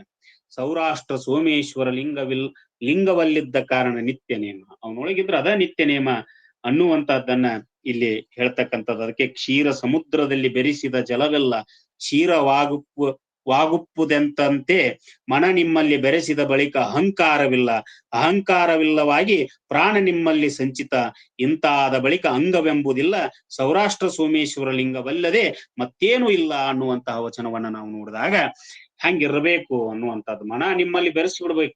ನಿಮ್ಮಲ್ಲಿ ಬೆರೆಸಿದ ಬಳಿಕ ಅದ ಅಹಂಕಾರನೇ ಇಲ್ಲ. ಅಹಂಕಾರ ಇಲ್ಲ ಅಂತಂದಾಗ ಪ್ರಾಣ ಸಂಚಿತ, ಅದು ಅಂದ್ರೆ ಒಂದಾಯ್ತು, ಅದ್ರೊಳಗೆ ಒಂದಾತು ಅಂತ. ಹಿಂಗ ಒಂದಾದಂತ ಅಂಗವೆಂಬುದಿಲ್ಲ, ಸೌರಾಷ್ಟ್ರ ಸೋಮೇಶ್ವರ ಲಿಂಗವಲ್ಲದೆ ಮತ್ತೇನೈತಿ ಅಂತ. ಹೀಗೆ ಆದಯ್ಯನವರು ಈ ಪರಿಸರದೊಳಗೆ, ಅಂದ್ರೆ ಈ ಹುಲಿಗೇರಿಯ ಪರಿಸರದೊಳಗ ಇದ್ಕೊಂಡು ಇಲ್ಲಿರ್ತಕ್ಕಂಥ ಹಲವಾರು ವಿಚಾರಧಾರೆಗಳನ್ನ ಅರ್ಥೈಸಿಕೊಂಡು ತಮ್ಮ ವಚನದೊಳಗ ಈ ಜನರ ಡಾಂಬಿಕ ಭಕ್ತಿ ಇರಬಹುದು, ಅಥವಾ ಮೌಢ್ಯತೆ ಇರಬಹುದು, ವೈಚಾರಿಕ ಹಿನ್ನೆಲೆ ಒಳಗೆ ತೀಡುವ ಕೆಲಸವನ್ನು ಬಹಳ ಸರಳವಾಗಿ ಕೆಲವೊಂದಿಷ್ಟು ವಚನಗಳನ್ನು ಬಿಟ್ರೆ, ಆಳವಾಗಿ ಇಳಿದಾಗ ಮಾತ್ರ ನಮ್ಗಲ್ಲಿ ಸ್ಪಷ್ಟವಾಗಿ ಗೊತ್ತಾಗ್ತದ. ಅಂತ ಒಂದಿಷ್ಟು ವಚನಗಳನ್ನ ಬಿಟ್ರೆ ಬಹಳ ಸರಳವಾಗಿರ್ತಕ್ಕಂಥ ವಚನಗಳು. ಪ್ರತಿಯೊಂದು ಸಹಿತ ನಾವ್ ಹೆಂಗ ಹೋಮ ಹವನ ಅಲ್ಲಿ ಬರ್ತದ, ಹೋಮ ಹವನ ಹೆಂಗ್ ಯಾವ ರೀತಿ ಅನ್ನುವಂಥದ್ದು ಹೇಳ್ತಾರೆ. ಹೋಮಕ್ಕೆ ಅದ್ರ ಹಿಂದ್ ಹೋಗ್ಬೇಡ ಅಂತ ಹೇಳ್ತಾರ ಅವ್ರು. ನಾವ್ ಹೇಗಿರ್ಬೇಕು ಅನ್ನುವಂಥದ್ದು ಅದನ್ನು ಬಹಳ ಸ್ಪಷ್ಟವಾಗಿ ಅಲ್ಲಿ ಹೇಳ್ತಕ್ಕಂಥ ವಚನವನ್ನ ನಾವು ಕಾಣಬಹುದು ಅನ್ನುವಂಥದ್ದು.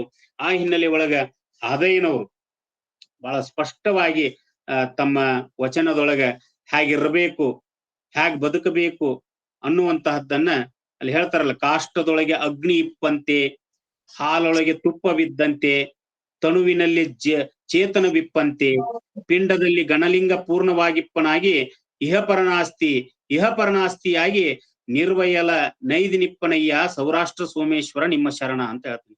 ಹೆಂಗಂತಂದ್ರೆ ಕಾಷ್ಟದೊಳಗೆ ಅಗ್ನಿ ಇಪ್ಪಂತಿ, ಹೆಂಗ್ ಕಟ್ಟಿಗೆ ಒಳಗ ಬೆಂಕಿ ಅದ, ಹಾಲಿನೊಳಗ ತುಪ್ಪ ಐತಿ, ತಣಿವಿನೊಳಗ ಚೇತನ ಐತಿ, ಪಿಂಡದೊಳಗ ಗಣಲಿಂಗ ಹೆಂಗೈತಿ, ಹಂಗ ಇಹಪರನಾಸ್ತಿಯಾಗಿ ನಿರ್ವಯಲ ಆಗಿರ್ಬೇಕು. ನಿರ್ವಯಲ ನೈದಿಪ್ಪನಯ್ಯ ಹಾಗೆ ಬದುಕ್ಬೇಕು. ಅಲಂಪ್ರಭುಗಳ ಬಯಲನೆ ಬಿತ್ತಿ ಬಯಲಾದೆ ಅಂತ ಹೇಳ್ತಾರಲ್ಲ, ಹಾಗೆ ನಿರ್ವಯಲವಾಗಿ ಬದುಕುವಂತದ್ದು ಐತಲ್ಲ, ಅದು ನಿಜವಾದಂತ ಶರಣ ತತ್ವ ಅನ್ನುವಂತಹದ್ದನ್ನ ಬಹಳ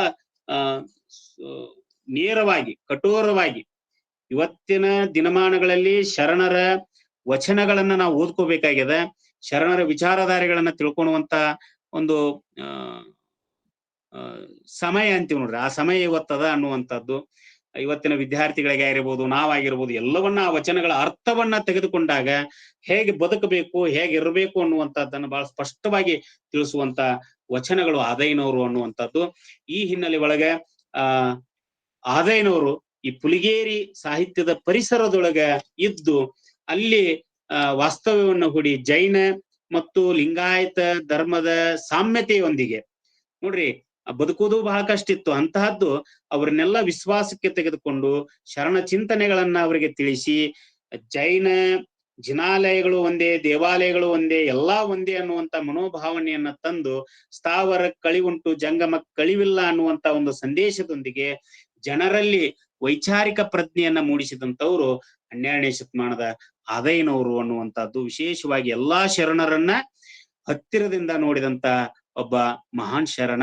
ಹೀಗಾಗಿ ಇಷ್ಟು ಅರ್ಥಬದ್ಧವಾಗಿ, ಕಠೋರವಾಗಿ, ವಿಚಾರ ಶಕ್ತಿಯಾಗಿ ವಚನಗಳನ್ನ ಬರೀಲಿಕ್ಕೆ ಸಾಧ್ಯ ಆಯ್ತು ಅನ್ನುವಂಥದ್ದನ್ನ ನಾವಿಲ್ಲಿ ತಿಳ್ಕೊಬೇಕಾಗ್ತದ. ಅಂತಹ ಆದಯ್ಯನನ್ನ ಕುರಿತು ನಾವು ಇಲ್ಲಿ ನೋಡ್ಬೋದು. ಇನ್ನ ಇದೇ ಪುಲಿಗೇರಿಯ ಸಾಹಿತ್ಯ ಪರಿಸರದೊಳಗೆ ನಮ್ಗೆ ಇನ್ನೊಬ್ಬ ಮಹಾನ್ ಕವಿಯಾಗಿ ನಮಗ್ ಕಂಡು ಬರ್ತಕ್ಕಂಥ ಪುಲಿಗೇರಿ ಸೋಮನಾಥ ಅಂತ. ಪುಲಿಗೇರಿ ಸೋಮ ಅಥವಾ ಸೋಮನಾಥ ಅನ್ನುವಂತ ಹೆಸರು ನಮಗೆ ಕಂಡು ಬರ್ತದ ಅನ್ನುವಂಥದ್ದು. ಇವರು ಸಹಿತ ಈ ಪುಲಿಗೇರಿ ಸಾಹಿತ್ಯ ಪರಿಸರವನ್ನ ಬಹಳಷ್ಟು ಎತ್ತರಕ್ಕೆ ಒಯ್ದಂತ ಒಬ್ಬ ಮಹಾನ್ ಕವಿ ಅನ್ನುವುದನ್ನ, ಹೆಂಗ ಆದಯ್ಯನವರು ಒಂದು ಮುಕುಟಪ್ರಾಯರಾದ್ರು ಈ ಸಾಹಿತ್ಯಕ್ಕೆ, ಹಂಗ ಇವರು ಸಹಿತ ಬುನಾದಿ ಆದ್ರು ಅನ್ನುವಂಥದ್ದನ್ನ ನಾವಿಲ್ಲಿ ತಿಳ್ಕೊಬೇಕಾಗ್ತದೆ. ಇವರು ಸಹಿತ ಶತಕ, ಸೋಮೇಶ್ವರ ಶತಕ ಅಂತ ಬರೋದ್ರು. ಆದ್ರೆ ಕವಿಗಳ ಕೃತಿಗಳನ್ನ ನೋಡಿದಾಗ, ಸಂಶೋಧನೆಯನ್ನ ನೋಡಿದಾಗ ಇನ್ನೂ ಕೆಲವೊಂದಿಷ್ಟು ಗೊಂದಲಗಳಿರ್ತಕ್ಕಂಥದ್ದು. ಇದನ್ನ ಯಾರು ಬರುದ್ರು ಅನ್ನೋ, ಪಾಲ್ಕುರ್ಕಿ ಸೋಮನಾಥ ಬರೋದ ಅಂತ ಕೆಲವು ಮಂದಿ ಹೇಳ್ತಾರೆ, ಇಲ್ಲ ಆ ಸೋಮನಾಥನ ಬೇರೆ, ಈ ಸೋಮನಾಥನ ಬೇರೆ ಅಂತ ಹೇಳ್ತಾರೆ. ಪುರಿಕೇರಿ ಸೋಮನಾಥ ಸೋಮ ಅಂತ ಕೆಲವು ಜನ ಹೇಳ್ತಾರೆ. ಆದ್ರೆ ಕೊನೆಯದಾಗಿ ಒಪ್ಪುದೇನಂದ್ರೆ ಪುಲಿಗೇರಿ ಅಥವಾ ಪುರಿಕೇರಿ ಸೋಮನಾಥ ಅನ್ನುವಂಥವು ಈ ಸೋಮೇಶ್ವರ ಶತಕವನ್ನ ಬರದ ಅನ್ನುವಂಥದ್ದು. ಕ್ರಿಸ್ತಶಕ 1200 ಅಥವಾ 1300ನೇ ಶತಮಾನದ ಅವಧಿ ಒಳಗ ಈತ ಬದುಕಿದ್ದ ಅನ್ನುವಂಥದ್ದು. ಮತ್ಯಬಾ ವಿಕ್ರೀಡಿತ ವೃತ್ತ ಅಂತ ಬರ್ತದ ನಮ್ಮ ಕನ್ನಡ ಸಾಹಿತ್ಯ ಛಂದಸ್ಸಿನೊಳಗ. ಆ ಮತ್ಯಬಾ ವಿಕ್ರೀಡಿತ ಅಂದ್ರೆ ಖ್ಯಾತ ಕರ್ನಾಟಕ ವೃತ್ತಗಳು ಅಂತ ಬರ್ತಾವ. ಆ ಖ್ಯಾತ ಕರ್ನಾಟಕ ವೃತ್ತದೊಳಗ ಅವು ಕಂದ ಪದ್ಯದೊಳಗ ಇರ್ತಕ್ಕಂಥವು. ಆದ್ರ ಕಂದ ಪದ್ಯ ಹೇಗಂತಂದ್ರ ಒಂದೊಂದು ವೃತ್ತಗಳೇನದವಲ್ಲ ಅಲ್ಲಿ ಲಘು ಗುರು ಇವನ್ನೆಲ್ಲ ಅಳವಡಿಸಿಕೊಂಡಿರ್ತಕ್ಕಂಥ ಪದ್ಯಗಳು. ಒಂದು ವೃತ್ತದಿಂದ ಇನ್ನೊಂದು ವೃತ್ತಕ್ಕ, ಅಂದ್ರೆ ಈಗ ಚಂಪಕಮಾಲಾ ವೃತ್ತ ಇರ್ಬೋದು, ಉತ್ಮಲಮಾಲಾ ವೃತ್ತ ಇರ್ಬೋದು, ಶಾರ್ದೂಲ ವಿಕ್ರೀಡಿತ ವೃತ್ತ, ಹಂಗ ಈ ಮತ್ಯಬಾ ವಿಕ್ರೀಡಿತ ವೃತ್ತ ಅನ್ನುವಂಥದ್ದು ಸಹಿತ ಒಂದು. ಆ ಮತ್ಯಬಾ ವಿಕ್ರೀಡಿತ ವೃತ್ತ ಒಳಗೆ ಈ ಶತಕಗಳನ್ನ ಸೋಮೇಶ್ವರರು ರಚಿಸಿದ್ರು ಅನ್ನುವಂಥದ್ದು. ಸುಮಾರು 100 ಪದ್ಯಗಳನ್ನ ಅವ್ರು ರಚಿಸಿದ್ದಕ್ಕಾಗಿ ಇದಕ್ಕೆ 100 ಇರೋದಕ್ಕೆ ಶತಕ ಅಂತ ಕರೆದ್ರು. ಅದಕ್ಕೆ ಸೋಮೇಶ್ವರ ಶತಕ ಅವು ಬರೆದಿದ್ದರಿಂದ ಅನ್ನುವಂಥದ್ದು. ಬಹಳಷ್ಟು ಜನಪ್ರಿಯವಾಗಿರ್ತಕ್ಕಂಥ ಒಂದು ಪದ್ಯ ಕೃತಿ, ಶತಕ ಕೃತಿ ಇದು ಅಂದ್ರ ತಪ್ಪಾಗ್ಲಿಕ್ಕಿಲ್ಲ ಅನ್ನುವಂಥದ್ದು. ಪ್ರತಿಯೊಂದು ಪದ್ಯದ ಕೊನೆಗೆ ಅವರ ಅಂಕಿತ ಹರ ಹರ ಶ್ರೀ ಚನ್ನ ಸೋಮೇಶ ಅನ್ನುವಂಥದ್ದು ಸಹಿತ ನಾವು ನೋಡ್ಬೋದು ಅನ್ನುವಂಥದ್ದು. ಸುಮಾರು 100ಕ್ಕಿಂತ ಹೆಚ್ಚು ನಮಗೆ ಶತಕಗಳು ಲಭ್ಯ ಆಗ್ತವು. ಅದ್ರೊಳಗೆ ಒಂದಿಷ್ಟು ಶತಕಗಳನ್ನ ನಾನು ಇಲ್ಲಿ ಹೇಳಿಕ್ಕೆ ಪ್ರಯತ್ನ ಪಡ್ತೀನಿ. ಮೊದಲನೇದಾಗಿ ಕೆಲವಂ, ಎಲ್ಲರಿಗೂ ಗೊತ್ತಿರತಕ್ಕಂತ ಒಂದು ಶತಕ ಇದು. ಕೆಲವಂ ಬಲ್ಲವರಿಂದ ಕಲ್ತು, ಕೆಲವಂ ಶಾಸ್ತ್ರಗಳಂ ಕೇಳುತ್ತಂ, ಕೆಲವಂ ಮಾಲ್ಪವರಿಂದ ಕಂಡು, ಕೆಲವಂ ಸುಜ್ಞಾನದಿಂ ನೋಡುತ್ತಂ, ಕೆಲವಂ ಸಜ್ಜನ ಸಂಗದಿಂದಲ್ ಅರಿಯಲ್ ಸರ್ವಜ್ಞನಪ್ಪಂ ನರಂಪಲವಂ ಪಳ್ಳ ಸಮುದ್ರವೈ ಹರಹರ ಶ್ರೀ ಚನ್ನ ಸೋಮೇಶ್ವರ ಅಂತ.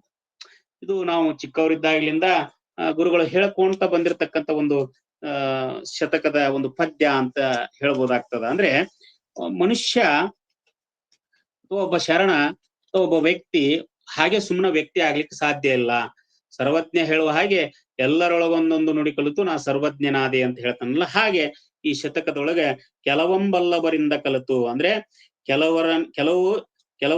ಕೆಲವು ವಿಷಯಗಳನ್ನ ನಾವೇನು ಅಂತಂದ್ರೆ ಬಲ್ಲವರಿಂದ, ಅಂದ್ರೆ ಎಲ್ಲವನ್ನ ತಿಳಿದುಕೊಂಡವರಿಂದ, ನಾವು ಪಂಡಿತರಿಂದ ಅದನ್ನ ಪಡ್ಕೊಳ್ಬೇಕಾಗ. ಕೆಲವೊಂ ಶಾಸ್ತ್ರಗಳಿಂ ಕೇಳುತ್ತಂ, ಕೆಲವೊಂ ಅಳಪವರಿಂ ಕಂಡು, ಕೆಲವೊಂ ಸುಜ್ಞಾನದಿಂದ ನಾವು ನೋಡ್ಬೇಕಾಗ್ತದ. ಅದರಿಂದ ನಮ್ಗೆ ಕಂಡು ಬರ್ತದ. ಕೆಲವನ್ನ ಸ್ವಬುದ್ಧಿಯಿಂದಲೂ ಸಹಿತ ಕಲಿಬಹುದು, ಕೆಲವನ್ನ ಸುಜನರ ಸಹವಾಸದಿಂದ ಅಂದ್ರೆ ಒಳ್ಳೆಯ ಜನರ ಸಹವಾಸದಿಂದಲೂ ಸಹಿತ ನಾವು ತಿಳಿದುಕೊಳ್ಳಬಹುದು. ಸರ್ವಜ್ಞ ಸರ್ವಜ್ಞನಪ್ಪಂ ನರಂ ಅಂತ ಹೇಳ್ತಾರೆ. ವ್ಯಕ್ತಿ ಇವನ್ನೆಲ್ಲ ಮಾಡಿದಾಗ ಸರ್ವಜ್ಞನೇ ಅವ ಆಗ್ತಾನ ಅನ್ನುವಂಥದ್ದು. ಫಲವಂ ಪಳ್ಳ ಸಮುದ್ರವೈ ಹರ ಹರ ಶ್ರೀ ಸೋಮೇಶ್ವರ. ಅಂದ್ರೆ ಅನೇಕ ತೊರೆಗಳು ಬಂದು ಸೇರಿ ಸೇರಿ ಹೆಂಗ ಒಂದು ದೊಡ್ಡ ಸಮುದ್ರ ಆಗ್ತದಲ್ಲ, ಹಂಗ ಎಲ್ಲವನ್ನ ಕೇಳಿ ಕೇಳಿ ಕೇಳಿ ಒಬ್ಬ ಒಳ್ಳೆಯ ಶರಣ ವ್ಯಕ್ತಿತ್ವ ಉಳ್ಳವನ ಆಗ್ತಾನೆ ಅನ್ನುವಂಥದ್ದನ್ನ ತಿಳಿಸಿಕೊಡ್ತಕ್ಕಂತ ಒಂದು ಶತಕದ ಪದ್ಯ ಇದಾಗಿದೆ ಅನ್ನುವಂಥದ್ದು. ಮುಕುರಂ ಕೈಯೋಳ್ ಇರಲ್ಕೆ ನೀರ ನೆಲಲ್ಕೆ ಕಾಮದೇನ್ ಇರ್ದುಂ ಓಟಕ್ಕೆ ಗೊಡ್ಡ ಆಕಳನ್ ಆಳ್ಪರೆ. ಹೀಗೆ ಒಂದಿಷ್ಟು ಶತಕಗಳನ್ನ ನಾವು ನೋಡುದು. ಅಂದ್ರೆ ಕೈಯಲ್ಲಿ ಕನ್ನಡಿ ಇದ್ದರೂ ನೀರಿನಲ್ಲಿ ಮುಖದ ನೆರಳನ್ನ ನೋಡಿಕೊಳ್ಳಬಹುದೇ. ಕನ್ನಡಿ ಒಳಗ ಹೇಳ್ತಾರ ಮುಕುರಂ ಕೈಯೋಳು. ಮುಕುರ ಅಂದ್ರೆ ಕನ್ನಡಿ. ಕನ್ನಡಿ ಕೈಯೊಳಗ ಐತಿ, ಕೈಯಾಗಿದ್ದಾಗಲೂ ಸಹಿತ ನೆರಳನ್ನ ನಾವು ನೀರಿನೊಳಗೆ ಹೆಂಗ್ ನೋಡಕ್ಕ ಆಗ್ತದ. ಕಾಮಧೇನು ಬಿದ್ದರೂ ಹಾಲಿಗಾಗಿ ಗೊಡ್ಡ ಹಸುವನ್ನು ಸಾಕ್ತಾರೆ. ಅವ್ರು ಹೇಳ್ತಕ್ಕಂತ ಮಾರ್ಮಿಕವಾದಂತಹ ಒಂದು ಶತಕದ ಪದ್ಯವನ್ನ ನಾವಿಲ್ಲಿ ಗಮನಿಸಬಹುದು ಅನ್ನುವಂಥದ್ದು. ಗಿಳಿಯ ಮಾತಿನಲ್ಲಿರುವ ಇಂಪಿಗಿಂತಲೂ ಕಾಗೆಯ ಕೂಗಿನಲ್ಲಿ ಹೆಚ್ಚಾದ ಇಂಪಿರಬಹುದೇ. ಶುಕನೊಂದ ಇಂಗರೆ ಚಲ್ವೆ ಕಾಕರವ ರಂಭಾನೃತ್ಯಕಂ ಡೊಂಬರೆ. ಗಿಳಿಯ ಮಾತಿಗಿಂತ ಕಾಗೆ ಮಾತು ಇಂಪಿರಕ್ ಸಾಧ್ಯತೆ ಏನು ಅನ್ನುವಂತ ಮಾತನ್ನು ಹೇಳ್ತಕ್ಕಂಥದ್ದು. ಮೋಸ್ಟ್ಲಿ ಇಂತ ಹಲವಾರು ಶತಕ ಸಾಹಿತ್ಯವನ್ನ ನಾವು ನೋಡ್ಕೊಂತ ಹೋದಾಗ, ಉಣದಿರ್ಪ ದಣವಿರ್ದೊಡೆಯೇನು ಸುತ ನಿರ್ದ್ಯಂ ಮುಪ್ಪಿನಲ್ಲಾಗದ ಒಣಗಲ್ಲರಿಗೆ ಬಾರದಿರ್ದ ಮಳೆ ತಾಮ್ ಬಂದೆನದ ಆಪತ್ತಿನೋಳ್ ಮಣಿದುಂ ನೋಡದ ಬಂಧು ವೇತಕ್ಕೆನಸಲ್ ಕಾಲೋಚಿತಕ್ಕೈದಿದ ಆ ತೃಣವೇ ಪರ್ವತವಲ್ಲವೇ ಹರ ಹರ ಶ್ರೀ ಚನ್ನ ಸೋಮೇಶ್ವರ. ಬಹಳ ಅರ್ಥಗರ್ಭಿತವಾದಂತ ಒಂದು ಶತಕದ ಪದ್ಯ ಇದು. ಏನು ಅಂತಂದ್ರೆ, ಉಪಯೋಗಿಸದೇ ಇರತಕ್ಕಂತ ಹಣ. ಶರಣರು ಹೇಳಿದ್ದ ಅದೇ ಶರಣ ತತ್ವವನ್ನೇ ನಾವಲ್ಲಿ, ಯಾಕಂದ್ರೆ ಆತ್ಮ ಬದುಕಿದ್ದ 12-13ನೇ ಶತಮಾನ ಅಂತಂದ್ರು. ಶ್ರೀ ಶರಣರ ಪ್ರಭಾವ ಆತನ ಮೇಲೆ ಆಗಿತ್ತು. ಹೆಂಗ ಹರಿಹರನಿಗೆ 13ನೇ ಶತಮಾನದಲ್ಲಿ ಹರಿಹರ ಇದ್ರು ಸಹಿತ 13ನೇ ಶತಮಾನದಲ್ಲಿ ಇದ್ರು ಶರಣರ ಪ್ರಭಾವ ಹರಿಹರನ ಮೇಲೆ ಬಹಳಷ್ಟು ಆಯ್ತಲ್ಲ, ಹಾಗೆ ಈ ಸೋಮೇಶ್ವರ ಶತಕ ಬರೆದಂತ ಸೋಮನಾಥನಿಗೂ ಸಹಿತ ಶರಣರ ಪ್ರಭಾವ ಆಗಿತ್ತು. ಆ ಹಿನ್ನೆಲೆ ಒಳಗ ಅದನ್ನ ಬರೀತಾರ. ಉಪಯೋಗಿಸದೇ ಇರುವಂತ ಹಣ, ಮುಪ್ಪಿನಲ್ಲಿ ಸಲಹದೆ ಇರತಕ್ಕಂತ ಮಗ, ಪೈರು ಒಣಗುತ್ತಿರುವ ಕಾಲದಲ್ಲಿ ಬಾರದೇ ಇರತಕ್ಕಂತ ಮಳಿ, ಕಷ್ಟ ಕಾಲದಲ್ಲಿ ಬಂದು ವಿಚಾರಿಸಿಕೊಳ್ಳದೆ ಇರತಕ್ಕಂತ ನಂಟ, ಇವೆಲ್ಲ ನಿಷ್ಪ್ರಯೋಜಕ ಅಂತ ಹೇಳ್ತಾರೆ. ಸಮಯಕ್ಕೆ ದೊರೆತ ಸಹಾಯ ಅಲ್ಪವಾದ್ರೂ ಅದೇ ಮಹತ್ವರವಾದಂತಹದ್ದು. ನಾವು ಹೇಗೆ ಇರಬೇಕು, ಹೇಗಿದೆ ಅನ್ನುವಂಥದ್ದು, ನಂಟ್ರೆ ಹೆಂಗಿರ್ಬೇಕು, ಮಳಿ ಯಾವಾಗ ಬರ್ಬೇಕು, ಮಗ ಹೆಂಗಿರ್ಬೇಕು, ಈ ಹಿನ್ನೆಲೆ ಒಳಗ ಆ ಶತಕವನ್ನ ಬರೆದಿದ್ದನ್ನ ನಾವಿಲ್ಲಿ ಗಮನಿಸಬಹುದು. ಹೀಗೆ ಸೋಮೇಶ್ವರ ಶತಕ ನಿಜಕ್ಕೂ ಸಹಿತ ಅದು ಸಹಿತ ಒಂದು ವೈಚಾರಿಕ ಹಿನ್ನೆಲೆ ಒಳಗೆ ಬಂದಿದ್ದು ಅನ್ನೋದನ್ನ ನಾವಿಲ್ಲಿ ತಿಳ್ಕೊಬೇಕು. ಅದಕ್ಕೆ ಪಿಡಿಯಲ್ ಸಿಂಗವ ಮತ್ಸರಂ ಬಿಡುವುದೇ ದುರ್ಗಂಧ ಮೇಲಾದಿಯೋಳ್ ತೊಡೆಯಲ್ ನಾರದೆ ನಾಯಬಾಲ ಸೇಡೆಯಂ ಕಟ್ಟಲ್ಕೆ ಚನ್ನಪ್ಪುದೇ. ನೋಡಿ ಎಷ್ಟು ಚಂದ ಹೇಳ್ತಾರ ಅವ್ರು. ಶಿವಮವನ್ನ ಪ್ರೀತಿಯಿಂದ ಹಿಡಿದರೆ ಅದು ದ್ವೇಷವನ್ನ ಬಿಡುವುದೇ. ದುರ್ವಾಸನೆಯುಳ್ಳ ಪದಾರ್ಥಕ್ಕೆ ಏಲಕ್ಕಿ ಮೊದಲಾದ ಸುವಾಸನೆಯುಳ್ಳ ಪದಾರ್ಥಗಳನ್ನ ಮೇಲೆ ಬಳಿದರೆ ಅದರ ನಾತವು ಹೋಗುವುದೇ. ನಾಯಿಯ ಡೊಂಕಬಾಲನ್ನ ಕೋಲಿನಿಂದ ಕಟ್ಟಿ ನೇರವಾಗಿ ಮಾಡಿದರೆ ಅದು ನಟ್ಟವಾಗುವುದೇ. ಶರಣರು ಹೇಳೋದು ನೋಡ್ರಿ ಹೆಂಗದ. ಅದಕ್ಕೆ ಶರಣರು ಹೇಳಿದ್ದು, ಶರಣರೊಡನೆ ಸರಸವಾಡದಿರು ಅಂತ ಹೇಳ್ತಾರಲ್ಲ. ಹುಲಿಯ ಮೀಸೆಯನ್ನಿಡಿದು ಉಯ್ಯಾಲೆ ಆಡಿದಂತೆ, ಹಾವಿನ ಹೆಡೆಯ ತೆಗೆದುಕೊಂಡು ಕೆನ್ನೆಯ ತುರಿಸಿಕೊಂಬಂತೆ, ಉರಿಯ ಕೊಳ್ಳೆಯನ್ನು ತೆಗೆದುಕೊಂಡು ಕೂದಲನ್ನು ಸಿಕ್ಕು ಬಿಡಿಸಿಕೊಂಬಂತೆ, ಸುಣ್ಣದ ಕಲ್ಲನ್ನು ಬೆನ್ನಿಗೆ ಕಟ್ಟಿಕೊಂಡು ನೀರಿಗೆ ಜಿಗಿದಂತೆ. ಹಂಗೆ ಶರಣರು ಹೇಳ್ತಾರಲ್ಲ, ಅದೇ ದಾಟಿ ಒಳಗ ಈ ಸೋಮೇಶ್ವರರು ತಮ್ಮ ಶತಕದೊಳಗೆ ಹೇಳ್ತಾರೆ. ಪಿಡಿಯಲ್ ಸಿಂಗವ ಮತ್ಸರಂ ಬಿಡದೆ ದುರ್ಗಂಧಂ ಮೇಲಾದಿಯೋಳ್. ಬೇಕಾದ್ ಹಾಕಿದ್ರ ದುರ್ಗಂಧ ಬಿಡ್ತದೆ, ನಾಯಿ ಬಾಲ ನೆಟ್ಗಾಗ್ತದೇನು. ಸುಡುಚೇಳಂ ತೆಗೆಯಲಿಕ್ಕೆ, ಬೆಂಕಿಗೆ ಬಿದ್ದಂತ ಸುಡು ಚೇಳನ ಕೈಯಿಂದ ತೆಗೆದು ಬದುಕಿಸಿದ್ರೆ ಅದು ಕುಟುಕದೇ ಸುಮ್ಮನಿರುವುದೇ. ಬಿದ್ದಿದ್ನಪ್ಪ ನಾನು ಬೆಂಕಿಯಾಗ ನನ್ನ ಬದುಕಿಸಿದ್ ಬಿಡು ಅಂತಂದ ಅದೇನ್ ಸುಮ್ಮನೆ ಇರ್ತದೇನ, ಕಚ್ತದಲ್ಲ, ಅದು ಕುಟುಕದೇ ಸುಮ್ಮನಿರುವುದೇ. ಹಾಗೆ ನೀಚನಿಗೆ ಎಷ್ಟು ಹೇಳಿದರು ತನ್ನಂದವ ನೀಚ ತಾಮ್ ಹರ ಹರ ಶ್ರೀ ಚನ್ನ ಸೋಮೇಶ್ವರ. ನೀಚನಿಗೆ ಎಷ್ಟು ಹೇಳಿದ್ರು, ಎಷ್ಟು ಮಾಡಿದ್ರು ತನ್ನ ಕೆಟ್ಟ ಸ್ವಭಾವವನ್ನ ಬಿಡುವುದಿಲ್ಲ ಅನ್ನುವಂತಹದ್ದನ್ನ ಶರಣರ ವಿಚಾರಗಳ ಹಿನ್ನೆಲೆ ಒಳಗ ಶತಕವನ್ನ ಬರೆದಿದ್ದನ್ನ ನಾವಿಲ್ಲಿ ಗಮನಿಸಬಹುದು ಅನ್ನುವಂಥದ್ದು. ಮುಂದುವರೆದು ಹೇಳ್ತಾರೆ, ಸ್ವಪ್ನದೊಳಗೆ ಏನೇನ್ ಕಾಣ್ಬೇಕು, ಹೇಗ್ ಬದುಕಬೇಕು, ಹೇಗಿರ್ಬೇಕು, ಜೀವನದೊಳಗೆ ನಾವು ಹೆಂಗ ಬದುಕಬೇಕು ಅನ್ನುವಂತ ಹಲವಾರು ಕುರುಡಂ ಕನ್ನಡಿಯಂ ಕವೀಂದ್ರರ ಮಹಾ ದುರ್ಮಾರ್ಗಿಗಳ ತ್ಯಾಗಿಯಂ ಬರಡಂಬಾಲರ ಮುದ್ದ ಬಂಜೆ ಕಡು ಚೋರಂ ಚಂದ್ರನಂ ಕಾಯೋದ. ಕುರುಡನು ಕನ್ನಡಿಯನ್ನ, ದುರ್ಮಾರ್ಗಿಯು ಕವಿಗಳನ್ನ, ಜಿಪುಣನು ದಾಣಿಯನ್ನ, ಬಂಜೆಯು ಮಕ್ಕಳ ಮುದ್ದನ್ನ, ಕಳ್ಳನ ಚಂದ್ರನನ್ನ, ಹೀಗೆ ಹೇಳ್ಕೊಂತ ಹೋಗ್ತಾರೆ. ಶರಣರು ಏನ್ ಹೇಳಿದ್ರೆ ಅದನ್ನೇ ಹೇಳ್ತಾರ ಅವ್ರು. ನಮ್ಮ ಸಕಲೇಶ್ ಮಾದರ್ ಸರ್ ಒಂದ್ ಕಡೆ ವಚನ ಹೇಳ್ತಾರೆ. ಏನಂತಂದ್ರೆ ಅಂಧಕನ ಕೈಯಲ್ಲಿ ದರ್ಪಣವಿದ್ದೊಡೆ ಏನು ಫಲವಯ್ಯ ಅಂತ ಹೇಳ್ತಾರೆ. ಒಂದಕ್ಕೆ ತೇಜವಿಲ್ಲ, ಒಂದಕ್ಕೆ ಜೀವವಿಲ್ಲ ಅಂತ ಹೇಳ್ತಾರಲ್ಲ, ಆ ನಿಟ್ಟಿನೊಳಗೆ ಹೇಳ್ತಾರೆ. ಅಂಧಕನ ಕೈಯೊಳಗೆ ದರ್ಪಣ ಇದ್ದೇನು ಫಲ ಐತಿ, ಒಂದಕ್ಕೆ ಜೀವಿಲ್ಲ, ಒಂದಕ್ಕೆ ತೇಜ್ ಇಲ್ಲ, ಒಂದಕ್ಕೆ ಪ್ರಾಣನೇ ಇಲ್ಲ, ಒಂದಕ್ಕೆ ಜೀವಿಲ್ಲ, ಎರಡೂ ಇದ್ದು ನಿಷ್ಪ್ರಯೋಜಕ ಅನ್ನುವಂತ ಮಾತನ್ನ ಅಲ್ಲಿ ಹೇಳಿದ್ದನ್ನ ನಾವು ಗಮನಿಸಬಹುದು. ನೆಕ್ಸ್ಟ್ ಹೇಳ್ತಾರ, ಮತಿಯಂ ಬುದ್ಧಿಯ ಜಾಣ್ಮೆಯಂ ಗಮಕಮಂ ಗಾಂಭೀರ್ಯಮಂ ನೀತಿಯ ನಿಶ್ಚಲ ಚಿತ್ತಮಂ ಅಂತ ಹೇಳ್ತಾರೆ. ಅಂದ್ರೆ ಓದುವ ಒಳ್ಳೆಯ ಶೈಲಿಯು, ಗಾಂಭೀರ್ಯವೂ, ವಿವೇಕ ಬುದ್ಧಿಯು, ಜಾಣ್ಮೆಯು, ನೀತಿಯು, ದೃಢ ಮನಸ್ಸು, ರಾಜಸ್ಥಾನಕ್ಕೆ ಯೋಗ್ಯವಾದ ಪಾಂಡಿತ್ಯವು, ಬಹಳ ಇಂಪಾದ ವಾಕ್ಪಟುತ್ವವು, ಒಳ್ಳೆಯ ಕೀರ್ತಿಯು ಜೀವನವು ದೊರೆಯದೆ ಹೋಗದು ಅಂತ ಹೇಳ್ತಾರೆ. ಒಳ್ಳೆಯದನ್ನ ನಾವು ರೂಢಿಸ್ಕೊಂಡಿದ್ದೇ ಆಯ್ತು ಅಂತಂದ್ರೆ ನಾವು ಬೇಕಾದ್ದನ್ನ ಗಳಿಸಬಹುದು ಅನ್ನುವಂತಹದ್ದನ್ನ ಈ ಶತಕದೊಳಗ ಹೇಳಿದ್ದನ್ನ ನಾವು ಗಮನಿಸಬಹುದು. ಇಂತಹ ಹಲವಾರು ಶತಕದೊಳಗ ನಾ ಹೇಳಿದ್ನಲ್ಲ, ಸುಮಾರು 100 ಶತಕಗಳನ್ನ ಬರೆದಿದ್ದನ್ನ ನಾವಿಲ್ಲಿ ಕಾಣ್ಬಹುದು. ಸಾಮಾನ್ಯ ನೀತಿ ಅಂತ ಬರ್ತದ, ಪರಸೇವೆ ಕುರಿತಾಗಿ, ವೇಷಾ ಪದ್ಧತಿ ಕುರಿತಾಗಿ ಅವ್ರು ಹೇಳ್ಕೊಂತ ಹೋಗ್ತಾರ. ಜೊತೆಗೆ ಧನ ಪ್ರಶಂಸೆಯ ಬಗ್ಗೆ, ಕುಲದೋಳ್ ಕೊಡರು ಕೂಸನರಿಯರ್ ನೃಪರ್ ಅನ್ನುವಂತಹ ಧನ ಪ್ರಶಂಸೆಯ ಬಗ್ಗೆ ಹೇಳ್ಕೊಂತ ಹೋಗ್ತಾರೆ. ಆಮೇಲೆ ಈ ಬದುಕಿನ ದುಸ್ವಭಾವದ ಬಗ್ಗೆ ಹೇಳ್ತಕ್ಕಂಥ, ಚಿಗುರೆಂದಂ ಮೇಲೆ ಬೇವು ಸ್ವಾದ ಮಹುದೇ ಚೇಳ್ ಚಿಕ್ಕದೆಂದ ಅಳ್ಕರಿ ಅಂತ ಹೇಳ್ತಾರೆ. ಅಂದ್ರೆ ಬೇವಿನ ಎಲೆಯನ್ನ ಚಿಗರೆಂದು ತಿಂದರೆ ಅದು ಸಿಹಿಯಾಗಿರುವುದೇ, ಶರಣರು ಅದನ್ನೇ ಹೇಳಿದಲ್ಲ. ಬೇವಿ ಏನದು ಬೆಲ್ಲದ ಕಟ್ಟೆಯ ಕಟ್ಟಿದೊಡೆ ಬೇವು ಸಿಹಿಯಾಗುವುದೇ ಅಂತ ಹೇಳಿದ್ರಲ್ಲ, ಅದೇ ಹಿನ್ನೆಲೆ ಒಳಗ ಈ ಸೋಮೇಶ್ವರರು ಸಹಿತ ಆ ಶತಕದೊಳಗ ಬರಿತಕ್ಕಂಥದ್ದು. ಇನ್ನೊಂದು ಬಹಳ ಜನಜನಿತವಾಗಿರ್ತಕ್ಕಂಥ, ಎಲ್ಲರಿಗೂ ಗೊತ್ತಿರ್ತಕ್ಕಂಥ ಒಂದು ಶತಕದ ಪದ್ಯ ಅಂತಂದ್ರೆ, ಉಡುರಾಜಂ ಕಳೆಗುಂದಿ ಪೆರ್ಚದಿಹನೆ ನೈಗ್ರೋಧ ಬೀಜಂ ಕೆಲಂ ಸಿಡುದಂ ಪೆರ್ಮರನಾಗದೆ ಎಳೆಗರುಂ ಎತ್ತಾಗದೆ ಲೋಕದೋಳ್ ಮಿಡಿಪಣ್ಣಾಗದೆ ದೈವದೋಳ್ಮೇರಲ ಕಾಲಾನುಕಾಲಕ್ಕೆ ತಾಂ ಬಡವಂ ಬಲ್ಲಿದನ್ ಆಗನೆ ಹರಹರ ಶ್ರೀ ಚನ್ನ ಸೋಮೇಶ್ವರ ಅಂತ ಹೇಳ್ತಾರೆ. ಅಂದ್ರೆ ಚಂದ್ರನು ಕಳೆಗುಂದಿದ ಮರಳಿ ಆತ ವೃದ್ಧಿ ಹೆಂಗ ಹೊಂದುವುದಿಲ್ಲವೇ, ಬಹಳ ಸಣ್ಣದಾಗಿರುವತ್ತ ಆಲದ ಬೀಜದ ಬೀಜ ಸಿಡದ ನೆಲದ ಮ್ಯಾಗ ಬಿತ್ತು ಅಂತಂದ್ರೆ ಅದು ಹೆಂಗ ದೊಡ್ಡ ಮರವಾಗುವುದಿಲ್ಲವೇ, ಎಳೆಗರು ಬೆಳೆದು ಎತ್ತಾಗುವುದಿಲ್ಲವೇ, ಸಣ್ಣ ಹೆಚ್ಚು ಬಲಿತು ದೊಡ್ಡ ಹಣ್ಣಾಗುವುದಿಲ್ಲವೇ, ಹಾಗೆ ಬಡವರು ದೇವರು ದಯೆ ಇದ್ದರೆ ಒಂದಾನೊಂದು ಕಾಲಕ್ಕೆ ಭಾಗ್ಯವಂತರಾಗುತ್ತಾರೆ. ನೋಡ್ರಿ, ಅಂದ್ರೆ ಮೇಲು ಕೀಳು ಅನ್ನತಕ್ಕಂಥದ್ದು, ಬಡವ ಶ್ರೀಮಂತ ಇದು ಕಾಲಚಕ್ರ ಅಂತ ಹೇಳ್ತಾರೆ ಸೋಮೇಶ್ವರರು. ಇದು ಏನು ಶಾಶ್ವತವಲ್ಲ ಅನ್ನುವಂಥದ್ದು. ಭೂಮಿ ನಿನ್ನದಲ್ಲ, ಹೇಮ ನಿನ್ನದಲ್ಲ, ಕಾಮಿನಿ ನಿನ್ನವಳಲ್ಲ, ಇವು ಜಗಕ್ಕಿಕ್ಕಿದ ವಿಧಿ ಅಂತ ಹೆಂಗೆ ಶರಣರು ಹೇಳ್ತಾರಲ್ಲ, ಆ ಹಿನ್ನೆಲೆ ಒಳಗ ಇಲ್ಲಿ ಬಡವ ಶ್ರೀಮಂತ ಇದು ಕಾಲಚಕ್ರ.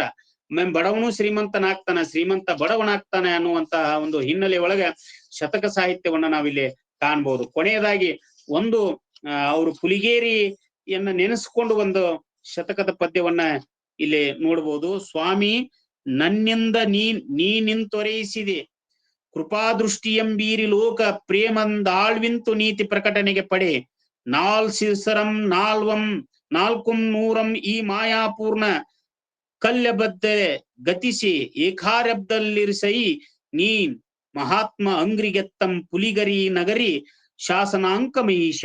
ಕೊನೆಗೆ ತಮ್ಮ ಪದ್ಯದೊಳಗವರು ಒಂದ್ ಕಡೆ ಈ ಪುಲಿಗೇರಿ ನಗರಿ ಅನ್ನುವಂಥದ್ದನ್ನ ಬಳಸ್ಕೊಂಡ, ಅಂದ್ರೆ ಪುಲಿಗೇರಿ ನಗರಿ ವಾಸನಾಗಿರ್ತಕ್ಕಂಥ ಸೋಮೇಶ್ವರನೇ ನನ್ನಲ್ಲಿ ಕೃಪೆ ಮಾಡಿ ಲೋಕ ಉಪಕಾರಾರ್ಥವಾಗಿ ನನ್ನಿಂದ ನೀತಿಗಳನ್ನ ಹೇಳಿಸಿದ. ಹೆಂಗ ಕುಮಾರವ್ಯಾಸ ಹೇಳ್ತಾನಲ್ಲ, ನಾನು ಬರೇ ಬರದೆ ಲಿಪಿಕಾರ ವೀರನಾರಾಯಣ, ನಾನು ಹಂಗೆ ಸುಮ್ನೆ ಹೆಂಗ ಕವಿ ಹಂಗ ಅಂತ ಹೇಳಿದ್ನಲ್ಲ, ಹಂಗ ನೀತಿ ವಚನಗಳನ್ನ ಹೇಳಿಸಿದೆ. ಕಲಿಯುಗದಲ್ಲಿ 4400 ವರ್ಷಗಳ ಕಳೆದ ಮೇಲೆ ಬಂದ ವಿಕಾರನಾಮ ಸಂವತ್ಸರಲ್ಲಿ ಶತಕವನ್ನ ಮಹತ್ತಾದ ನಿನ್ನ ಪಾದಗಳಿಗೆ ನಾನು ಅರ್ಪಿಸುತ್ತೇನೆ. ಕೊನೆಯದಾಗಿ ಬರ್ತಕ್ಕಂಥ ಈ ಪದ್ಯದೊಳಗ ಅದನ್ನ ಅರ್ಪಣಾ ಮನೋಭಾವದೊಳಗೆ ಹೇಳ್ತಕ್ಕಂಥದ್ದನ್ನ ನಾವು ಕಾಣಬಹುದು. ಹೀಗೆ ಉನ್ನತ ವಸ್ತುವಿನ ಬಗ್ಗೆ ಇರಬಹುದು, ಬೇರೆ ಬೇರೆ ಧನ ಪ್ರಶಂಸೆ, ರಾಜನೀತಿ, ಶಕುನ, ಸ್ವಪ್ನ, ಪರಸೇವೆ, ನಿಷ್ಕೃಷತೆ, ವಿಧಿಮಹಿಮೆ, ಹೀಗೆ ಪ್ರತಿಯೊಂದನ್ನು ಸಹಿತ ಎಳೆ ಎಳೆಯಾಗಿ ಹೇಳ್ತಕ್ಕಂಥ ಕೆಲಸವನ್ನ ಇಲ್ಲಿ ಸೋಮೇಶ್ವರ ಶತಕದೊಳಗೆ ನಾವು ಕಾಣಬಹುದು ಅನ್ನುವಂಥದ್ದು. ಆ ಹಿನ್ನೆಲೆ ಒಳಗೆ ಹುಲಿಗೇರಿ ಇಡೀ ಸಾಹಿತ್ಯವನ್ನ ತೆಗೆದುಕೊಂಡಾಗ ಹುಲಿಗೇರಿ ನನಗೊಂದು ಸಂಶಯ ಬಂತು. ಪುಲಿಗೇರಿ ಸಾಹಿತ್ಯದ ಪರಿಸರ ಅಂದಾಗ ಪುಲಿಗೇರಿ ಅಂದಾಗ 300 ಹಳ್ಳಿಗಳನ್ನು ಒಳಗೊಂಡಂತದ್ ನಾ ಹೇಳಿದ್ನಲ್ಲಿ ಸಿಗ್ಗಾವ ಅದನ್ನ ತಗೋಲೋ ಏನ್ ಬರೀ ಪುಲಿಗೇರಿಯನ್ನ ತಗೋಲಿ ಅಂತ ನೋಡ್ಕೊಂಡಾಗ ಸುಮ್ನೆ ಪುಲಿಗೇರಿ ತಗೊಳೋದು ಬಹಳ ಉತ್ತಮ. ಯಾಕಂದ್ರೆ ಅಲ್ಲೇ ಇಬ್ರು ದೊಡ್ಡ ಕವಿಗಳಾಗಿ ಹೋಗಿದ್ದಾರೆ. ಒಂದು ಸೋಮೇಶ್ವರ ಅಂತ ಶತಕ ಬರೆದಿದ್ದಾರೆ, ಒಂದು ಆದಯ್ಯ ಅಂತ, ಮತ್ ಇನ್ನುಳಿದ ಕವಿಗಳನ್ನ ತೆಗೆದುಕೊಂಡಾಗ ಇದು ಈ ಒಂದು ದತ್ತಿ ನಿಧಿಗೆ ಸಾಕಾಗ್ತದ ಅನ್ನುವಂತ ಹಿನ್ನೆಲೆ ಒಳಗೆ ನಾನು ಅನ್ಕೊಂಡು ಆ ಒಂದು ಲಕ್ಷ್ಮೇಶ್ವರ ಪರಿಸರದೊಳಗಿರ್ತಕ್ಕಂಥ ಈ ಶರಣ ಮತ್ತು ಕವಿಗಳ ಕುರಿತು ನಾನು ಇಲ್ಲಿ ಹೇಳಲಿಕ್ಕೆ ಅಣಿಯಾಗಿದ್ದೆ. ಇಡೀ ಪರಿಸರವನ್ನು ತೆಗೆದುಕೊಂಡಾಗ ಮತ್ತ ಆ ಪುಲಿಗೇರಿ ಪರಿಸರ ತಗೊಂಡ ಮತ್ ಬಹಳ ಬೆಳೀತದ, ಅದು ಸಾಹಿತ್ಯ ದೊಡ್ಡದದ. ಅಲ್ಲಿ ನಾನ್ ನೋಡ್ಕೊಂತ ಹೋದೆ, ಯಾಕಂದ್ರೆ ನನಗೆ ಬಹಳ ಹಿಂದನ ಈ ವಿಷಯ ಕೊಟ್ಟಿದ್ರಿ. ಅದನ್ನ ನೋಡ್ಕೊಂತ ಬಂದಾಗ ಅದು ನನ್ನ ಕೈಗೆ ನಿಲುಕಲಾದಂತ ಸಾಹಿತ್ಯದ ಆಗ್ಬಿಡುತ್ತೆ. ಯಾಕಂದ್ರೆ ಅಲ್ಲಿ ಸವಣೂರು ಅಂತ ಬರ್ತದ. ಸವಣೂರು ಪುಲಿಗೇರಿ 300 ಒಳಗೆ ಬರ್ತಕ್ಕಂಥದ್ದಾಗಿರುವುದರಿಂದ ಅಲ್ಲಿ ಅಂದ್ರೆ ದೊಡ್ಡ ದೊಡ್ಡ ಅಲ್ಲಿ ಕವಿಗಳಾಗಿ ಹೋಗಿರ್ತಕ್ಕಂಥದ್ದು ಎಲ್ಲಿ ಮಟ್ಟ ತಂದು ನಿಲ್ಲಿಸ್ಬೇಕು ಅನ್ನುವಂತ ಗೊಂದಲಗಳು ಸಹಿತ ನನಗೆ ಅಲ್ಲಿ ಆದು ಅನ್ನುವಂಥದ್ದು. ಆಮೇಲೆ ಆ ಹಿನ್ನೆಲೆ ಒಳಗೆ ಒಂದು ಈರು ಅಂದ್ರೆ 12ನೇ ಶತಮಾನ ಅಥವಾ 8ನೇ ಶತಮಾನದ ಕವಿಗಳನ್ನ ಇಟ್ಕೊಂಡು ಇದನ್ನ ಹೇಳಿದ್ರೆ ಬಹಳ ಉಪಯುಕ್ತ ಆಗ್ತದ ಅನ್ನುವಂತ ಹಿನ್ನೆಲೆ ಒಳಗೆ ನನಗೆ ತಿಳಿದಷ್ಟು ನಾನು ಅರ್ಥ ಮಾಡ್ಕೊಂಡಿರ್ತಕ್ಕಂಥದ್ದು, ನಾನು ಎಷ್ಟು ಅಧ್ಯಯನ ಮಾಡಿದ್ದೀನಿ ಆ ಅಧ್ಯಯನದ ಮುಖಾಂತರ ಈ ಪುಲಿಗೇರಿ ಸಾಹಿತ್ಯದ ಪರಿಸರ ಕುರಿತು ಒಂದಿಷ್ಟು ವಿಚಾರಧಾರೆಗಳನ್ನ ಇಲ್ಲಿ ಹಂಚ್ಕೊಳ್ಳಿಕ್ಕೆ ನಾನು ಹೇಳಿನಿ ಅಂತಲ್ಲ, ಹಂಚಿಕೊಂಡಿದ್ದೇನೆ ಅನ್ನುವಂಥದ್ದು. ಇದಕ್ಕಿಂತ ಹೆಚ್ಚಿನ ಸಾಹಿತ್ಯ ಹಿರಿಯರು ಶರಣರಿಗೆ ಅದು ಗೊತ್ತಿರಬಹುದು ಅಂತ ನಾನು ಅನ್ಕೊಂಡಿದ್ದೀನಿ. ಆ ಹಿನ್ನೆಲೆ ಒಳಗೆ ನಾನು ಅರ್ಥ ಮಾಡ್ಕೊಂಡಿರ್ತಕ್ಕಂಥ ಮತ್ತು ನನ್ನ ಕ್ಷೇತ್ರ ಕಾರ್ಯ ಅದೇ ಆಗಿರೋದ್ರಿಂದ, ಬೆಳವಲ 300 ಮತ್ತು ಪುಲಿಗೇರಿ 300ದ ಒಂದು ಕ್ಷೇತ್ರ ಕಾರ್ಯ ಆಗಿರುವುದರಿಂದ ಒಂದಿಷ್ಟು ವಿಷಯಗಳನ್ನ ಇಲ್ಲಿ ಹೇಳಲಿಕ್ಕೆ ನನಗೆ ಅನುವು ಮಾಡಿಕೊಟ್ಟಂತಹ ಈ ಅಕ್ಕನ ಅರಿವು ಎಲ್ಲಾ ಬಳಗಕ್ಕೂ, ವಚನ ಅಧ್ಯಯನದ ವೇದಿಕೆಗೂ, ಬಸವಾದಿ ಶರಣರ ಚಿಂತನ ಕೂಟಕ್ಕೂ ಎಲ್ಲೋ ಒಂದ್ ಕಡೆ ಈ ಒಂದು ವಿಶೇಷವಾಗಿ ನಮ್ಮನ್ನೆಲ್ಲ ಯುವಕರಾಗಿರ್ತಕ್ಕಂಥ ನಮ್ಮನ್ನ ಬಡದೆಪ್ಪಿಸ್ತಕ್ಕಂಥ ಕೆಲಸವನ್ನ ಈ ಅಕ್ಕನ ಅರಿವು ತಂಡ ಮಾಡ್ತಾ ಇದೆ ಏನೋ ಅಂತ. ಎಲ್ಲೋ ಇವು ಇಲ್ಲ ಅಂದ್ರೆ ನಾವು ಎಲ್ಲೋ ಒಂದ್ ಕಡೆ ಜಡ ಆಗ್ಬಿಡ್ತೀವೇನೋ ಅಂತ ಅನಿಸ್ತದ. ಇವನ್ ಕೊಟ್ಟಾಗ ನಾವು ಆಕ್ಟಿವ್ ಆಗ್ತೀವಿ, ಹಲವಾರು ವಚನಗಳನ್ನ ತಿಳ್ಕೊಂತೀವಿ, ಹಲವಾರು ವಿಚಾರಧಾರೆಗಳನ್ನ ತಿಳ್ಕೊಂತೀವಿ. ಆ ಹಿನ್ನೆಲೆ ಒಳಗ ನಮ್ದು ಸಹಿತ ಅಧ್ಯಯನ ಅದು ಮುಂದುವರಿತದ. ಆ ಒಂದು ಕಾಯಕದೆಡೆಗೆ ನಮ್ಮನ್ನ ಎಳ್ಕೊಂಡು ಹೋಗುವಂತ ಕೆಲಸವನ್ನ ಈ ಅಕ್ಕನ ಅರಿವು ಬಸವಾದಿ ಶರಣರ ಚಿಂತನ ಕೂಟ ವಚನ ಅಧ್ಯಯನ ವೇದಿಕೆ ಮಾಡ್ತಾ ಇರೋದು ನಿಜಕ್ಕೂ ಸಹಿತ ಪ್ರಶಂಸನೀಯ. ಆ ಎಲ್ಲಾ ಬಳಗಕ್ಕೂ, ಎಲ್ಲಾ ಶರಣ ತಂದೆ ತಾಯಿಗಳಿಗೂ, ಇದರ ಮುಂದಾಳತ್ವ ವಹಿಸಿದಿರ್ತಕ್ಕಂಥ ಡಾಕ್ಟರ್ ಶಶಿಕಾಂತ್ ಪಟ್ಟಣ ಗುರುಗಳಿಗೆ ವಿಶೇಷವಾಗಿ ಅವರಿಗೆ ತುಂಬ ಹೃದಯದ ಶರಣಾರ್ಥಿಗಳನ್ನ ಅರ್ಪಿಸ್ತಾ, ಎಲ್ಲಿದ್ದಂತ ಎಲ್ಲಾ ಶರಣ ತಂದೆ ತಾಯಿಗಳಿಗೂ ಸಹಿತ ನನ್ನ ಹೃತ್ಪೂರ್ವಕವಾದಂತ ಶರಣಾರ್ಥಿಗಳು. ಸರ್, ಅತ್ಯಂತ ಸ್ಫುಟವಾಗಿ ಸವಿಸ್ತಾರವಾಗಿ ಪುಲಿಗೇರಿಯ ಸಾಹಿತ್ಯ ಪರಿಸರ ಕುರಿತು ವಿವರಿಸಿದ್ದೀರಿ. ನನಗೆ ಪುಲಿಗೇರಿಯ ಸಾಹಿತ್ಯ ಪರಿಸರ ಅಂತ ಕೇಳಿದ ಕೂಡ್ಲೆ ನನ್ಗೊಂದು ಕುತೂಹಲ ಮತ್ತು ಹೆಮ್ಮೆ ಇತ್ತು. ಯಾಕಂತಂದ್ರೆ ಅದು ನಮ್ಮೂರು, ನಮ್ಮ ಮನೆಯವರ ಊರು. ಪುಲಿಗೇರಿಯ ಐತಿಹಾಸಿಕ ಸ್ಥಳ, ಶರಣ ಆದಯನ ಸ್ಥಳ, ಮತ್ತ ಸೋಮನಾಥ ಇದ್ದಂತಹ ಸ್ಥಳ, ಮತ್ತ ಆ ಕತೆ ಅದಿಷ್ಟು ಗೊತ್ತಿತ್ತು. ಆದ್ರ ಪುಲಿಗೆರೆ 300, ಬೆಳವಲ 300 ಈ ಎಲ್ಲಾ ವಿಚಾರಗಳನ್ನ ತಮ್ಮಿಂದ ಇವತ್ತು ತಿಳಿದುಕೊಂಡಂತಾಯ್ತು. ತಮಗೆ ಅನಂತ ಅನಂತ ಧನ್ಯವಾದಗಳು ಸರ್, ವೇದಿಕೆಯ ಪರವಾಗಿ.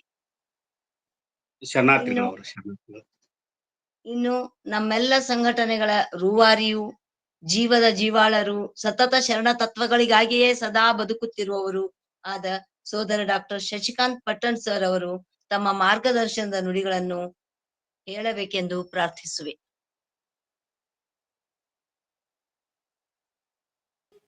ಮೇಡಮ್ ಅವ್ರ ಲೆಫ್ಟ್ ಅಂತ ಬಂತ್ರಿ.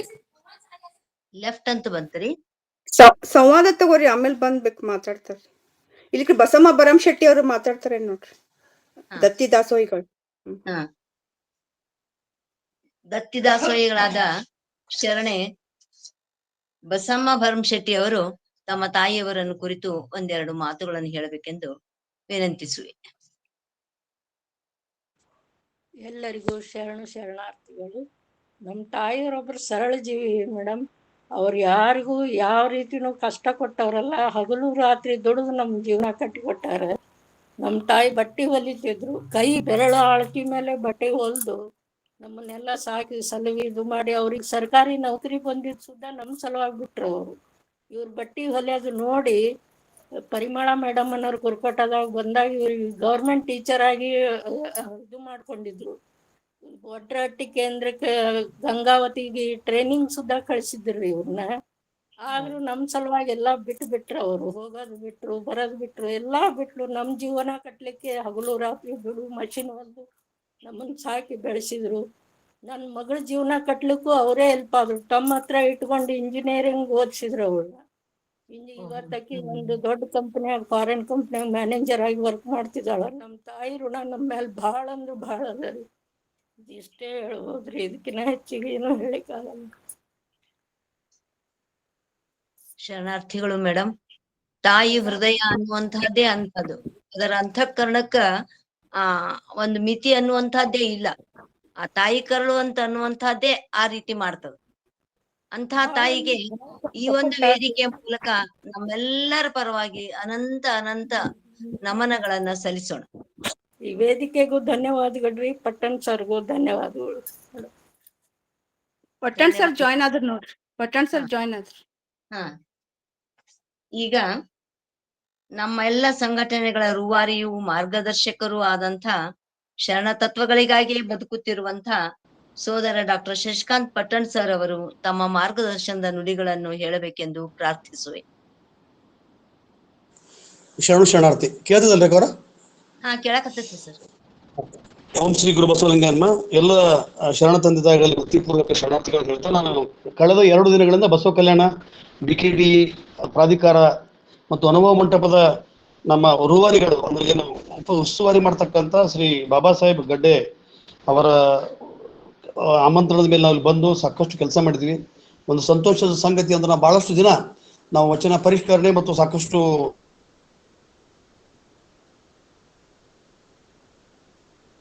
ವಿಚಾರ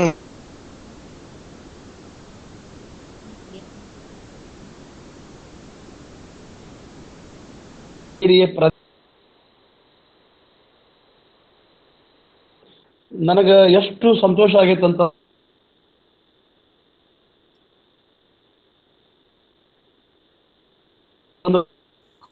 ಆ ಪುಡುಗಿರ ಸೋಮನಾಥ ಮತ್ತು ಆದಾಯನ ವಚನಗಳನ್ನ ಕಾನ್ಸಂಟ್ರೇಟ್ ಮಾಡ್ತೀನಿ. ಈಗ ಕೇಳಿದ್ರಿ? ಈಗ ಕೇಳಿದ್ರಿ? ಹಲೋ, ಮಾತಾಡ್ರಿ. ಕೇಳಿದ್ರಿ ಈಗ? ಅದಕ್ಕೆ ಆ ಒಳ್ಳೆಯ ವಿಚಾರಗಳನ್ನ ಅವರು ಮಾಡಿದ್ದಾರೆ. ಅವರಿಗೆ ಅನಂತ ಧನ್ಯವಾದಗಳನ್ನ ಸಂದರ್ಭವಾಗಿ ಹೇಳ್ತಾ, ನಾವು ಖಂಡಿತ ಮುಂಬರುವ ದಿನದೊಳಗೆ ನಮ್ಮ ಅಕ್ಕನ ಅರಿವು ಮತ್ತು ವಚನ ಅಧ್ಯಯನ ವೇದಿಕೆ ಕನಸುಗಳೆಲ್ಲ ನೆಲೆಸಾಗತಕ್ಕಂಥದ್ದು. ವಚನ ಪರಿಷ್ಕರಣೆ ಇರ್ಬೋದು, ಪಾತ್ರಗಳಿರ್ಬೋದು, ನಾವು ಮಾಡ್ತಕ್ಕಂಥ TV ಸೀರಿಯಲ್ಗಳಿಗೆ ಇಲ್ಲಿ ಒಂದು ಒಳ್ಳೆಯ ವೇದಿಕೆಗಳು ಸಿಕ್ಕಿದೆ. ನಾವೆಲ್ಲರೂ ಕೂಡ ಇದರೊಳಗೆ ಎಷ್ಟಿದ್ರೆ ಎಲ್ಲರೂ ಕೂಡ ಸಕ್ರಿಯವಾಗಿ ಇದ್ರ ಪಾಲ್ಗೊಳ್ಬಹುದು ಅಂತ ಹೇಳ್ತಾ, ಮತ್ತು ನಾನು ಸಜ್ಜನ್ ಸೆಂಟರ್ಗೆ ನನಗೆ ಎಷ್ಟು ಧನ್ಯವಾದಗಳು ಹೇಳ್ಬೇಕಂತಕ್ಕಂಥ ಗೊತ್ತಿಲ್ಲ. ಒಬ್ಬ ಒಳ್ಳೆಯ ಒಂದು ಸ್ಪ್ಲೆಂಡೆಡ್ ಆರೇಟರ್ ಅಂತಕ್ಕಂಥವ್ರು, ಬಹಳ ಅರ್ಥಪೂರ್ಣವಾಗಿ ವೈಚಾರಿಕವಾಗಿ ಇರ್ತಕ್ಕಂಥವ್ರು. ಅವ್ರು ನಮ್ಗೆ ಈಗ ಮಾರ್ಗದರ್ಶಕರು ಅಂತಕ್ಕಂಥದ್ದು ಅಂದ್ರೆ ಸಂಶಯ ಇಲ್ಲ. ಒಳ್ಳೆ ಕೆಲಸ ಮಾಡ್ತಾ ಇದ್ದಾರೆ. ಎಲ್ಲರಿಗೂ ಭಕ್ತಿಪೂರ್ವಕ ಶರಣಾರ್ಥಿಗಳನ್ನು ಹೇಳಿ ನನ್ನ ಮಾತಿಗೆ ವಿರಾಮ ಹೇಳ್ತೇನೆ. ಶರಣಾರ್ಥಿ. ಧನ್ಯವಾದಗಳು ಸರ್. ನಮ್ಮ ಸಂಸ್ಥೆಗಳ ಒಂದು ಉದ್ದೇಶವಾದಂತಹ ಶರಣರ ಜೀವನ ಚರಿತ್ರೆ ಮತ್ತು ಆ ವಚನಗಳ ಪರಿಷ್ಕರಣೆ ಕುರಿತು ತಾವು ನಡೆಸುತ್ತಿರುವಂತಹ ಕಾರ್ಯ ಅತ್ಯಂತ ಶ್ಲಾಘನೀಯವಾದದ್ದು. ಈ ಕಾರ್ಯ ಬಸವನ ಕೃಪೆಯಿಂದ ಹಾಗೆ ಮುಂದುವರಿಲಿ ಅಂತ ಆಶಿಸುತ್ತಾ ತಮಗೆ ಅನಂತ ಧನ್ಯವಾದಗಳನ್ನು ಸಲ್ಲಿಸ್ತೀನಿ. ಇನ್ನು ಈ ವಿಷಯ ಕುರಿತು ಈ ಸಂವಾದದಲ್ಲಿ ಚರ್ಚೆಯಲ್ಲಿ ಭಾಗವಹಿಸಲು ಇಚ್ಛಿಸುವವರು ಹ್ಯಾಂಡ್ ರೇಸ್ ಮಾಡಿ ಪಾಲ್ಗೊಳ್ಳಬಹುದೆಂದು ಕೇಳಿಕೊಳ್ಳುವೆ. ಶರಣಮ್ಮ ಗೊರೆಬಾಳ್ ಮೇಡಮ್ ಅವರು ಮಾತಾಡ್ಬಹುದು. ಎಲ್ಲರಿಗೂ ಶರಣಾರ್ಥಿ. ಇದುವರೆಗೆ ಸಜ್ಜನ್ ಶೆಟ್ಟರ್ ಅವರು ಬಹಳ ಸುಂದರವಾಗಿ ಅಧ್ಯಯನ ಪೂರ್ಣವಾದಂತ ಒಂದು ಉಪನ್ಯಾಸವನ್ನ ನೀಡಿದ್ರು. ನಮಗೂ ಕೂಡ ಇವರು ಆದಯ್ಯನವರ ಮತ್ತು ಪುಲಿಗೆರೆಯ ಸೋಮನಾಥನ ಒಂದು ಬದುಕು, ಅವ್ರ ಜೀವನ ಚರಿತ್ರೆ, ಅನೇಕ ವಚನಗಳ ಒಂದು ಅರ್ಥ ವಿವರಣೆಯನ್ನು ಕೇಳಿ ಬಹಳ ಸಂತೋಷ ಆಯ್ತು. ಪುಲಿಗೇರಿ ಅಂದ್ರೆ ಈಗಿನ ಲಕ್ಷ್ಮೇಶ್ವರ ಏನಿದೆಯಲ್ಲ, ಆ ಲಕ್ಷ್ಮೇಶ್ವರ ನಾವು ನೋಡಿರುವುದರಿಂದ ಅದರ ವಿಚಾರವಾಗಿ ಉಪನ್ಯಾಸ ಕೇಳಿದು ಬಹಳ ಸಂತೋಷ ಅನಿಸ್ತು. ಮತ್ತ ಪುಲಿಗೆರೆಯ ಸೋಮನಾಥನ 103 ಇದು ಕವನಗಳು ಇದು ಇರುವಂತ ನುಡಿಗಳಿರುವಂತ ಒಂದು ಸೋಮೇಶ್ವರ ಶತಕ. ಅಂದ್ರೆ ಶತಕ ಅಂದ್ರ 100, ಆದ್ರೆ ಆಕ್ಚುಲಿ ಅದ್ರೊಳಗೆ 103 ವೃತ್ತಗಳು ಇದ್ದಾವ. ಬಹಳಷ್ಟು ನಾಣ್ಣುಡಿಗಳಿರ್ಬೋದು, ಗಾದೆ ಇರಬಹುದು. ನಾವು ದಿನನಿತ್ಯ ಮಾತಾಡುವ ಹಲವಾರು ಶಬ್ದಗಳನ್ನ, ಪದಗಳನ್ನ, ವಾಕ್ಯಗಳನ್ನ ಇಟ್ಕೊಂಡು ಸೋಮೇಶ್ವರ ಅವರು ಆ ವೃತ್ತಗಳನ್ನ ರಚನೆ ಮಾಡ್ಯಾರ. ನಮ್ PUCಗೂ ಕೂಡ 5-6 ವೃತ್ತಗಳನ್ನ ಹಚ್ಚಿರುವಾಗ ನಾವು ಹೇಳುವ ಬಹಳ ಸಂತೋಷ ಅನಿಸ್ತದ. ಅದ್ರೊಳಗ ಪಗೆಯಂ ಬಾಲಕನೆಂಬರೆ ಅನ್ನುವಂತ ಒಂದು ಇದನ್ನ ಸರ್ ಹೇಳಿದ್ರು. ಅಂದ್ರ ಆ ಒಂದು ಹಗೆಯೊಳಗ ಸಣ್ಣವರು ಅನ್ನೋಂಗಿಲ್ಲ. ಯಾಕಂದ್ರ ಚೇಳಿರ್ಬೋದು, ಹಾವಿರ್ಬೋದು, ಆಮೇಲೆ ಅಥವಾ ಈ ಬೇವಿನ ಚಿಗುರು ಇರ್ಬೋದು, ಯಾವ್ದು ಕೂಡ ಸಣ್ಣದು ಅಂತ ತಿಳ್ಕೊಂಡ್ ನಾವು ಅಲಕ್ಷ್ಯ ಮಾಡಬಾರ್ದು ಅನ್ನೋದಕ್ಕೆ ನಮಗೊಂದ್ ಹೈಸ್ಕೂಲ್ನಾಗ ಪಾಠ ಐತ್ರಿ. Spark neglected burns the house ಅಂತ ಹೇಳಿ. ಒಂದ್ ಸಣ್ಣ ಕಡ್ಡಿ ಪಟ್ಟಣದ ಸಣ್ಣ ಮಕ್ಕು ಕೂಡ ನಾವು ಅಲಕ್ಷ್ಯ ಮಾಡಿದ್ರೆ ಮನೆಯನ್ನೇ ಸುಡ್ತೈತಿ ಅನ್ನೋ ರೀತಿ ಒಳಗ ಸಣ್ಣದು ಅಂತ ಯಾವ್ದನ್ನು ಅಲಕ್ಷ್ಯ ಮಾಡಬಾರ್ದು ಅಂತ ಸೋಮೇಶ್ವರ ಅವ್ರು ಹೇಳಿದ್ದು ಬಹಳ ಸಂತೋಷ ಅನಿಸ್ತದ. ಆಮೇಲೆ ಬಲ್ಲವರಿಂದ ಕಲ್ತು ಶಾಸ್ತ್ರಗಳಿಂದ ನೋಡುತ್ತಮ್ ಅದು ಕೂಡ ಅಂದ್ರೆ ಸರ್ವಜ್ಞನೆಂಬುವನು ಗರ್ವದಿಂದ ಆದವನಲ್ಲ, ಸರ್ವರೊಳಗೊಂದು ನುಡಿಗಲ್ತು ವಿದ್ಯೆಯ ಪರ್ವತವೇ ಆದ ಸರ್ವಜ್ಞ ಅಂತ ಏನ್ ಹೇಳ್ತೀವಿ. ಮನುಷ್ಯ ನರ ಹೆಂಗ್ ಸರ್ವಜ್ಞ ಆಗ್ತಾನ, ಹಂಗ ನಾವು ಕೂಡ ಸರ್ವಜ್ಞರಾಗ್ಬೇಕಾದ್ರೆ, ನಮ್ಮ ಪ್ರತಿಭೆಯನ್ನು ಹೆಚ್ಚಿಸ್ಕೊಳ್ಬೇಕಾದ್ರೆ ಎಲ್ಲರಿಂದ ಸ್ವಲ್ಪ ಸ್ವಲ್ಪ ಕಲಿತು ನಾವು ಬುದ್ಧಿವಂತರಾಗ್ಬೇಕು ಅನ್ನುವಂಥದ್ದನ್ನ ಈ ಅನೇಕ ಒಂದು ಬದುಕಿನ ಅನುಭವಗಳನ್ನ ಅಲ್ಲಿ ಸೋಮೇಶ್ವರ ಅವರು ತಮ್ಮ ಅನುಭವದ ನುಡಿರ್ಬೋದು ಅಥವಾ ಸಮಾಜದ ಪರಿಸರದಲ್ಲಿ ಆಗುವಂತ ವಿಚಾರಗಳಿರ್ಬೋದು ಬಹಳ ಸುಂದರವಾಗಿ 103 ವೃತ್ತಗಳನ್ನ ಕಟ್ಟಿಕೊಟ್ಟಾರ. ಆ ಕುರಿತಾಗಿ ಸಜ್ಜನ್ ಶೆಟ್ಟರ್ ಅವರು ಬಹಳ ಚೆನ್ನಾಗಿ ಮಾತಾಡಿದ್ರು. ಅವರಿಗೆ ವಿಶೇಷವಾಗಿ ಧನ್ಯವಾದಗಳನ್ನ ಅರ್ಪಿಸಿ ಬಾಳ್ ಮಾತಾಡ್ಬೋದು ಬೇಡ, ಅವ್ರಿಗೆ ಧನ್ಯವಾದಗಳನ್ನ ಅರ್ಪಿಸಿ ನಾನು 2 ಮಾತನ್ನು ಮುಗಿಸ್ತೇನೆ. ಧನ್ಯವಾದಗಳು ಶರಣಮ್ಮ ಮೇಡಮ್. ವೃತ್ತಗಳ ಬಗ್ಗೆ ಸಣ್ಣದನ್ನು ಕೂಡ ನಿರ್ಲಕ್ಷಿಸಬಾರದು ಅನ್ನುವಂತ ಮಾತನ್ನ ಸುಂದರವಾಗಿ ವಿವರಿಸಿದಿರಿ. ಈಗ ಮತ್ತೆ ಯಾರು ಮಾತಾಡೋರು ಇದ್ರ ಮಾತಾಡಬಹುದು. ಎಸ್ ಅಂತ ಬರುತ್ತೆ, ಯಾರು? ಶಂಕರ್ ಕುಪ್ಪಸ್ ಸರ್ ಅವರು ಮಾತನಾಡಬಹುದು. ಈಗ ಸರ್ವರಿಗೂ ಶರಣಾರ್ಥಿಗಳು. ಸುಮಾರು 1.5 ತಾಸು ಡಾಕ್ಟರ್ ಸಜ್ಜನ್ ಶೆಟ್ಟರ್ ಅವರು ಪುಲಿಗೇರಿ ಒಂದು ವಾಸ್ತು ಚಿತ್ರಣವನ್ನ ನಮ್ಗೆಲ್ಲ ಕಟ್ಕೊಟ್ರು. ಪ್ರಾಯಶಃ ನಿನ್ನೆ ನಾನು ಎಲ್ಲರಿಗೂ ಫೋನ್ ಮಾಡ್ತಕ್ಕಂಥ ಸಂದರ್ಭದೊಳಗೆ ಆ ವಿಷಯ ಅಷ್ಟೇ ನೋಡಿದ್ದೆ ನಾನು. ಆದ್ರೆ ಸಜ್ಜನ್ ಶೆಟ್ಟರ್ ಹೇಳ್ತಾರ ಅನ್ನೋದು ಗೊತ್ತಿದ್ದಿಲ್ಲ. ಕಾರಣ ಏನಂದ್ರೆ ನನ್ನ ಕಾಲೇಜದ ಕೆಲಸದ ನಿಮಿತ್ತವಾಗಿ, ಅಂದ್ರೆ ನಾವು ಉದ್ಯೋಗ ಮೇಳ ಅನ್ಕೊಂಡಿದ್ದೀವಿ. ಸೊ ಆ ಗದ್ದಲದೊಳಗ ನಾನು ಯಾರು ಹೇಳ್ತಾರ ಏನು ಅನ್ನೋದು ಗೊತ್ತಿದ್ದಿದ್ರೆ ಡಾಕ್ಟರ್ ಸಜ್ಜನ್ ಶೆಟ್ಟರಿಗೆ ಫೋನ್ ಮಾಡಿದೆ ನಾನು. ಸರ್ ಹಿಂಗ್ರಿ ನಾ ಜಾಯ್ನ್ ಆಗಿರಿ ಸರ್, ನಾಳೆ ನಂದೈತಿ ಅಂತಂದ್ರು. ಆದ್ರೆ ನಾ ವಿಷಯ ನೋಡಿದಾಗ ಇದು ಎಲ್ಲಿ ಕೇಳೇ ಇಲ್ಲಲ್ಲ, ಇದು ಎಂತ ವಿಷಯ ಅಂತ ಅನ್ಕೊಂಡಿದ್ದೆ ನಾನು. ಆದ್ರೆ ಅದು ವಸ್ತುಸ್ಥಿತಿ ಗದಗ ಜಿಲ್ಲೆಯ ಲಕ್ಷ್ಮೇಶ್ವರ ಮತ್ತು ಆದಾಯರ ಕುರಿತಾಗಿ ಐತಿ ಅನ್ನೋದು ಬಹುಶಃ ಈ ಸಜ್ಜನ್ ಶೆಟ್ಟರ್ ಹೇಳಿಂದ ನನಗೆ ಸಂಪೂರ್ಣವಾದಂತ ಮಾಹಿತಿ ಸಿಕ್ತಿ. ಬಹುಶಃ ಆ ಒಂದು ಸಜ್ಜನ್ ಶೆಟ್ಟರ್ ಸುಮಾರು 1.5 ತಾಸು ಆ ಚಿತ್ರಣವನ್ನ ಬಹಳ ಅಚ್ಚುಕಟ್ಟಾಗಿ ಎಳೆಯಾಗಿ ಬಿಡಿಸಿ ಅದರ ಹಿನ್ನೆಲೆಯನ್ನ ನಮಗೆ ತಿಳಿಸಿದ್ದಕ್ಕಾಗಿ ಅವರಿಗೆ ಅನಂತ ಧನ್ಯವಾದಗಳನ್ನು ಅರ್ಪಿಸಿ ನಾನು ಒಂದು ಮಾತನ್ನು ಮುಗಿಸ್ತಾ ಇದ್ದೀನಿ. ಧನ್ಯವಾದಗಳು ಕುಪ್ಪಸ್ ಸರ್. ತಾವು ತಿಳಿಸಿದಂತೆ ಎಳೆಯಾಗಿ ಶರಣ ಆದಾಯ ಎನ್ನುವ ಸ್ಥೂಲ ಪರಿಚಯ ನನಗೂ ಇತ್ತು. ಆದ್ರ ಅದನ್ನು ವಿವರಣಾತ್ಮಕವಾಗಿ ವಚನಗಳ ಮೂಲಕ ಮನದಟ್ಟುವಂತೆ ಅವ್ರು ತಿಳಿಸಿಕೊಟ್ರು. ಅವರಿಗೂ ನಿಮಗೂ ಧನ್ಯವಾದಗಳು. ಈಗ ಮತ್ತೆ ಯಾರಾದ್ರೂ ಭಾಗವಹಿಸ್ತಿದ್ರ ಕೈ ಎತ್ತಿ.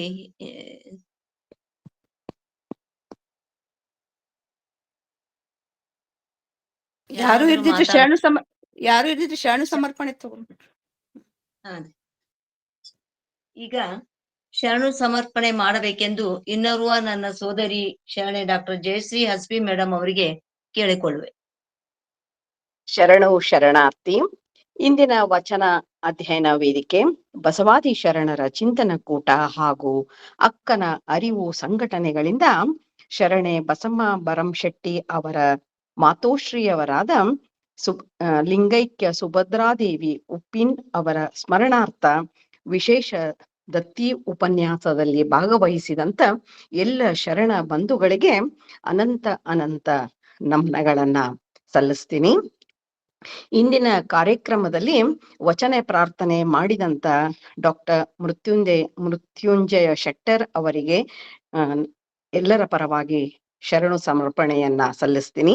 ಹಾಗೆಯೇ ಸ್ವಾಗತ ಪ್ರಸ್ತಾವನೆ ಮತ್ತು ಪರಿಚಯ ಮಾಡಿದಂತಹ ಡಾಕ್ಟರ್ ಸರಸ್ವತಿ ಪಾಟೀಲ್ ಮೇಡಮ್ ಅವರಿಗೂ ಅನಂತ ಧನ್ಯವಾದಗಳು. ಇಂದಿನ ವಿಶೇಷ ಉಪನ್ಯಾಸದಲ್ಲಿ ಉಪನ್ಯಾಸಕರಾದ ಡಾಕ್ಟರ್ ಸಿದ್ಧಲಿಂಗೇಶ್ ಸಜ್ಜನ್ ಶೆಟ್ಟರ್ ಅವರು ಪುಲಿಗೇರಿಯ ಸಾಹಿತ್ಯ ಪರಿಸರ ಕುರಿತಾದ ಅತ್ಯದ್ಭುತ ಉಪನ್ಯಾಸವನ್ನ ನೀಡಿದರು. ಅವರಿಗೆ ಎಲ್ಲರ ಪರವಾಗಿ ಅನಂತ ಧನ್ಯವಾದಗಳು ಸರ್. ಮತ್ತೆ ನಮ್ಮೆಲ್ಲರ ನೆಚ್ಚಿನ ಮಾರ್ಗದರ್ಶಕರಾದ ಡಾಕ್ಟರ್ ಶಶಿಕಾಂತ್ ಪಟ್ಟಣ್ ಸರ್ ಅವರಿಗೆ ಎಲ್ಲರ ಪರವಾಗಿ ಶರಣು ಸಮರ್ಪಣೆಯನ್ನ ಸಲ್ಲಿಸ್ತೀನಿ. ಹಾಗೆಯೇ ವಚನ ಮಂಗಳ ಮಾಡಲಿರುವ ಶರಣೆ ಜಯಶ್ರೀ ಆಲೂರ್ ಮೇಡಮ್ ಅವರಿಗೂ ಅನಂತ ಧನ್ಯವಾದಗಳು. ಅಚ್ಚುಕಟ್ಟಾಗಿ ಕಾರ್ಯಕ್ರಮ ನಿರ್ವಹಣೆ ಮಾಡಿದಂತ ಶರಣೆ ಪ್ರೇಮಾ ಅಣ್ಣಿಗೇರಿ ಮೇಡಮ್ ಅವರಿಗೂ ಅನಂತ ಧನ್ಯವಾದಗಳು. ಹಾಗೆಯೇ ತಾಂತ್ರಿಕ ಸಹಾಯ ಮಾಡಿದಂತ ನಮ್ಮೆಲ್ಲರ ನೆಚ್ಚಿನವರಾದ ಡಾಕ್ಟರ್ ದಾನಮ್ಮ ಜಳಕಿ ಅವರಿಗೂ ಎಲ್ಲರ ಪರವಾಗಿ ಅನಂತ ಧನ್ಯವಾದಗಳು. ಮತ್ತೆ ಸಂಯೋಜಕರಾದ ಶರಣೆ ಅನಿತಾ ಫಕೀರಪ್ಪ ಕಾರಾಜನಗಿ ಜತ್, ಶರಣ Ashok Doddamani Munirabad, doctor KS Mallesh, doctor Dakshayini ಮಂಡಿ, ಶರಣ RF ಬಿರಾದಾರ್, ಶರಣೆ ಸವಿತಾ ದೇಶ್ಮುಖ್, ಶರಣ ಆನಂದ್ ಕುಮಾರ್ ಪಾಟೀಲ್ ಅವರೆಲ್ಲರಿಗೂ ಅನಂತ ಧನ್ಯವಾದಗಳು. ಹಾಗೆಯೇ ಸಂಘಟಕರಾದ ಶರಣೆ ಪ್ರೊಫೆಸರ್ ಪಾಟೀಲ್ ಮೇಟಿ ಮೇಡಮ್ ಅವರಿಗೂ ಅನಂತ ಭಕ್ತಿಪೂರ್ವಕ ನಮನಗಳು. ಶರಣೆ ಗೌರಮ್ಮ ನಾಶಿ ಮೇಡಮ್ ಅವರಿಗೂ ಅನಂತ ಧನ್ಯವಾದಗಳು. ಹಾಗೆಯೇ ಶರಣೆ ಸುಧಾ ಪಾಟೀಲ್ ಮೇಡಮ್ ಅವರಿಗೂ ಅನಂತ ಧನ್ಯವಾದಗಳನ್ನ ಸಲ್ಲಿಸ್ತೀನಿ. ಅವಕಾಶಕ್ಕಾಗಿ ಎಲ್ಲರಿಗೂ ಅನಂತ ಭಕ್ತಿಪೂರ್ವಕ ಶರಣಾರ್ಥಿಗಳು. ಎಲ್ಲರಿಗೂ ಹೃದಯಂಗಮವಾಗಿ ಶರಣು ಸಮರ್ಪಣೆಗೈದ ಸೋದರಿ ಡಾಕ್ಟರ್ ಜಯಶ್ರೀ ಹಸ್ವಿ ಮೇಡಮ್ ಅವರಿಗೂ ವೇದಿಕೆಯ ಪರವಾಗಿ ಧನ್ಯವಾದಗಳು ಹಾಗೂ ಶರಣಾರ್ಥಿಗಳು. ಈಗ ವಚನ ಮಂಗಳವನ್ನು ನಮ್ಮ ಅಕ್ಕನ ಅರಿವಿನ ಹೆಮ್ಮೆಯ ವಚನ ಕೋಗಿಲೆ ಶರಣೆ ಜಯಶ್ರೀ ಆಲೂರ್ ಅವರು ಮಾಡಬೇಕೆಂದು ಕೇಳುವೆ. ಎಲ್ಲರಿಗೂ ಶರಣಾರ್ಥಿ. ಕೇಳಿಸ್ತಾ ಇದೆಯಲ್ಲ? ಕೇಳ್ತಾ ಇದ್ದೀನಿ. ಓಂ ಶ್ರೀ ಗುರು ಬಸವಲಿಂಗಾಯ ನಮಃ. ನಾನು ಇವತ್ತು ಒಂದು ಜೇಡರ ದಾಸಯ್ಯನವರ ಒಂದು ವಚನವನ್ನ ಹೇಳಲಿಕ್ಕೆ ಇಷ್ಟಪಡ್ತಾ ಇದ್ದೇನೆ.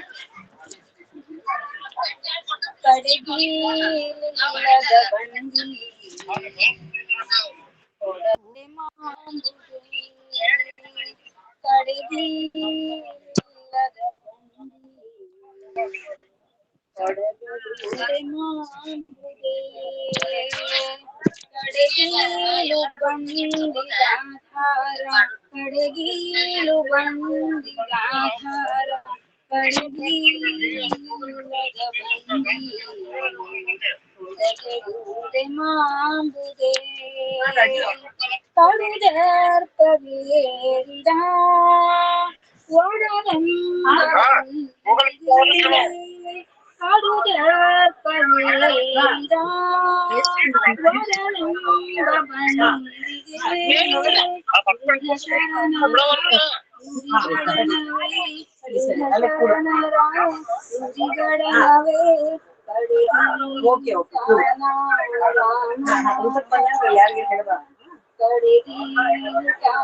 ಟಿಸಿ ಬಂದಾಗ ಕೇಳ್ರಿ. ಟಿಸಿ ಬಂದಾಗ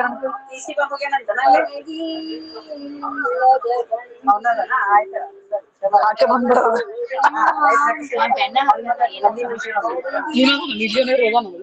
ಬೇರೆ ಬೇರೆ ಇರ್ತಾರ್ರಿ, ಬರಂಗಿಲ್ಲ. ಚಲೋ ಅಂತ ಹಲ್ಕೆ ಹಾಕಿಸ್ ಬಂದ್ಬಿಟ್ರೆ